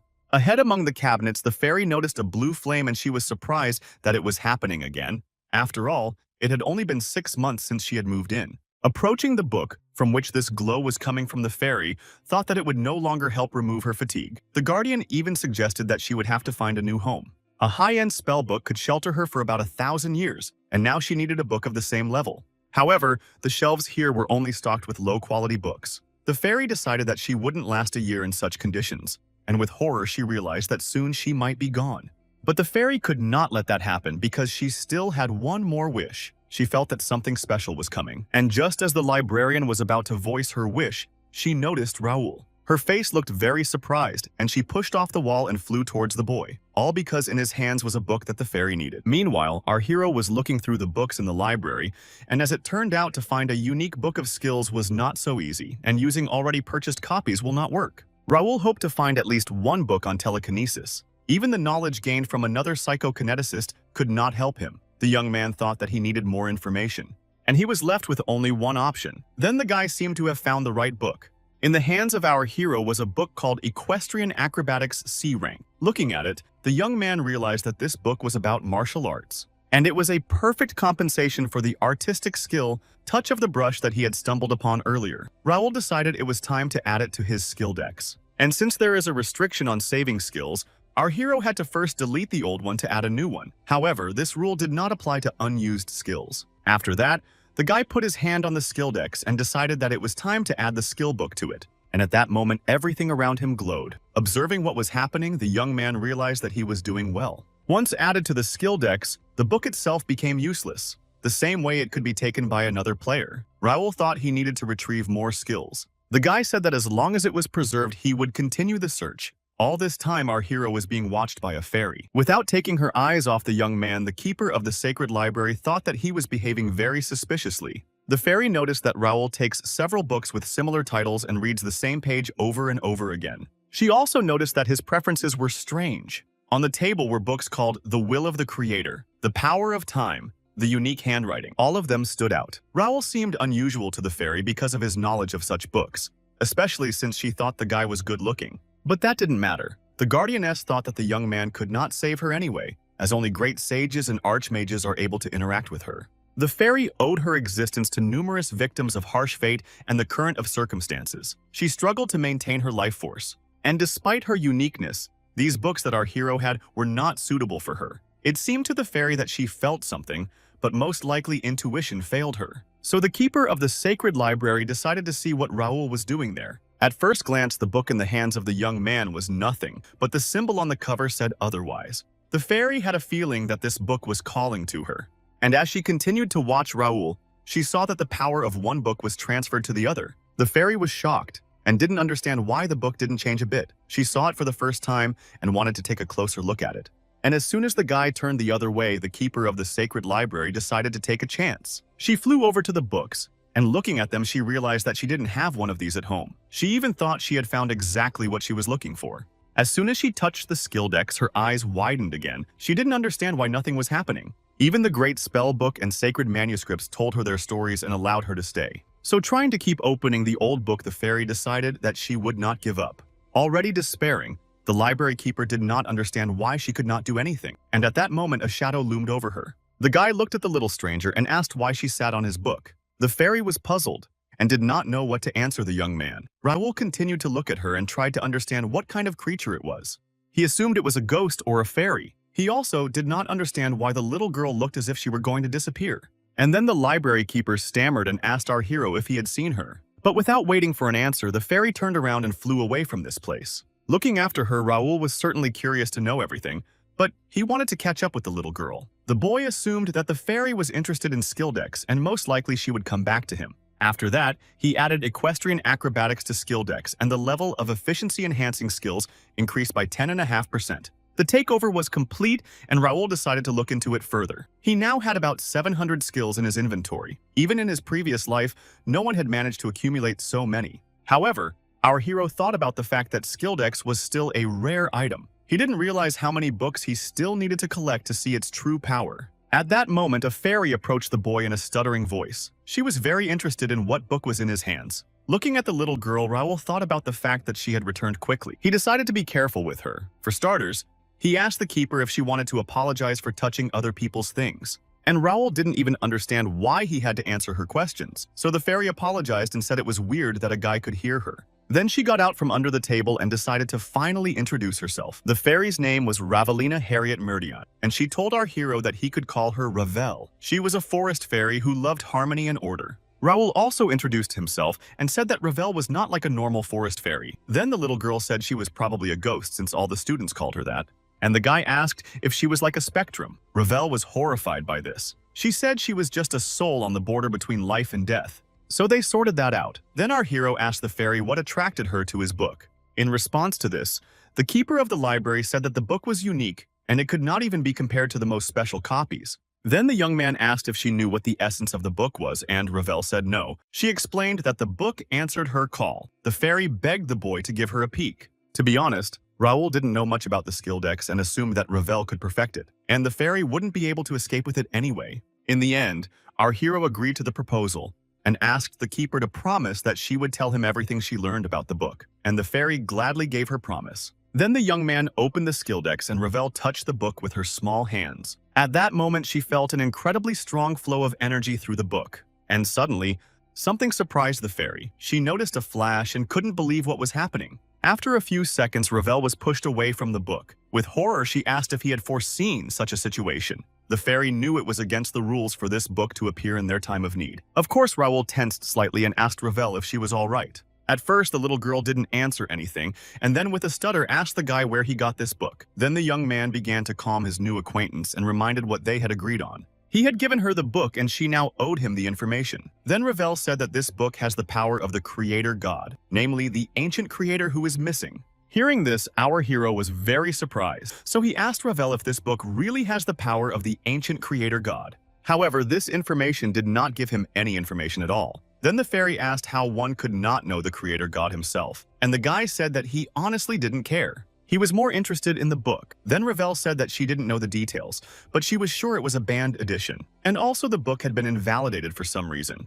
Then Ravel asked how he could get the book back to its original state, but Ravel did not know the answer to this question as she refused to talk to her. And our hero thought that it was all a waste of time. This angered the guardian and she practically ordered the young man to let her get in.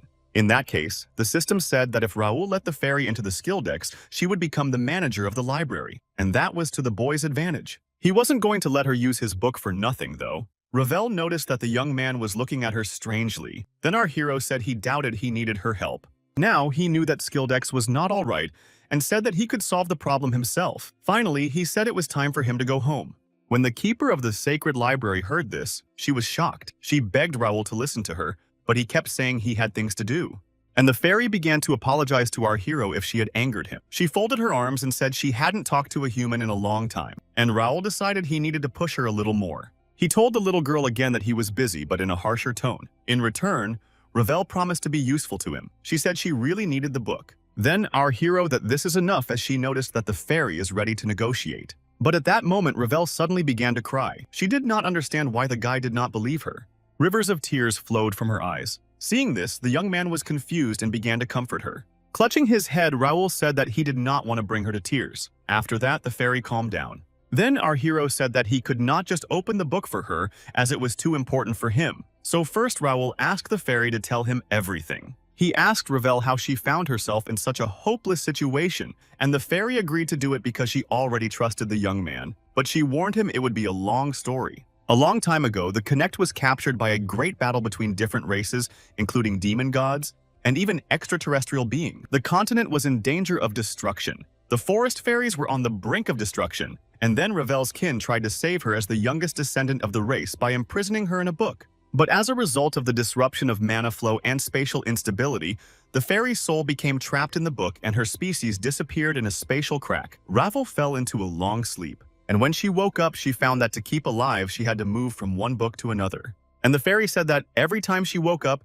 she lost a part of her memories. But Ravel knew she had a duty, so the young man asked her what it was. Ravel said that she had to find the other fairies who were scattered around the world. Before she died, she had to share the wisdom and experience of her people. But the truth was that she could not leave the library, and there were almost no books left for her to move into. Ravel could smell the same odor from Skildex as her first book. She begged Ravel to let her in, and our hero agreed, saying that the fairy should become the book's steward. That way, they'd be bonded. The boy asked her if she was okay with that, and the little girl, of course, agreed. She said she'd do anything to stay in it. But first, Ravel wanted to know from the young man what the book was for. Then our hero said it was to protect families and homeland. He suggested that it might be nothing to the fairy, but to him, it was very important. However, Ravel said that it was a wonderful goal and offered the young man to work together. She also added that she could hardly help the boy right now, as she needed some time to settle in. The fairy said that for about a month she would go into hibernation, but that the book would continue to function as before. Raoul said that there was no hurry and that the most important thing was that she woke up without any problems. Then the fairy smiled and thanked and said goodbye to the guy for a month. This is how our hero met his new companion. After meeting Ravel, time flew by very quickly, and there was a week left before the renewal. Drinking tea, the young man realized that he still had a lot of things to prepare and time was running out. Next to him sat Dylan, who said he was proud of his brother for his hard work. Raoul asked his brother what the prophet had said. Then Dylan quoted the prophet. He said that in a week the things that disappeared would return to their places and the broken ties would be restored. And in order to prevent the birth of evil, the savior must open the door and extract the fruit of the void from within. This seemed to Raoul too vague a prophecy. He then asked Dylan how the temple had reacted. The man replied that it had reacted calmly, and added that the temple had strengthened its army to prepare for the coming danger. And our hero had a rough idea of what would happen to the nobles. Dylan explained that most of them had missed the point. He also said that if it wasn't for Raoul, he would have ignored the prophecy too. The Holy Empire is a small alliance of states made up of Garnelia and a few medium-sized cities, and it's run by the Pope. Despite the small, closed territory, he carries the imperial title due to religious influence and constantly suggests possible scenarios for the future. Our hero was afraid that the prophecy would soon come true and they would not have time to prepare for it. But Dylan told him not to worry as they will do everything in their power. The man added that he had already explained to everyone how to receive their people and close family members. With joy in his voice, Dylan suggested that Raoul go to training and show off his marvelous skills. The young man realized that when his family was passionate about something, they were fully committed to it. So when he told his brother about the upgrade, Dylan took his words seriously. But the man should have learned about Raoul's telekinesis as he began to constantly ask to demonstrate his abilities. As a result, after a while, our hero and his brother practiced in the yard. While the young man fought off attacks, Dylan shouted to him not to rely on skills and focus on building physical strength. And Raoul at that moment thought that he would never get used to his brother's hellish training. He realized that they started training because Dylan wouldn't stop insisting. But thanks to him, Raoul was able to increase his muscle mass and improve his psychokinetic body to the level he had in his previous life. So our hero believed that Dylan was fixated on increasing his physical strength. That's why despite his magnificent body, he had many gaps in his fighting skills. Raoul thought that when the battle of enemies would not be easy to defeat. And before that, Dylan would definitely need to work on himself. The young man also realized that the man knew that with each sparring session, he was getting closer to his level. And it seemed to him that Dylan would soon realize that muscles alone are not enough to defeat him. That's when Raoul decided he would find the right ability for his brother. He also wanted to find more skill books so that the people around him would become stronger. That was the grand plan of our hero. In the end, The preparations for the upgrade were almost complete. However, the young man was tense that people were too calm to accept the news of the prophecy. None of the aristocrats even lifted a finger, and unfortunately, Raoul could use the kingdom's help with this scenario. There was a monster invasion and a battle with the empire at stake. The army's help was essential. The guy said that the government was obligated to take care of it by helping to expand and strengthen it. Although our hero was the son of an earl who knew about the future, his possibilities were not limitless. All because he was only a 15-year-old boy. So the young man decided to concentrate on what he could control. He went to lectures and looked for skill books in the library. And when he wasn't in class, the boy visited 3 other free cities in the kingdom of Reuben. They included Mira to the south, Kesson to the east, Bryant to the west, and Zusek to the north. Using the letter of recommendation from Mira, Raoul met with the mayors of the other cities. And when he offered to invest in them, the mayors gladly accepted his offer since they were in the same position as Mira.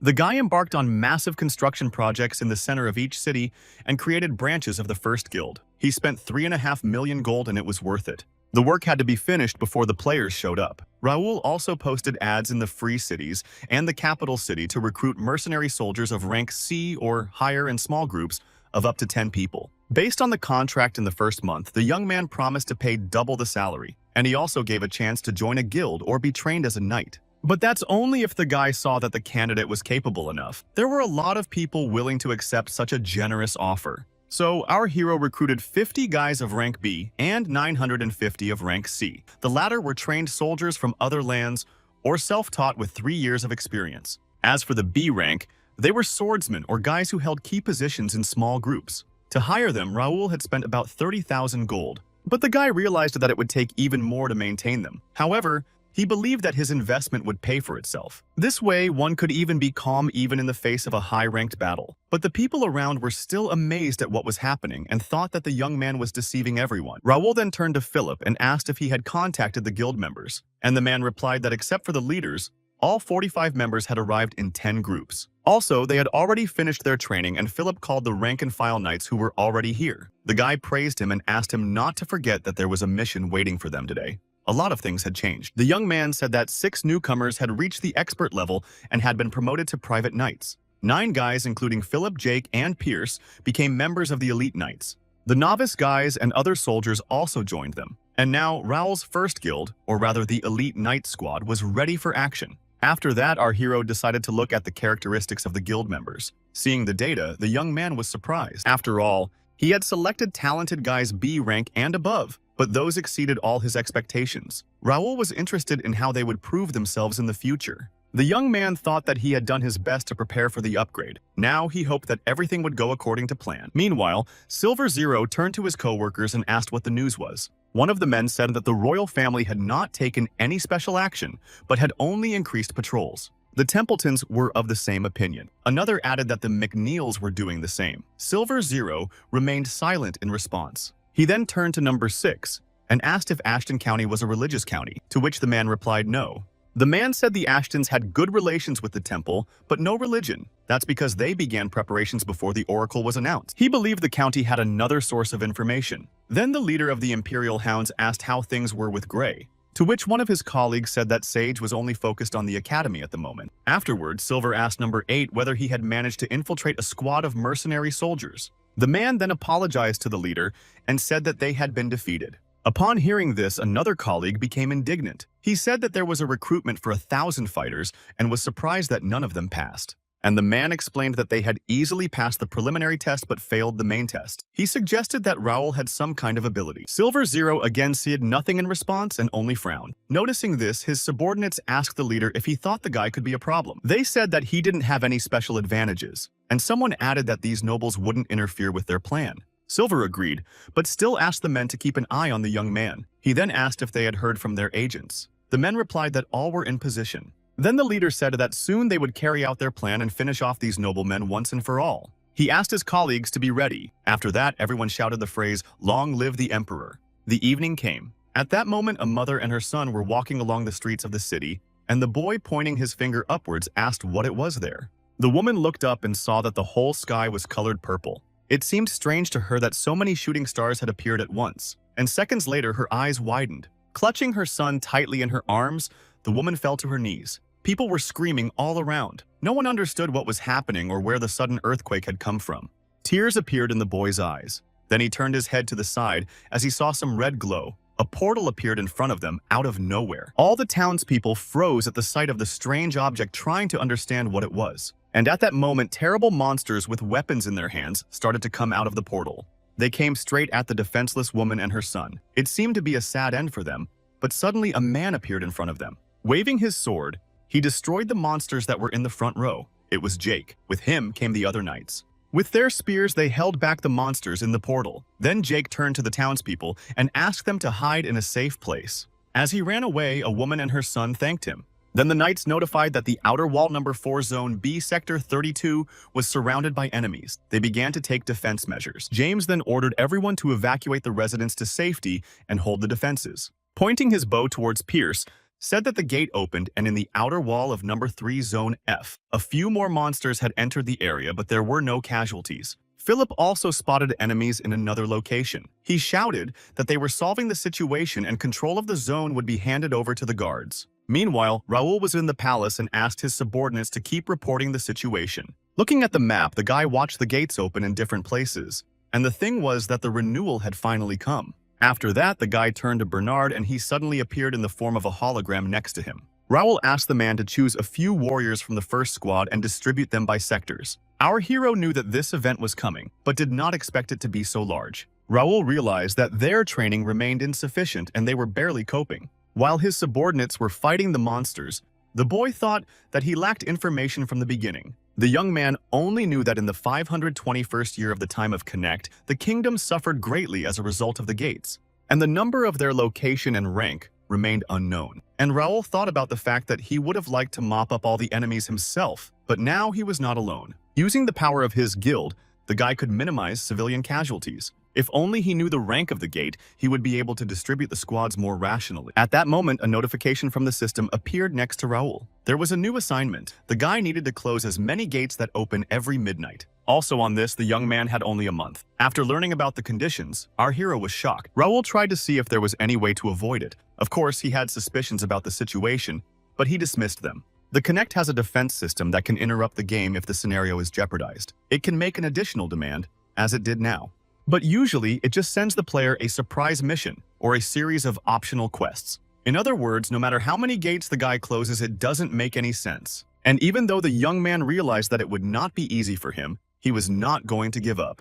Raoul felt obligated to find a way to minimize the damage, and at that moment he received a notification that his subordinates had found the Golden Gate. They also said that so far everything was quiet, but the energy coming from them was gradually increasing. Then our hero ordered his subordinates not to approach the gate, as they could be absorbed by the parallel dimension. He added that 3 soldiers of B rank should be involved, and also to set up a special surveillance in this area. Philip said that's exactly what they would do. Then the boy turned his attention to the D rank gate. He thought that he couldn't just stay here and give orders. So pulling out his sword, Raoul Ashton decided he had to deal with it. At our hero's side was a red-haired guy named Josh. He was 21 years old and worked as a hired soldier of C rank. After leaving the walls of his home farm, the young man had worked hard to become what he was now. Josh said that an aristocrat was recruiting knights, and he jumped at the chance to become one of them. As a result, they were given comfortable lodging, and the food was as good as he'd ever eaten in his life. The boy thought he would enjoy an ordinary life, adjusting to the whims of a nobleman.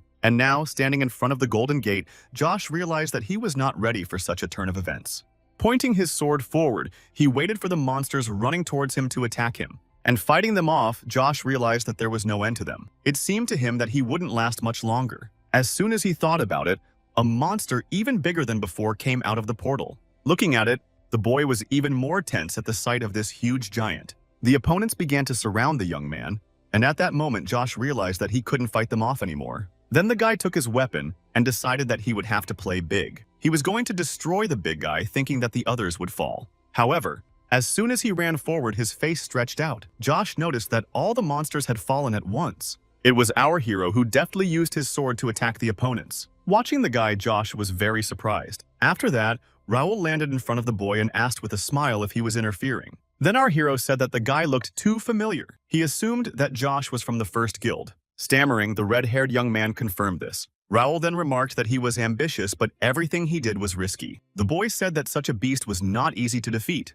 Then our hero said that Josh was capable, but it would still be hard for him to deal with a D-rank gate. That's why he offered him to join them.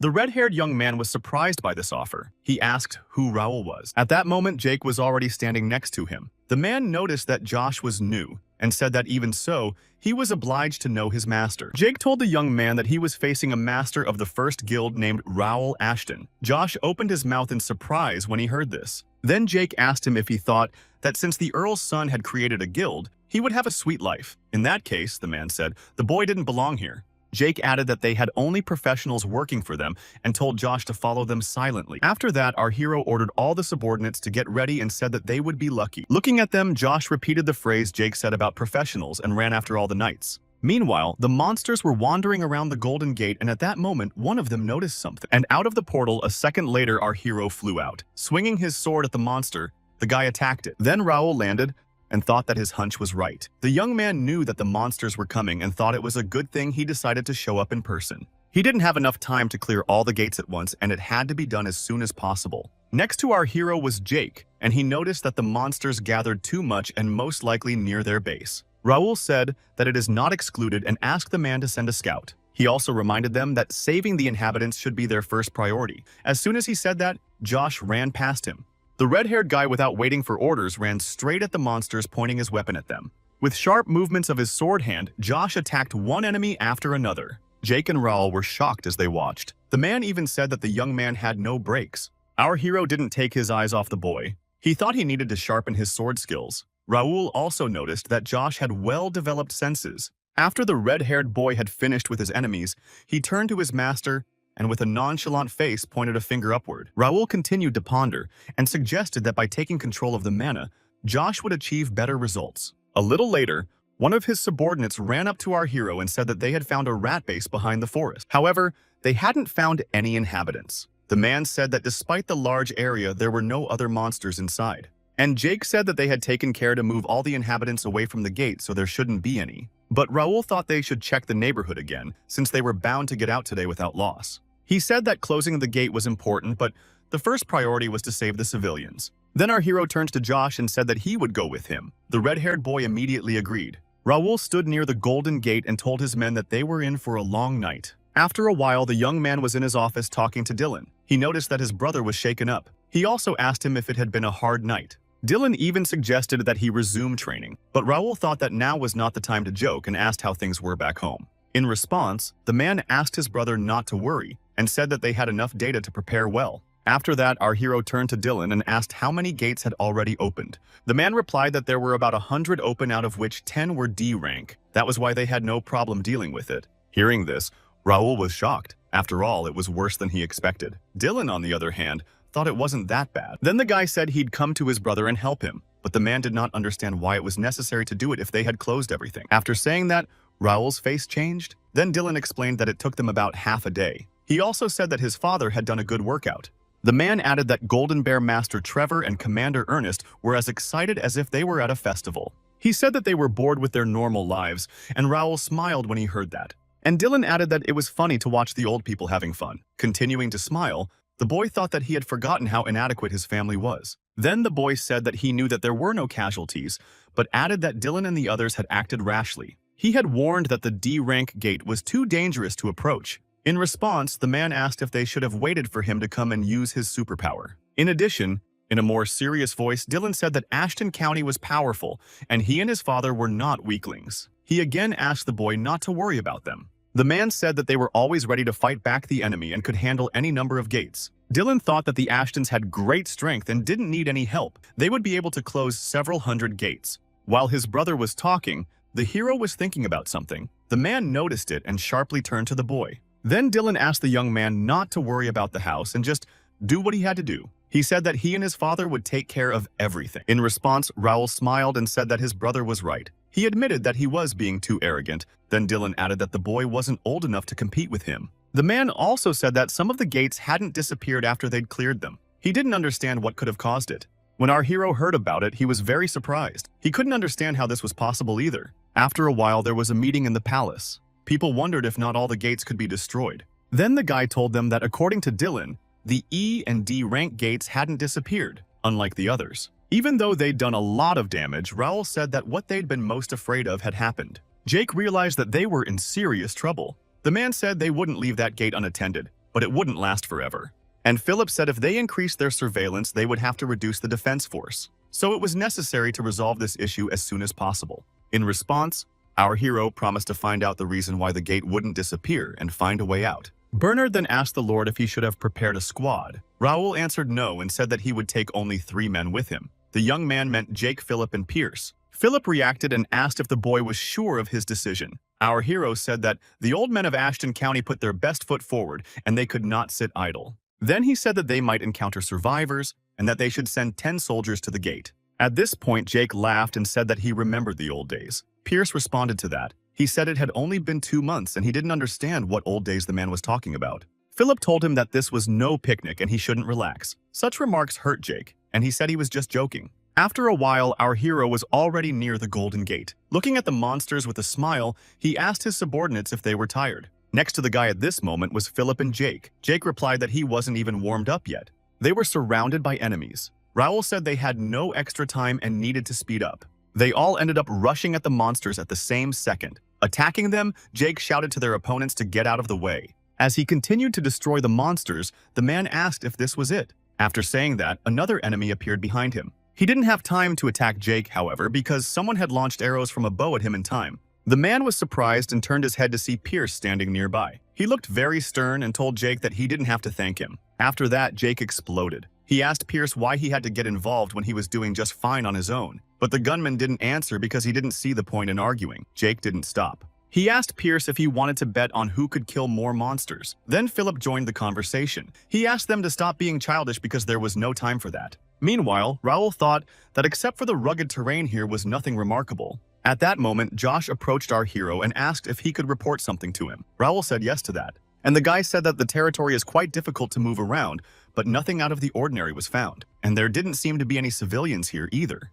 Hearing this made the young man think. He assumed that the gate was designed so that only players could get close to it. Raoul knew that this was possible, but there was one problem. Non-player characters are also able to clear the gate or dungeons because they are much stronger than players. However, the latter would not be satisfied with such an arrangement. Therefore, there are certain prohibitions. NPS, for example, cannot cross the gate and fight against the keeper.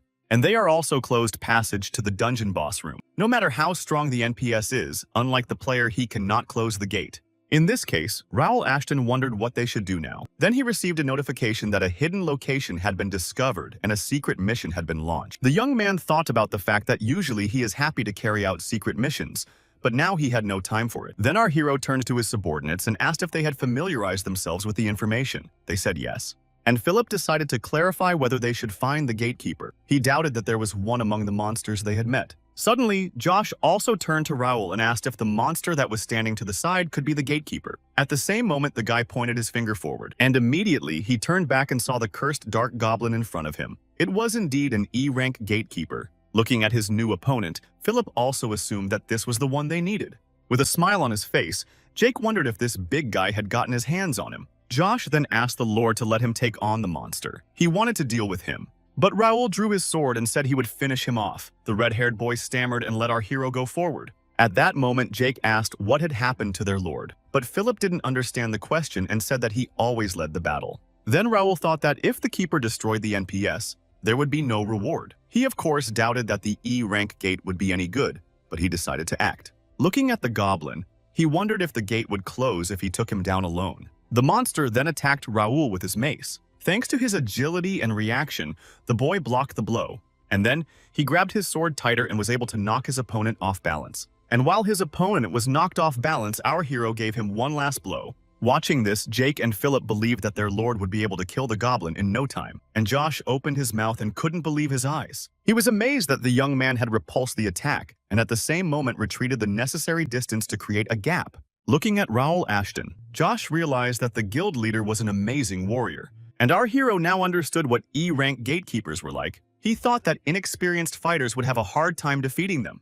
And the guy knew that if the gatekeeper was defeated, the gate should disappear. However, he didn't realize where the notice would be. Just as Raoul thought about it, a notification popped up on the side. At first, the system said that everything was fine and the gate would disappear soon, but then an error popped up. A forced mode had been activated. Seeing this, our hero was dumbfounded. Then the guy turned to his subordinates and showed them the ore stone that was the core of the power armor. The men asked the Lord if he had gotten it from the heart of a goblin, and the young man said yes. He also said that they should collect as much of it as possible to start the power armor factory. With a smile on his face, Jake asked if it was valuable or not. Pierce looked at his partner indignantly and asked why he was even listening to the gentleman. Raoul himself at that moment looked at the golden gate that stood still, even though the keeper had been destroyed. He realized that there was no going against the script. However, the guy wasn't going to do that. After all, with each appearance of the gate, he would become stronger and stronger. Then the young man told his subordinates that their task was to clear all the D-ranked gates in the capital. He added that they should work non-stop and try not to sleep. Jake was very happy to hear this. He also said that they needed one more person. He turned his head toward Josh and asked if he would join them. The red-haired boy was surprised. Then Raoul said that this time he had not given him a chance to show himself, and so he was offering him a new opportunity. And of course, Josh agreed and thanked his master for such a chance. After that, our hero with his 4 faithful assistants set off. In a few minutes, they passed through the Golden Gate. The first thing Raoul saw was an ordinary cave. He thought that it was a good thing that the gate was lit, otherwise he would not have been able to see anything. He hadn't expected this and was glad he had brought something with him that could help him. Jake looked around and asked Raoul where they were. He didn't answer, but asked the boys to stay close together because it was too dangerous. Then he took out a lamp and asked his subordinates to take a good look around. Jake was surprised to see a magic lamp, as they were very rare. Philip was also delighted, as it was the first time he had seen it. Raoul then asked the men to study the cave and to stay together. He also asked them to stay together in case they had to fight. And Josh was given a special mission by our hero. He said that since this was the young man's first mission, he should carry the lamp. When the red-haired boy heard about it, he was shocked. It was because the lamp was very precious. Smiling, Raoul said that he just trusted him, and he added that if the young man wanted to join the first guild, he would have to try hard. At these words, Josh's eyes shone. He couldn't believe that he had the opportunity to become a member of the first guild. After that, he grabbed the lamp from the Lord and said that he would protect it at the cost of his own life. At this moment, our hero smiled as he couldn't even think that he would be so lucky. Looking at Josh, Raoul realized that soon he would reach S rank and would be recognized as a possible candidate for the position of a mercenary under the king. The young man then turned to Pierce and asked how the situation was, to which the man replied that he had seen many moving objects, and the only thing he could say for sure was that there was a hostile army coming from them. After saying that, Pierce's eyes shone and he pointed his bow and arrow upwards. A second later, someone roared above them. Apparently, the man had succeeded in attacking the enemy. Jake was very surprised and asked his partner if he had found someone and had managed to hit them. Jumping up on the rock, Pierce said that he could hit a valley even with his eyes closed. Continuing to look around, Pierce said that the enemies were close by. His eyes were still glistening. Then Raoul looked closer and saw a lot of bats. At the top of his voice, he shouted to the boys to be careful as they would attack when they saw the light. With round eyes, Josh immediately looked at the magic lamp in his hands. At that very minute, all the bats flew towards the red-haired guy. He kept the lamp in his hands and began to close in on the little enemies. Jake noticed that everyone was clustered around the lamp. Then Raoul shouted to Josh to throw the lamp, otherwise something unpleasant was waiting for him. After that, however, our hero abruptly stopped talking, and all because Josh was angry and indignantly asked the mice if they had decided to attack the newcomer. With one hand, in which there was a small dagger, the young man attacked the opponents, and the other continued to hold the magic lamp. Josh wasn't even going to let it out of his hands. Jake turned to Raoul and said that the boy had gone a little crazy and was very enthusiastic about his words, to which our hero replied that they could use someone energetic. It was like an entrance test for him. Josh then turned to them and asked them how long they would stand and watch. But in response, the guys asked the young man to push on if he wanted to be on their team. Finally, after fighting off the bats,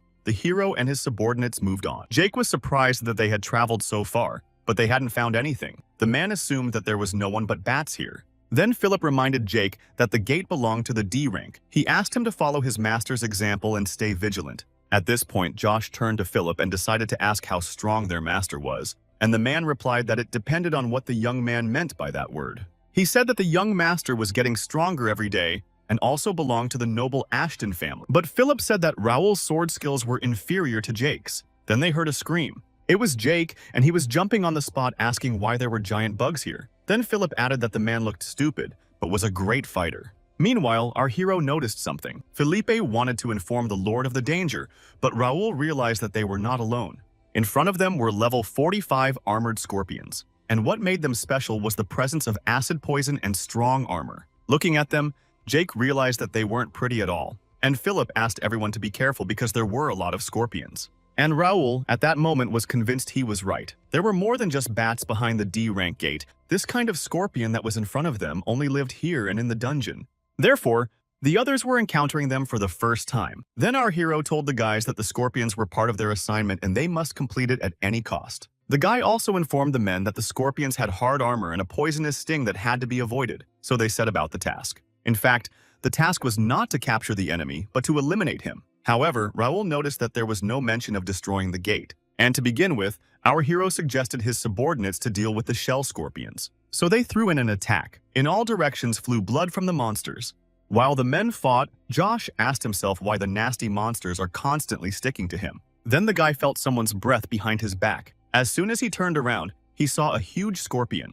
A sense of fear flashed in Josh's eyes. But nevertheless, he was not confused and began to fight off the monster. However, the guy noticed that the scorpion's sting was approaching him. Josh realized that he would not have time to dodge. And at that moment, someone attacked the monster. When he saw the sword emitting mana, he was very surprised. He couldn't believe that swords were floating in the air. And in front of him stood Raul. Surrounded by swords, our hero asked Josh if it was really a difficult task to fight and watch the lamp at the same time. Without waiting for the guy's answer, Raul thought he was taking away the opportunity to prove himself again. He added that from now on the lamp would be under his protection. After that, the young man pointed all his swords towards the scorpions. In one motion, he destroyed many of the monsters. Looking at this, Jake said that the Lord had done it again. He also thought that he had hoped to stretch his bones for nothing. Josh didn't even comment. He was surprised that the young man was only 15 years old. It seemed to him that Raul was not the kind of aristocrat who only pretended to be a knight. Watching the guy, Josh thought that Raul was a real master and he would definitely serve him. Meanwhile, our hero destroyed exactly 50 scorpions. He thought that the minimum requirement for clearing the gate was fulfilled. Then the guy turned to the guys and said that they had to move on. Jake was surprised because he thought that the task was over. He explained that since they were already here, they should go on to the end. Raul said it was dangerous to leave a D-ranked gate halfway through. Jake grumbled a little in response since he had already hoped that they could get out of this dark cave. And Philip, with a disgruntled face, asked the man to stop whining. And our hero wondered why there was no hidden task to destroy the gate if the minimum requirement was reached. And answering this question himself, the guy assumed that they had not yet found the keeper. Raul thought it was dangerous to leave him alive. In spite of the time, the young man was determined to find him. After that, Pierce approached him. Hearing the subordinate, our hero asked him if he had found anything. The man replied that he had reached the end of the cave, but the place where it led him is better to see with his own eyes. In the end, after a while, they were all there. They were surprised to see an arena in the middle of the cave with a strange gate. Looking ahead, Jake assumed that in the center stood the Guardian. Raul agreed. There was indeed a dark silhouette standing in the arena. No one understood why it wasn't moving, and one of the boys said it was as if they were being waited for. Standing in front of them with a sinister smile was the gatekeeper of the D-rank Scorpion Champion. His level was C+. Observing the enemy, Raul smiled. He thought it was funny that the monster invited them to fight. Of course, he couldn't refuse it. After that, our hero immediately jumped down from the cliff. Jake only had time to shout after him. When he landed, he apologized to the men. He said that this time he would not give in to anyone, and it was not just about the reward. Raul then turned to the gatekeeper and assumed that he had asked him a question. The boy asked the monster to show what he was capable of. In response, the Scorpion Champion said nothing to our hero. He immediately sprang into action and went to attack the young man.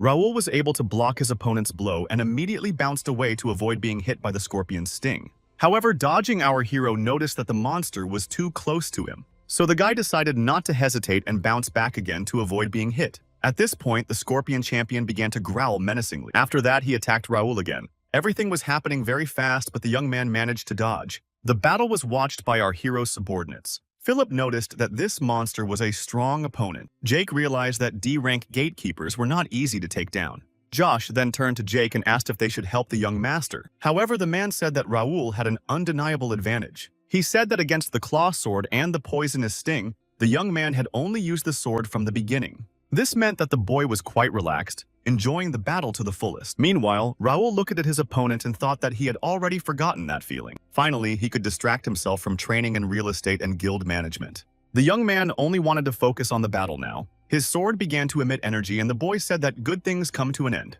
Our hero stated that he was a busy man and therefore needed to get to the next stage. Turning to the Scorpion Champion, Raul said that he had fun, but there wasn't much time. Looking at the gatekeeper, the boy added that it was time for them to call it a day. However, at that moment, the monster suddenly pulled out a sword from somewhere. Raul was very surprised to see it, but that wasn't the worst part. After that, his opponent launched poison in his direction. The young man was motionless for a couple of seconds and then deftly dodged the enemy's attack. And as soon as the poison landed near him, our hero realized that he should be even more careful now. Without wasting time, the gatekeeper attacked the guy with his sword again, and he blocked the blow again. After that, a bright light spread throughout the cave. It made Josh, Jake, and the other men upstairs cover their eyes. None of them realized what it was.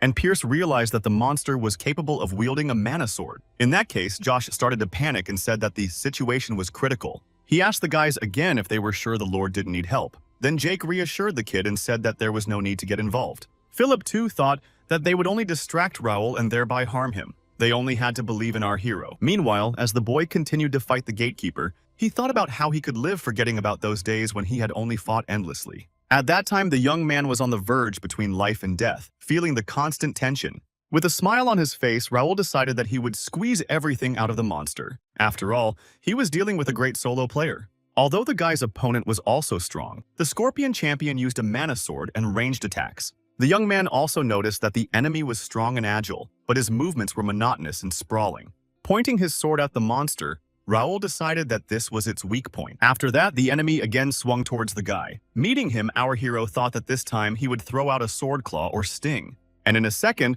Raul noticed that the champion of scorpions approached him and pulled out his claw. With a deft reaction, the boy dodged, and the monster hit the empty space. This surprised the gatekeeper. Then our hero jumped and, flying over his opponent, was able to separate his claw from his body. Not expecting such a development of the situation, the Scorpion champion had no time to do anything and began to scream loudly in pain. While the enemy was discouraged, the young man continued to act and struck him again. Raul then landed and with a smile on his face told the monster that it was nice to remember the old days. He even thanked his opponent for it. Watching his master, his subordinates were dumbfounded. Jake asked the guys if the guy was stronger again. Philip confirmed this and said that he had already reached the middle level. It was only a matter of time before the boy would surpass Jake in swordsmanship. Jake himself was not happy about this. Rebelling from the rock, he suggested that our hero go to the other gate as soon as possible. The man also said that the next keeper would be his. Raul Ashton said nothing in response. He was just trying to understand what had come over his subordinate again. After that, a notification appeared in front of the guy, stating that he had reached a mid-level sword expert. The task had been completed. Then our hero apologized to the guys for waiting and suggested that they were bored watching the battle.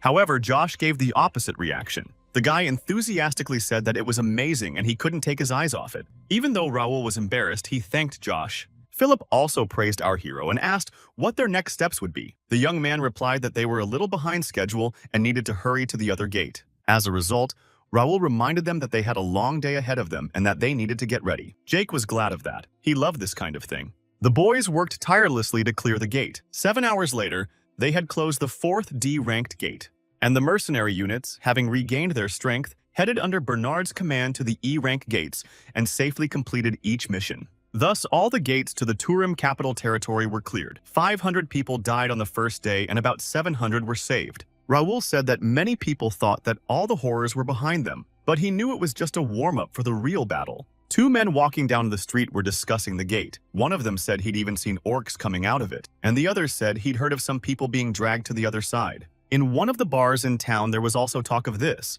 Many believed that the knights and mercenaries knew about the invasion and were ready to fight back. But the girls were discussing not the invasion itself, but who all the knights belonged to. It was about our hero. Meanwhile, Raul himself was resting in his chambers. Rendel's residents had also heard rumors of what had happened. The chief had heard that the danger in the capital of Turim was over. Gritting his teeth, the man read in the newspaper that the noble Ashton military family had marked their return with this act. Looking at the boy standing next to him, he asked who Raul Ashton was, whom the people of Turim had dubbed the new hero. And as soon as the man read that such a great leap forward might return Ashton's county to the political arena, he tore the paper to pieces. Then he rose from his throne and, turning to Brian, asked what this nonsense was all about. All their preparations had gone down the drain. His son stammered and bowed his head down, asking the man not to worry. However, those words worked in a very different way. The man got really angry and began to emit an energy that made Brian lie down on the floor. Then he said that by the time he was 60, he had 30 sons. He then added that none of them were any good. Continuing to press his son, the man also added that Ashton's sons were also getting in the way. After a few seconds, the energy that was spreading throughout the room from the man disappeared, and Brian was able to rise to his knees. The man then told his son that he couldn't even stand a drop of pressure. He also asked Brian if he could call himself an expert after that. In response, the son apologized to his father. The man's name was Hudson Randall. He approached Brian and asked him to give him a detailed report of everything that had happened in his absence. Then his son told him that about 2 weeks the temple had sent an official document. Then the count took the report and read that the confirmed number of gates was 73. In a week, about 40 had been destroyed, but the number was still growing. About 3,200 residents were missing or dead. The same was true of the 15 knights. Hudson had read that the knights were afraid to enter the gate, which led to an increase in the number of casualties among the soldiers. And at the moment, all the gates were sealed off and under surveillance. Brian then turned to his father with a tremor in his voice as he silently lowered his hand with the newspaper. Earl Rendell said nothing to his son, and within seconds Brian was literally flying out of the study. As he landed against the wall, he began to plead with his father, and the man approached him and began to emit ominous energy from himself again. The man then announced that he was banishing Brian from the family. He said that until he needed him, he could not enter Rendell County. Brian looked at his father with tears in his eyes. And the Earl said he didn't care that he was his son. He said if he saw the boy, he'd destroy him on the spot.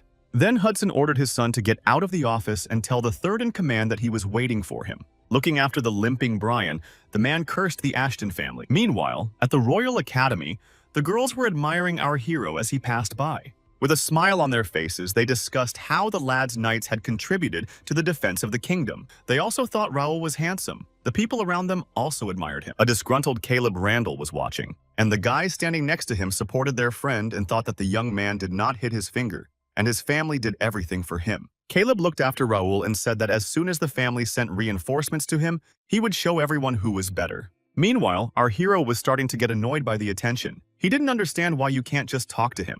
And at that moment, Dalton ran up to the guy. He hugged him by the neck and was delighted that Raoul was so famous for a week. Dalton praised him and asked if he was aware that in the capital he was being trumpeted at every turn, to which our hero replied that he was not interested. This surprised Dalton, and he asked if the rumors were not lying. He said that people were talking about the guy being the true heir to Ashton County. Raoul looked at his acquaintance unhappily and asked him again. Then Dalton spread his hands and said what he had heard. Otherwise, he did not understand who allowed the young man to take so many soldiers. And our hero turned around and asked the boy to stop talking nonsense. He said that the throne will inherit his older brother and he does not care. Raoul also told Dalton that he himself gathered the knighthood without the support of his family. When Dalton heard about it, he was very surprised and asked how it was possible. Then the guy answered that he had some capital. Dalton rubbed his head and asked if next time he could go to the gate with them. Our hero didn't say anything to the acquaintance and looked at him strangely. The young man noticed this and asked what was the matter. At that moment, Raoul began to smile and thought that one had fallen for his tricks.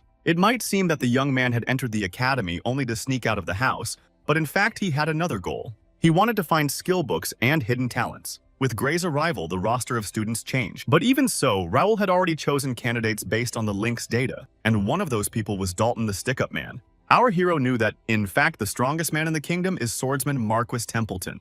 And in the world of Connect, where it is almost impossible to establish relationships with the top-class NPS guy, was exposed to the perfect opportunity with the grandson of the man Dalton. At the moment, the gate was only open to a limited number of people, and the young man realized that it was necessary to get official permission or have at least 50 fighters and 3 knights with him. In other words, Dalton would never get through the gate alone. Even though he was an expert, he wouldn't have the slightest chance to prove himself in a real fight. Therefore, Raoul thought that he was probably sleeping and seeing how to conquer the gate. Then our hero invited the boy to join him. He immediately asked Dalton what he thought about the F-rank gate, and the young man immediately started jumping with happiness. He was glad that they had managed to become friends. However, Raoul said that he had conditions. After that, Dalton immediately changed his face and asked what the guy was talking about. Then Raoul said that he was taking only him and forbade him to take any servants or guards with him. Dalton gladly agreed to this and said that the less people there are, the more oxygen there will be.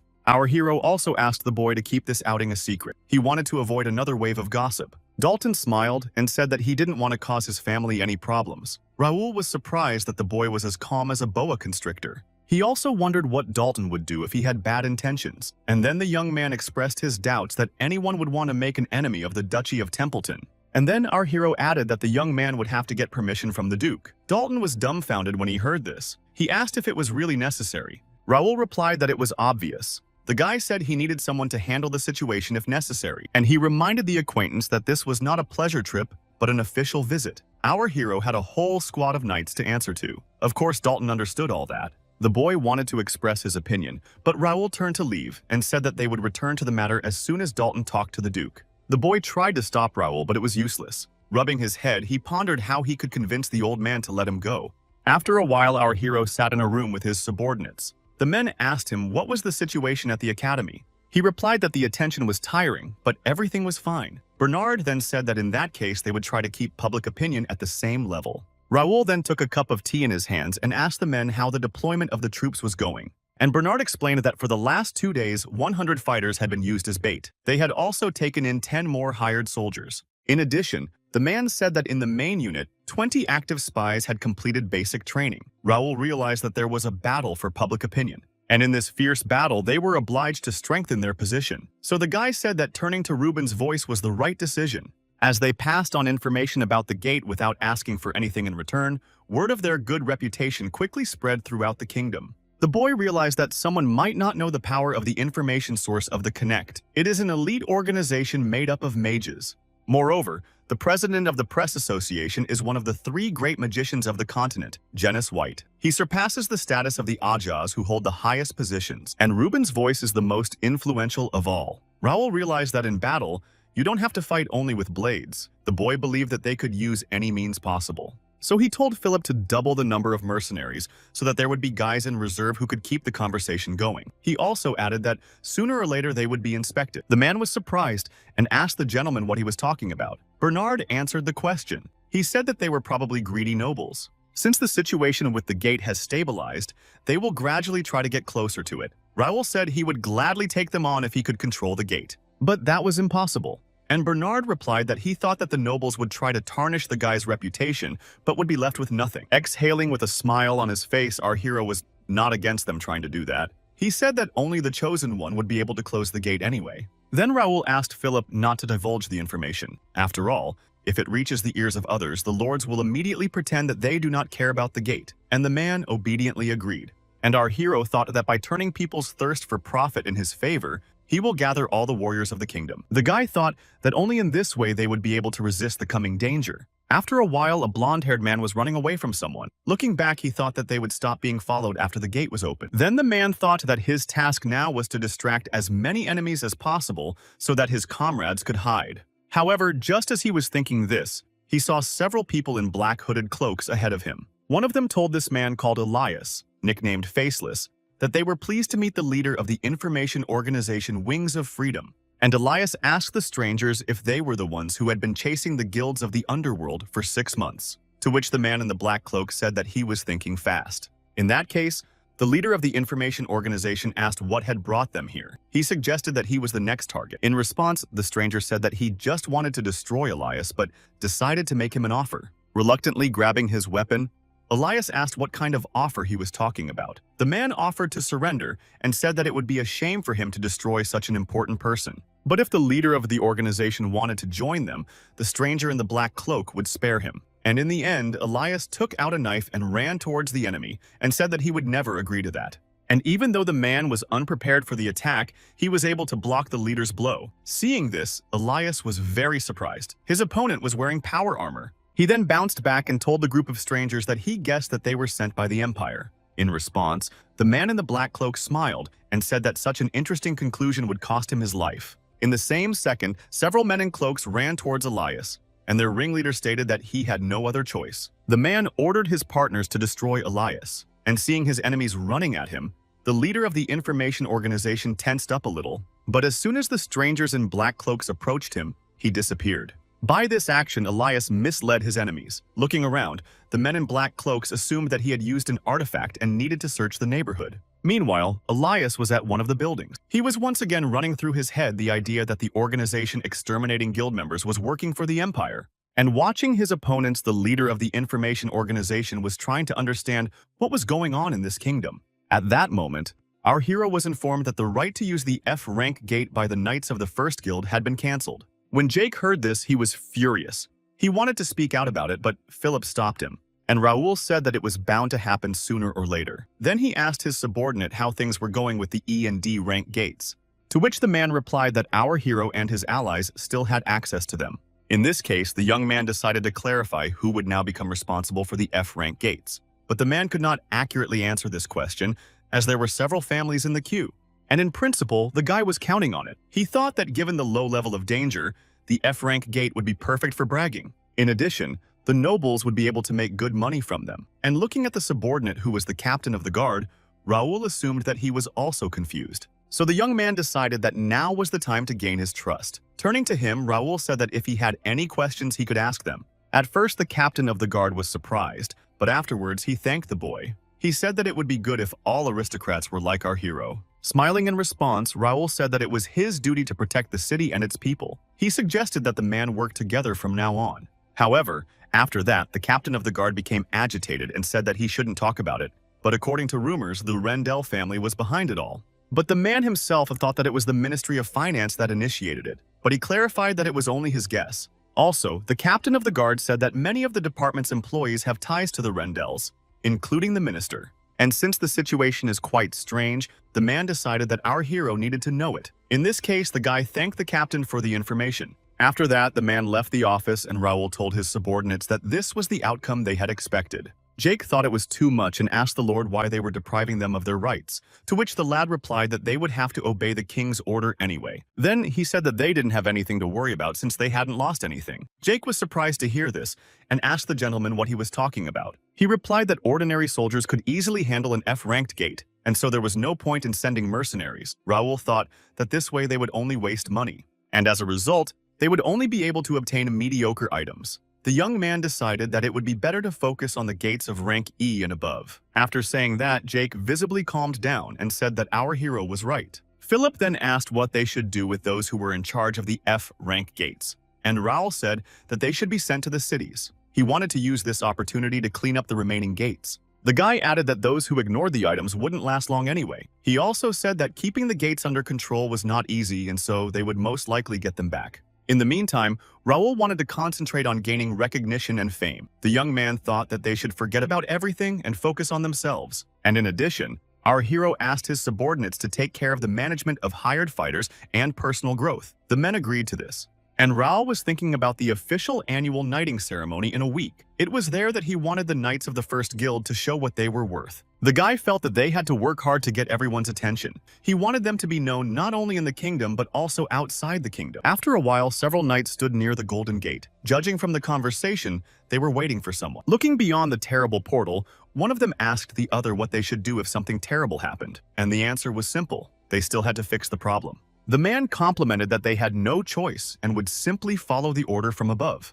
After that, the knight's attention was drawn to some strange noise. Turning around, they noticed an army and one of the men shouted to everyone to move aside. It was because Asen Carrington was riding behind him. He was the fourth son of Viscount Carrington. When one of the knights saw him, he said he was honored to meet the Viscount's son. His name was Bill, and he was in charge of control. In response, Asen Carrington did not extend the knight any courtesies and asked if it was them. Bill, however, did not understand what the man was talking about. Then the Viscount's son pointed to the gate and asked if it was the same one, and the knight confirmed that they were. Then Asen told Bill that his men were blocking the passage and he needed them to leave, and only the knight wanted to ask the man what he was going to do as Asen told his men that they were about to cross the gate. Bill then asked the Viscount's son what they would do with the horses. Asen did not understand this question and asked what the knight meant.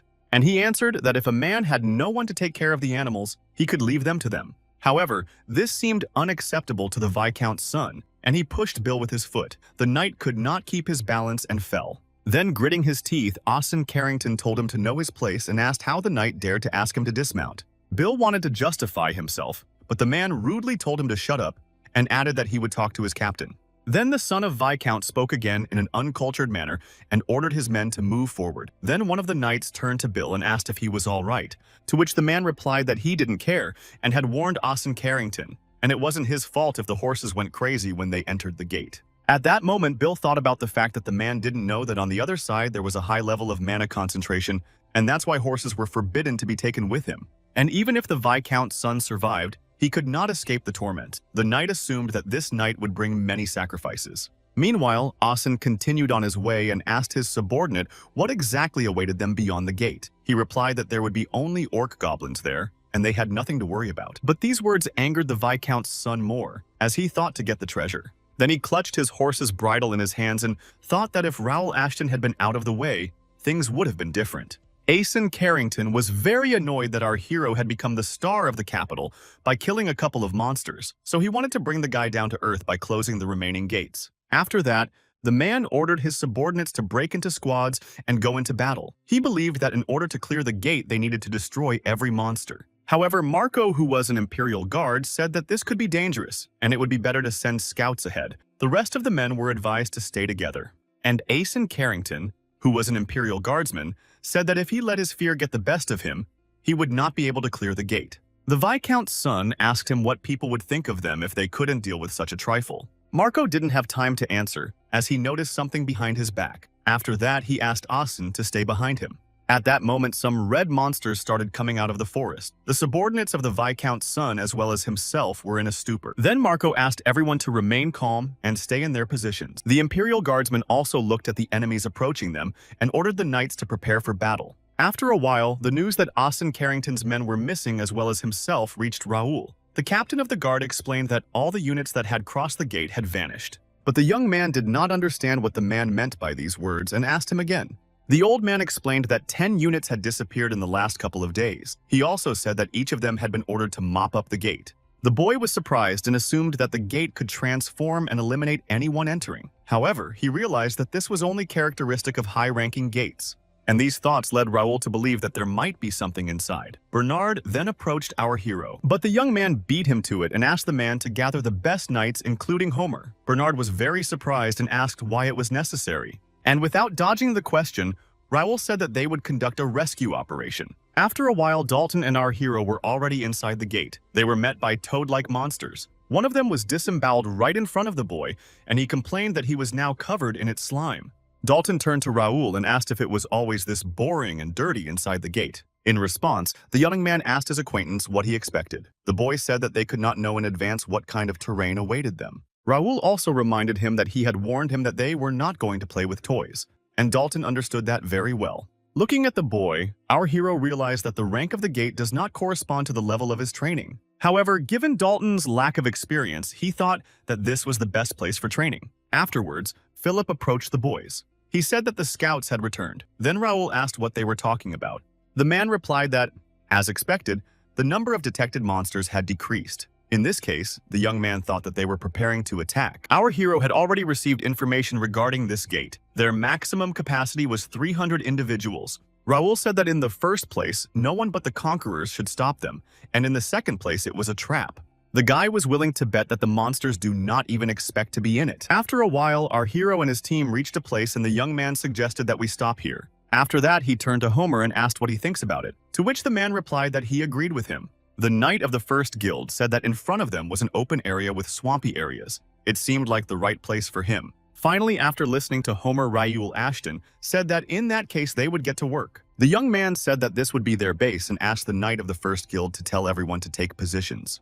Dalton was standing next to our hero the whole time. He asked what the boy was going to do on this hill. Raoul replied that he was going to build a fort here. Hearing this, Templeton's son was surprised and asked the boy what he was talking about. Then Raoul asked his acquaintance to watch carefully and said that maybe he would learn something. And as soon as Dalton saw that the guy with the help of his hand emitted some energy, he was terrified. And our hero continued to direct his hand upward with a smile on his face, told Homer that they are starting. After that, the knight of the first guild ordered his subordinates to activate the artifacts. After a few seconds, a magic circle appeared in the sky. Looking at it, Dalton was still in shock. Then many bricks began to rise into the magic circle. Dalton asked the young man what was going on, but he didn't get an answer. Raoul said that now they had to repeat what they had done in training. He was referring to the A formation and added that they were moving on to the main part. With that, the bricks began to line up into blocks and form the framework of something sturdy. Covering his hands from the dirt, Dalton was still questioning why all this was necessary. And as soon as he asked it, the answer came out. He saw that the boys had built a fort.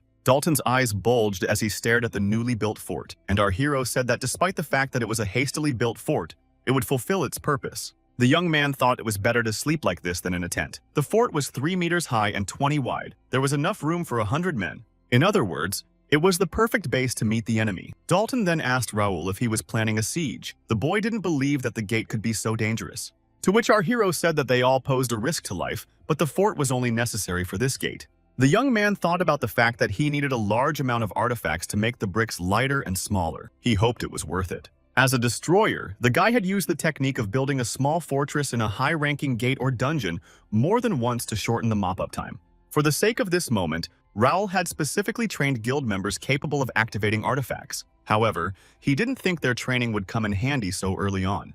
And of course, Dalton had a lot of questions, but he decided to ask only one, and the young man asked what kind of question it would be. Then Dalton asked why the fort was needed at all, because he thought they were going to look for missing people. And Raoul said that was what the fort was for. That brought a look of surprise back to Dalton's face. All because he understood that forts are used to defend against enemy attacks. The guy asked our hero who he was going to fight off on the rescue mission. Raoul said that he would soon find out. The young man thought that perhaps those are sure that they are ready for anything and do not even take into account the possibility of failure. And our hero wanted to see whose preparation would be more effective. Meanwhile, in some shelter sat a masked man named Jack. He was the commander of the Imperial Hounds in Section 8. Then a subordinate came up to him and told him that they had captured those men as he had ordered. Jack then asked him if the rescue party was already there, and the man said yes. The man also added that the number of fighters was about the same as in the captured squad. He said the scouts were following them. Finally reaching for his sword, the commander hoped that these men could entertain him. With a smile on his face, Jack said he was tired of dealing with weaklings. He also believed that they should follow the captain's orders. After that, the man set out to hunt. But at that moment, a subordinate came up to him and, slightly stammering, said that he had an urgent report. And the news was from the rescue party's reconnaissance. Jack asked what had happened. The subordinate said that, according to rumors, they were hiding in the fort and doing nothing, and that surprised the commander.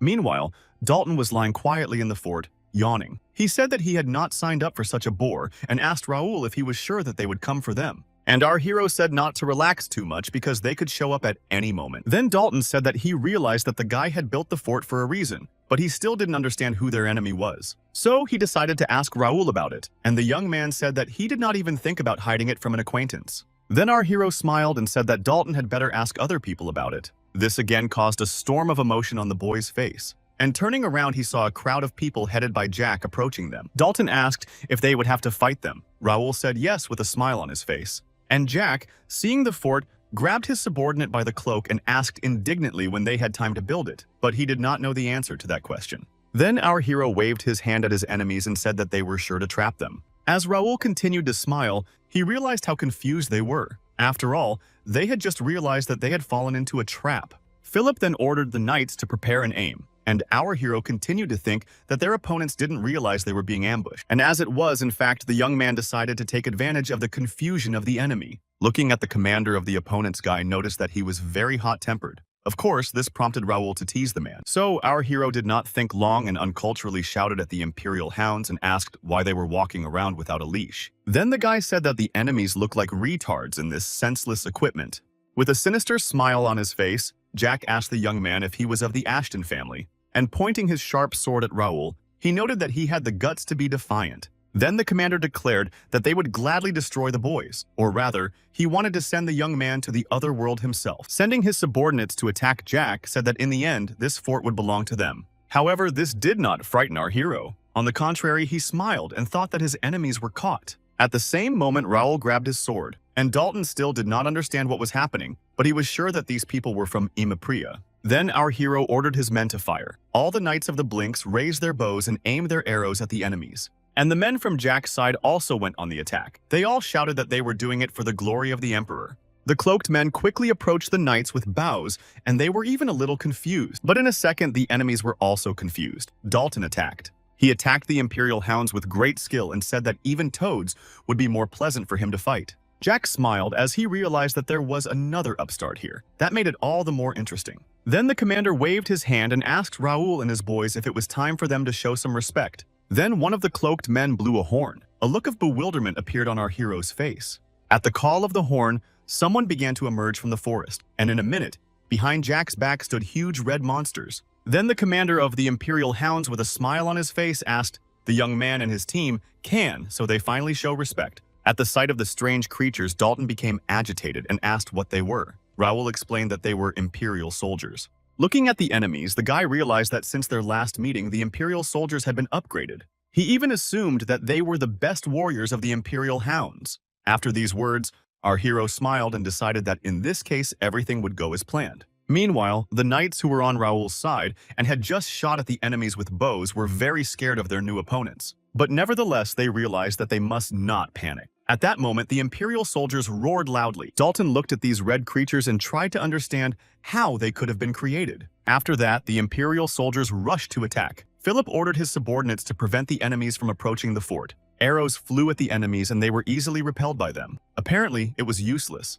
Dalton also noted that the arrows did not do any harm to the Imperial soldiers, and Raoul said that ordinary weapons wouldn't even scratch them. In that case, Dalton turned to the boy and asked what they should do. He hoped the boy had a backup plan, and Raoul confirmed it. However, he said that he would need help to carry out the plan. Then our hero asked his partner what he would say to that. Then Dalton smiled and said that he was in on it and said that that was why he had come here. This pleased Raoul, and looking at his opponents, he called Dalton to action. But the Imperial soldiers did not wait for the first move, and approaching the front, they attacked. The knights who were up above panicked, shouted to their allies to be careful. Watching this, Philip ordered his subordinates to hold their positions and the spearmen to go on the attack. Meanwhile, Jack realized with a smile on his face that the men of the First Guild were hoping to hide in the fort. But now, the man wanted to show them that the Empire was not to be trifled with. He decided to destroy the fort. A second later, Jack's confidence was slightly dissipated as he saw Raoul and Dalton running straight towards him with an attack. The boys deftly jumped over one of the Imeprian soldiers, but after that, Dalton saw that one of them looked at them angrily. Then the enemy turned around to face them and growled menacingly, spreading his arms out to the sides.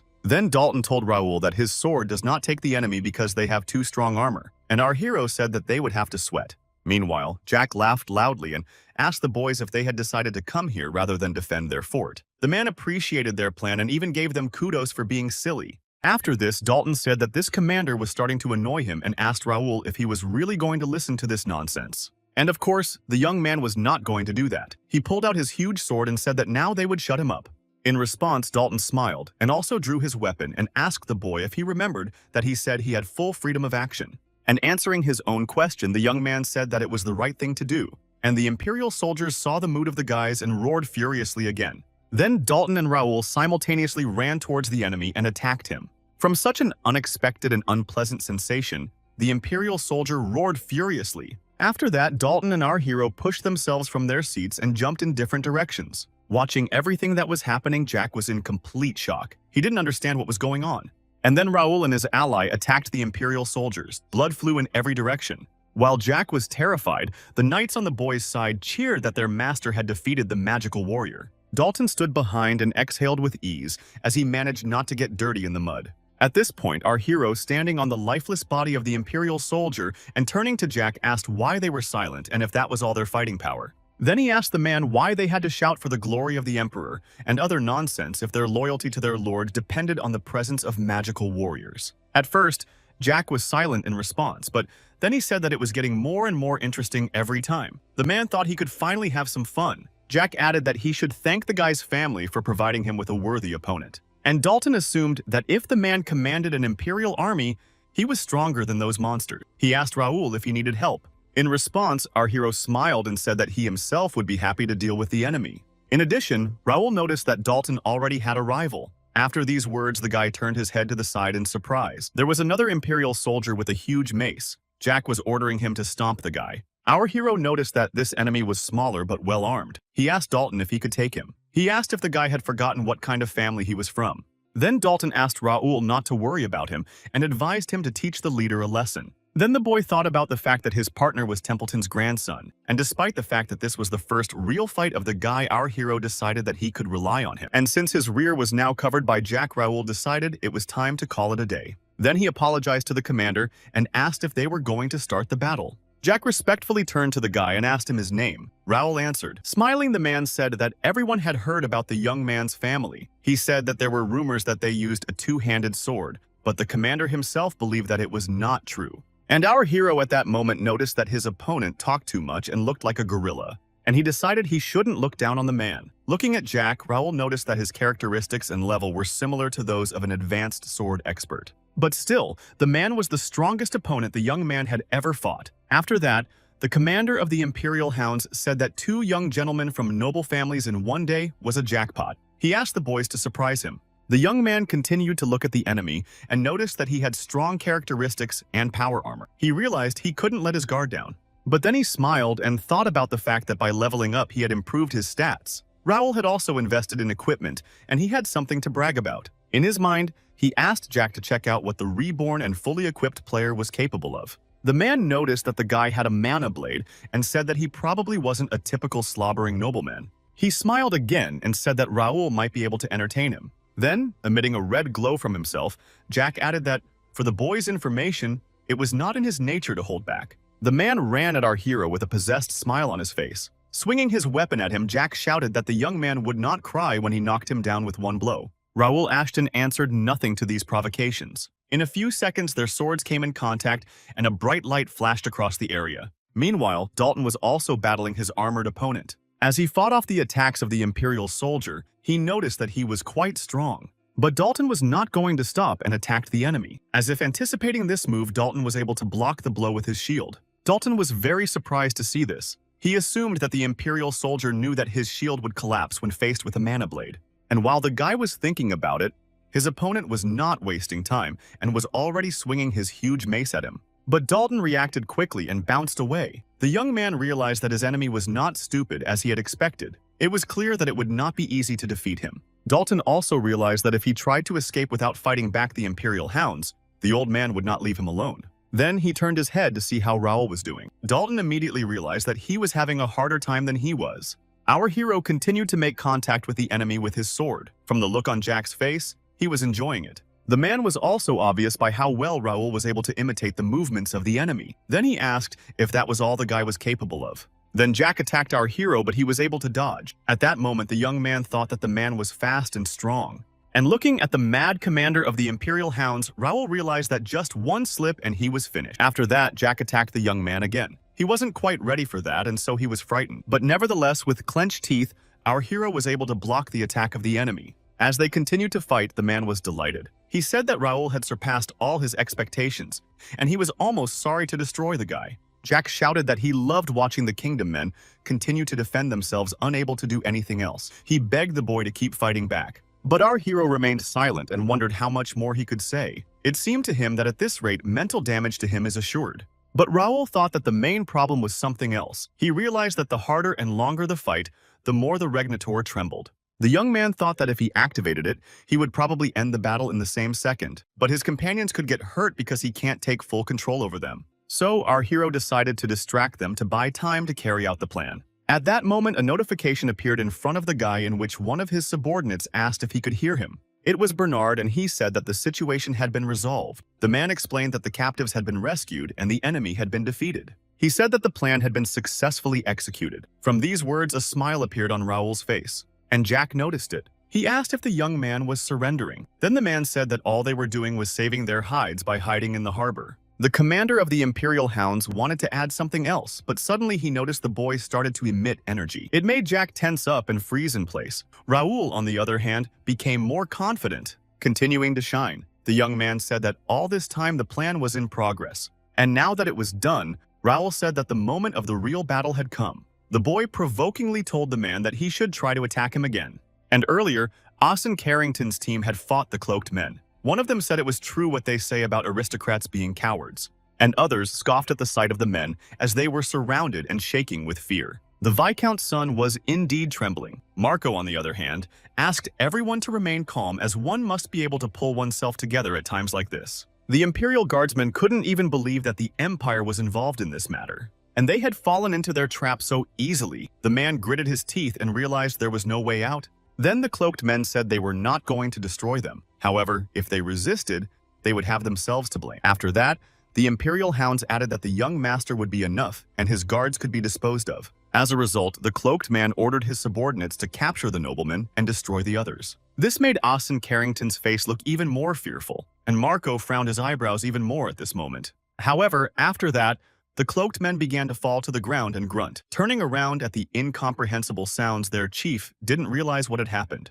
The Viscount's son and the Imperial Guardsmen also turned to the side and saw our hero's subordinates there. They were shouting at the opponents as they dared to enter the territory of the kingdom. Watching all his allies being destroyed, the cloaked man wondered who these guys were. He noticed that these knights had defeated the magic-wielding warrior in a blink of an eye before he could even use his mana blade. Jack stopped and said he didn't mean to make such a mess. But then with a mad smile on his face, he said that one of the Imperial Hounds would be enough for interrogation, and so the rest could be destroyed. Meanwhile, Marco explained to Austin Carrington that it was Jack from the Order of the Golden Bear. He assumed that the Knights of the First Guild had come to rescue them. The Viscount's son stammered and asked his subordinate what guild it was, but he did not have time to get an answer to this question as he was approached and asked if his legs were shaking. Turning around, Austin saw Josh in front of him. The boy said with a smile on his face that it was impossible to stand firmly on his feet in such a situation, and that not all young gentlemen were as brave as they were. And Pierce added that it was not even worth comparing the young men here. After that, Austin looked at the lifeless bodies of the enemies and thought that these guys had taken down such strong opponents with ease. This way, the Viscount's son understood what Raoul Ashton's first guild was all about. After that, Bernard contacted our hero and said that the situation had been resolved. He explained that the prisoners were saved and the enemy was defeated. Thus, the plan was successfully executed. Meanwhile, Raoul stood in front of the commander of the Imperial Racers. The man with round eyes asked the boy what he had just said. Then the young man repeated that the rescue team had accomplished its task. He also added that it was easy since they had sent all their forces here. Raoul told Jack that they had captured the prisoners and were concentrating on attacking the fort. Then he asked if the man had forgotten why they had come here. The boy said that the Imperial Hounds were overconfident and thought they had everything covered. However, because of that, they had fallen into a trap. At first, Jack didn't answer him, but then he smiled, and even smiled, and then smiled, and even laughed. The man did not see anything terrible in it and said that the development of a plan is not his strong point. Then Jack said that hiding and setting traps was no fun at all. Raoul tensed slightly at his opponent's reaction, and even pointed his sword in the direction of the Imperial Hound commander. At that moment, Jack's hand turned red and veins began to stand out. He said it was time to act in his own style. The man said that now nothing was holding him back and they could fight at full strength. Watching his opponent, the young man realized that this was it. He was talking about the Ghost Blade. Being a destroyer, the boy had dealt with this unusual technique of Imperial Knights several times. It was an intimidating sweep of the blade moving in a chaotic direction. With burning eyes, Raoul Ashton thought that finally this technique was used by his enemy. After Jack was transformed, he grabbed his weapon and said that he was ready to fight. Without wasting time, he immediately rushed towards our hero. Not expecting such speed, Raoul tensed slightly. The man with a crazy smile on the street struck the ground with his sword and everything around him glowed red. He shouted that he had apparently succeeded in knocking the guy off his guard. Jack noticed that Raoul was only just managing to block the blows. But our hero didn't say anything back to his opponent. He was just counting percentages up to 100.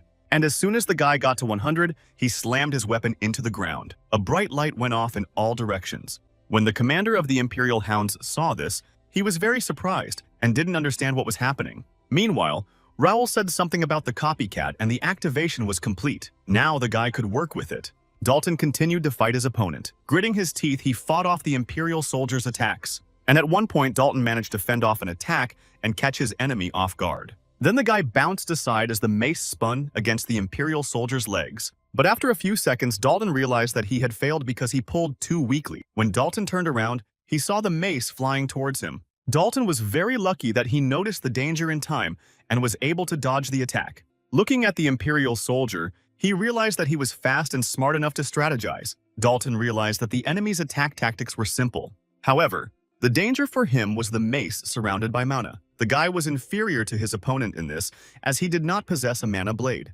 Dalton tried to figure out how he could win this fight. In the end, he decided to use the means at hand. The knights watching all this realized that the young man was having a hard time. One of them asked if they were sure they should stand aside.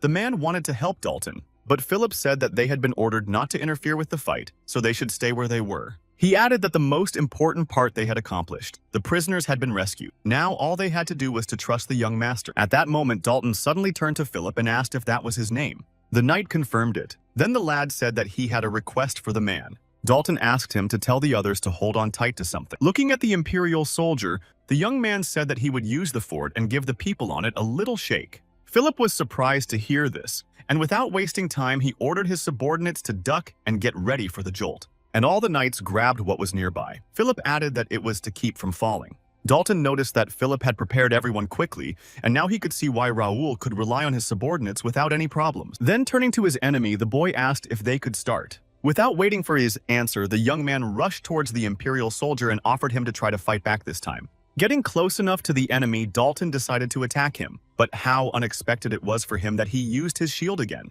The guy had to bounce back. Then the Imperial soldier decided to make his move, swinging his mace at the young man. At that moment, Dalton jumped up and dodged his opponent's attack. The mace struck the fort. This caused the force to buckle, and the knights on it began to scream. Philip ordered everyone to hold on tight. Then the guy swung his sword and decided to attack the enemy from above. The Imperial soldier didn't expect this, and so he couldn't dodge the blow. After that, Dalton stepped aside. He realized that it was risky and was glad that it worked. The guy turned around and looked at the fort. The wall was a little damaged, and he hoped that it wasn't a big deal. Watching the boy from above, one of the men said that even though it was his first real fight, he was confident. Philip agreed, and said that Dalton looked even proud. He recalled that he was a wolf of the Templeton family and the grandson of a swordmaster. Raoul looked at his ally at that moment and noticed that their enemy had been defeated. Then turning to Jack, he said that it was time for them to go wild. The boy didn't understand how long they could stand idle. The man with a smile on his face agreed and asked our hero not to hope for victory. Jack said that the young man mimicked his technique quite well, but repeating the same movements was not enough. The commander of the Imperial Hounds said that he would show him the difference between them. After that, their swords clashed again. Sparks flew in all directions. Neither of them were going to give in to the other. Then they bounced away from each other, and Raoul swung his sword and directed the energy from it towards Jack. When the man saw it, he was surprised. He hadn't reacted in time, and so it hit him. Of course, this angered the Imperial Hound commander, and he cursed slightly. Raoul smiled at his opponent at that moment and asked if he'd noticed the difference. Through gritted teeth, Jack called our hero a pompous boy. You could see the rage in his face. And the boy thought that his skill was quite strong and easy to use. He also thought that it had been a long time since he had gotten something worthwhile. Suddenly, an error notification popped up in front of the boy's face. It said that unacceptable actions were detected, and according to the rules of the Regnator, the copycat skill would be removed. This left Raoul stumped. He couldn't believe that he wouldn't be able to use copycat anymore. Jack was watching our hero closely at that moment and didn't say anything. And the system told the guy that it was searching for new skills. However, the young man was still disappointed because he thought he found a good skill that he could not even use. But after a second, Raoul thought that he could use it until a new one was found. During this time, our hero decided that he was obligated to finish the battle. Gripping the sword tighter, he told himself that he would squeeze everything he could out of it. So without wasting precious time, he rushed towards Jack and attacked him. Looking at Raoul, the man laughed and said that he had become too aggressive. He asked the young man if he had decided to speed up. However, our hero did not answer his opponent and continued to fight. Then Jack wanted to make the last blow in his opinion. But at that moment, Raoul jerked his arm. The man turned around and saw a sword flying at him. The commander of the Imperial Hounds dodged the sword and asked him indignantly what was going on. Jack didn't understand where the flying blade had come from and looked around. Then he turned back again and saw dozens of such swords floating in the sky. The man wondered again what was going on here. In that case, Raoul asked him if he had just noticed it, and the guy asked the enemy if he had tunnel vision. Then, with a smile on his face, our hero asked the man a rhetorical question if he wanted to see what he was capable of. And without waiting for an answer, the guy decided to show the commander of the Imperial Hounds his skills. At that very second, blades flew at Jack. The man was still puzzled as he fought them off. Continuing to block the blows, Jack said he was disappointed, as he assumed they were all tricks from the young man. Then, striking with his sword, the man told Raoul to stop with the tricks and start fighting like an adult. With a mad grin on his face, the Imperial Hound commander stated that he had no time for games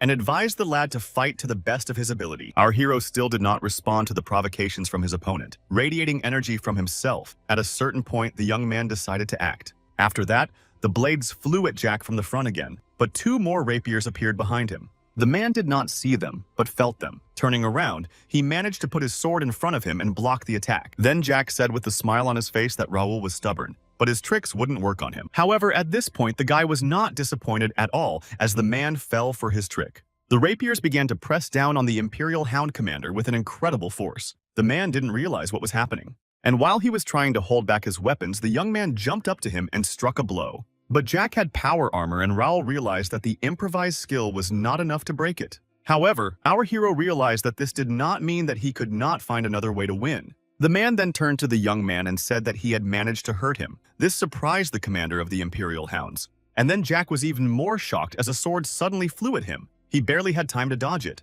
Following the weapon, Raoul approached the man. He said that even though Jack was strong, he was also very talkative. So the guy swung his fist at Jack and said he was going to shut him up. Eventually, there was an explosion. After that, the hand of the commander of the Imperial Hounds went limp.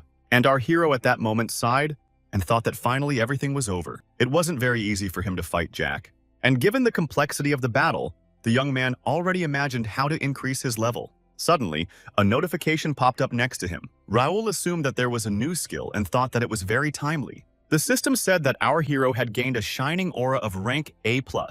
Seeing this, the guy couldn't believe his eyes. He was very surprised and asked himself how he managed to get this skill. Radiant Aura was a top-level skill available only to the strongest of the Holy Knights.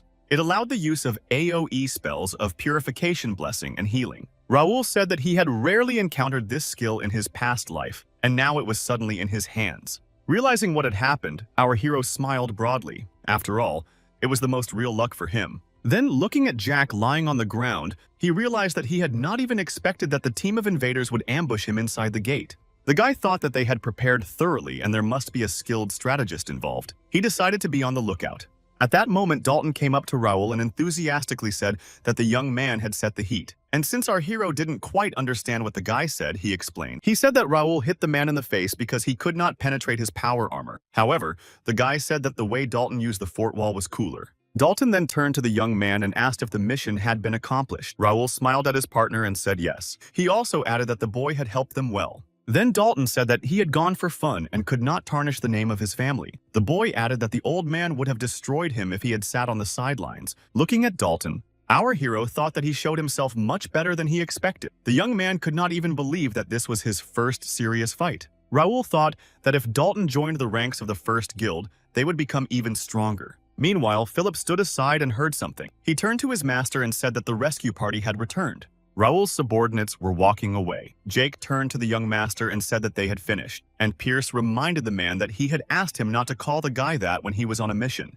But our hero said that everyone is good and asked Jake if everything was okay. In response, the man laughed and said that as long as he was on a mission, there could be no problems. Bernard then added that there were no wounded but a few dead. He suggested that they would need help to move the bodies, to which Raoul said that the guards would help with that. Meanwhile, Austin Carrington thought that the young man was really a master. He even believed that the boy had earned this title by his own labor. From these thoughts, the son of Viscount was distracted by Dalton, who came to him. Asen almost choked at the sight of the boy, and Dalton, with a smile, asked him if he was one of the hostages. The young man said that he didn't even know that Viscount C. Carrington was involved. Asen looked at Dalton and wondered if he was one of Raoul's guild. Then, turning his gaze to our hero, the son of Viscount tried to understand how influential he was. Next to everyone stood Marco, but the man decided to say nothing and continued to remain silent. Summarizing, Ralia told his subordinates that the prisoners were saved and the Imperial Hounds were neutralized. The mission was accomplished, and on top of that, the guy had gotten an amazing skill. He was more than satisfied with the results. After that, our hero smiled and told everyone that it was time for them to go home. After a while, Raoul was exactly there. Sitting in the office with his subordinates, he asked them what happened to the Imperial soldiers taken hostage. Philip replied them they had secretly redirected them to Mr. Gray as the boy had requested. Then the young man asked what condition they were in, and Bernard said that everything was unchanged. He added that most likely the Empire had put a mind-blocking spell on them in case of capture. The man also said that without Mr. Gray's help, it would be difficult to get any information out of them, and Raoul said that it was not certain that the wise man would be able to find a solution. Then he asked Philip what was known about their motives, to which the man replied that all they knew was that they had disguised themselves as guards to sneak into the city, and that a large internal audit was planned. That was all the information they had, so Philip said it would be difficult to determine a motive. But that didn't sit well with our hero. He said that he would like to have more specific data. The guy thought that the Empire's method of operation was very simple and dangerous. For the next attack, he decided that they needed more information. Raoul realized that he had to find a way out. In that case, the young man told Philip to leave the matter to the kingdom and Mr. Gray. He asked the man if there was to be a ceremony for the knights tomorrow. Philip confirmed this and said that the ceremony would be calm and quiet as the capital was in turmoil. Thinking about it, Raoul assumed that they were in for a real inspection and not just a pathetic demeanor, and that seemed like a good thing to him. Then our hero said that it would be an important event to prepare for. In response, Bernard and Philippe agreed with their young master in one voice. Raoul kept thinking that the most powerful families and knights of the kingdom would gather for the ceremony. The first guild was going to take to the big stage for the first time. And so the boys said that they were bound to make a good impression so that the rumor of them would spread throughout the kingdom and reach the empire. The young man wanted to show them off to everyone. He believed that the greatness of the first guild would be sung in every corner of the continent. The next day in the city, everyone was quietly going about their business, and one girl noticed someone approaching them. Turning her head, she saw two flags. It was Raoul Ashton sitting on a horse, and the people around started to cheer him. The crowd was crazy about the guy, and the townspeople were yelling at him to look in their direction. Our hero did. He smiled sweetly at the girls. Next to him on his horse sat Josh. Looking around, the young man noticed that the crowd was shouting to him as well. The strangers didn't know his name, but they shouted that he was handsome. The girls smiled at Josh and, like our hero, asked him to look at them.